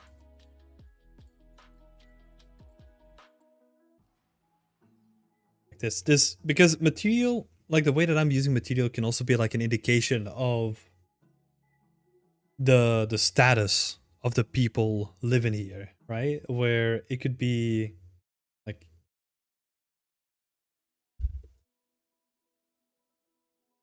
They're supposed to get a nice looking street facing facade, but then don't have enough money to build rest out of wood. Exactly. It's more about the building space, right? Like if you already have the plot of land set up, then you don't have to worry about it. Like you can invest in the property later.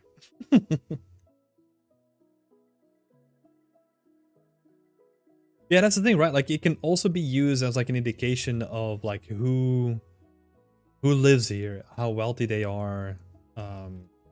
That sort of stuff is like a cool indication what can be done with it. I'm currently thinking maybe for this one.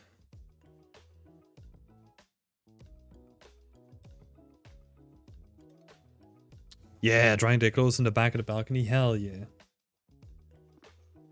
I'm talking about. You're buying the potential. Oh no, this is sounding more and more like a metaverse scam now. No, I don't know about that.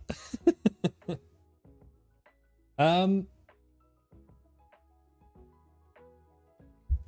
was I thinking? Oh yeah, the bottom. The bottom.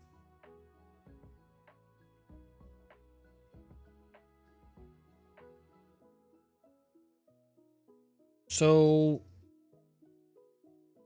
normally the way that we stack these, if we do like, hello, can I use my grid please? Thank you.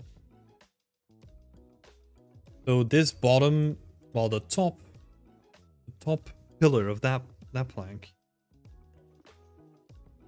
is used as the bottom one of these, right? So if we add that into it, it's not going to make sense. So that means that we need to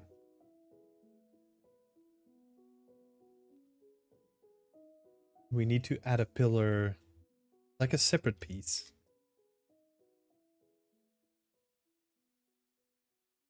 Well, we're not really using it as a pillar, right? This is more like a support beam at this point, but same thing, you know?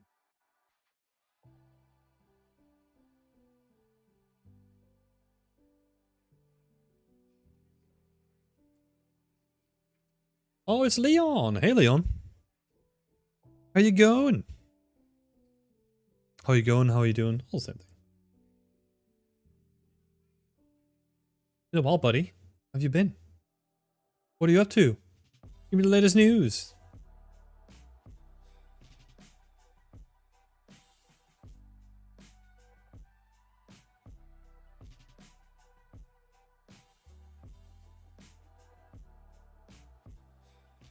Yeah. We'll have to kind of dress it up in this way. And then like a 2-meter one here.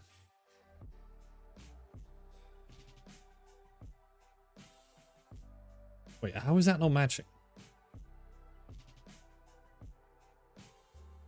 Something's off with my dimensions on these. What? That's like a 2-meter one. Makes sense, right?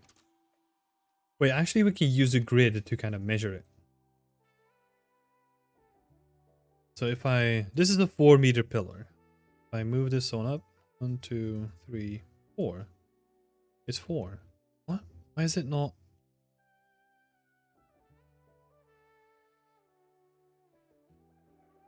Am I just losing it?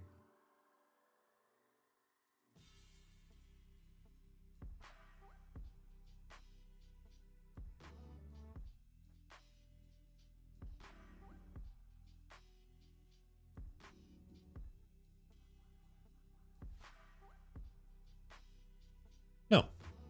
No, that lines up. Okay. Oh. Oh. So dumb. This wall that I was trying to match it to is not 2 meters, it's 1 meters. Oh my god.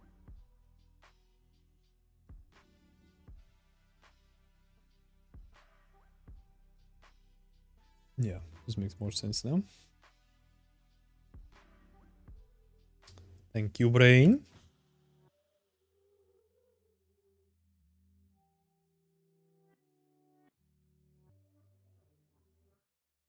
We got some repeating stuff happening here, right? Like it's very clear that they're all using like the same same kind of plank, so we'll have to like fix that. I think. Oh nope, don't want to do that.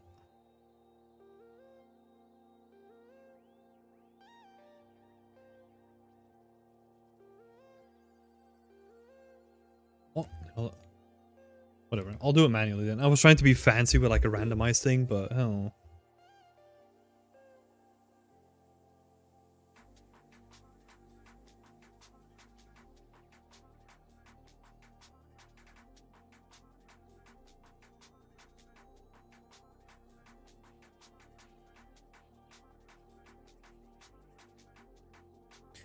And once we do like a proper pass on it, we have like all the details on it, it's gonna look good.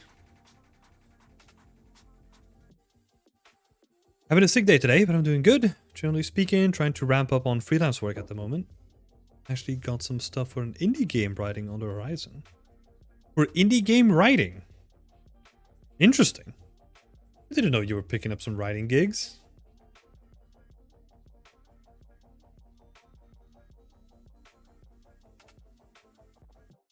That's cool though. How's the freelance stuff going? And yeah, man, in general, I'm doing good as well. Beyond Extend full time since almost a year. We're getting quite close to it actually. I think it's in May, somewhere like that. And enjoying it.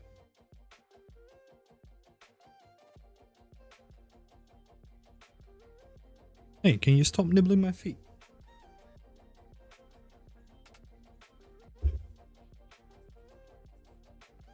The dog is being a stinky.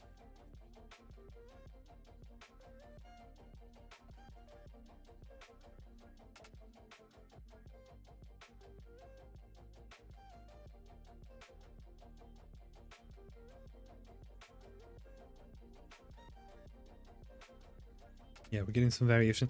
Like the thing that I probably want to do as well, probably not now. Getting pretty late. Streaming for 4 hours already. Jesus, time flies. What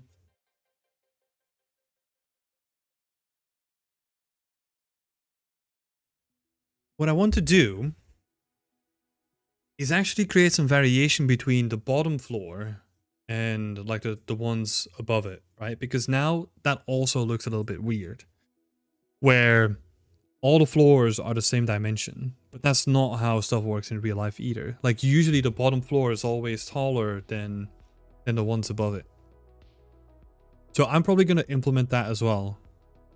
That means that we're going to have to rejig some of these houses, but the more that I build with it, like the more that it starts to like not pain me, you know, but like that would be like a nice thing to it. But honestly, I'm loving the variation that we're getting from this wood. This looks so good. I'll need to do some work on the materials, but you know, once we got that working, I think we're in a good state.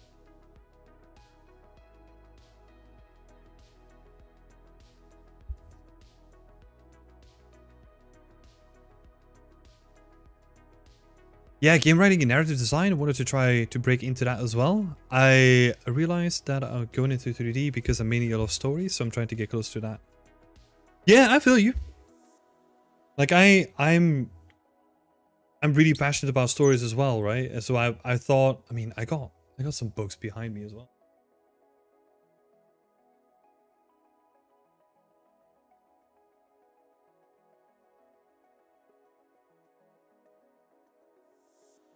These two specifically. I mean, if you're getting into like narrative, you're getting into narrative and like writing and world building and all that stuff.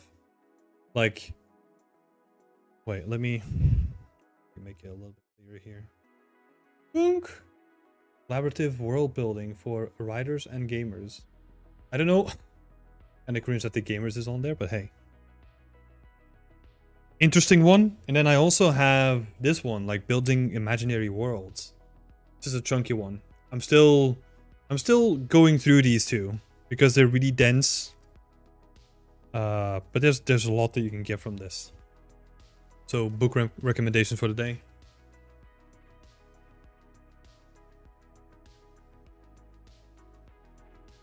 Yeah, that's awesome, man. That's awesome to hear.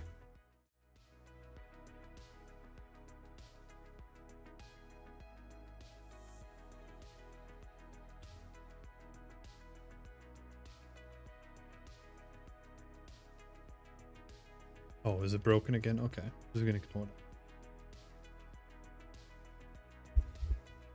That's cool though. Oh yeah, and thanks.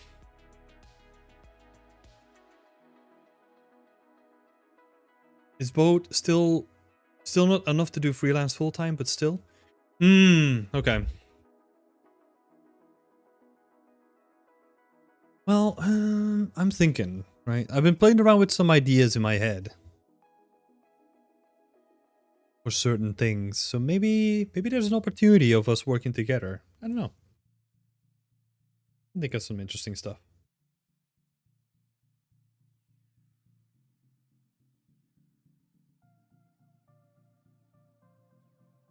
All right. Broken house done. Just gonna commit this.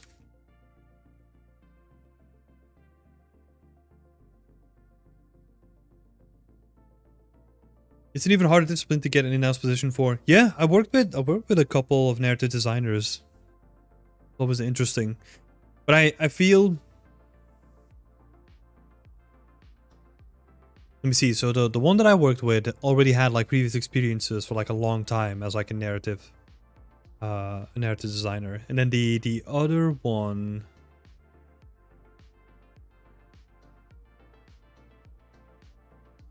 I'm thinking. I'm so hazy with all this stuff. So I think the other one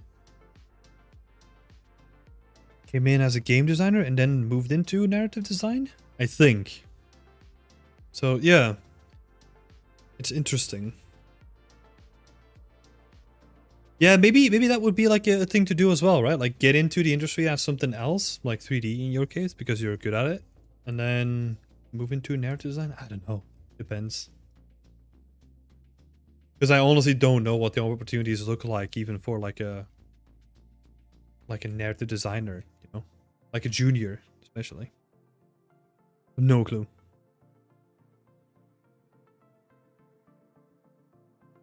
All right. Almost streaming 4.5 hours. So what I'm gonna do, I'm gonna leave it here. I'm loving what we achieved in this stream, even though it doesn't feel like much, but I'm always proud of the end result, you know? Step by step, we're getting there. I love the visuals from this. I'm probably gonna do a little bit of experimenting behind the scenes in just if we can make the measurements work for like the second and the third floor. Seeing if we can condense that a little bit. I'll see. Maybe not. But yeah, I'll run it off here. Thank you so much all for being here. I appreciate you all the awesome comments, all the good questions. I really appreciate it. Yeah, and I'll do it as like an obligatory thing at the end. If you want to check out the community, if you want to learn more about any environment art stuff relating to it, feel free to check out beyondexcent.com. That's where we have like a bunch of free resources, you know. If this stuff is your jam, that's the stuff that you want to check out. Oh, thanks so much, Finn. Thanks, Leon. Thanks, Danny. Thanks, Coffee Diction. Awesome to have you all here. And yeah, as always, last thing before we go, right? Like next week, I won't be available. I won't be here, but I'll be back the week after that. So yeah, I'll see you in 2 weeks on Friday for more art. Have a great day, people, and I'll see you then.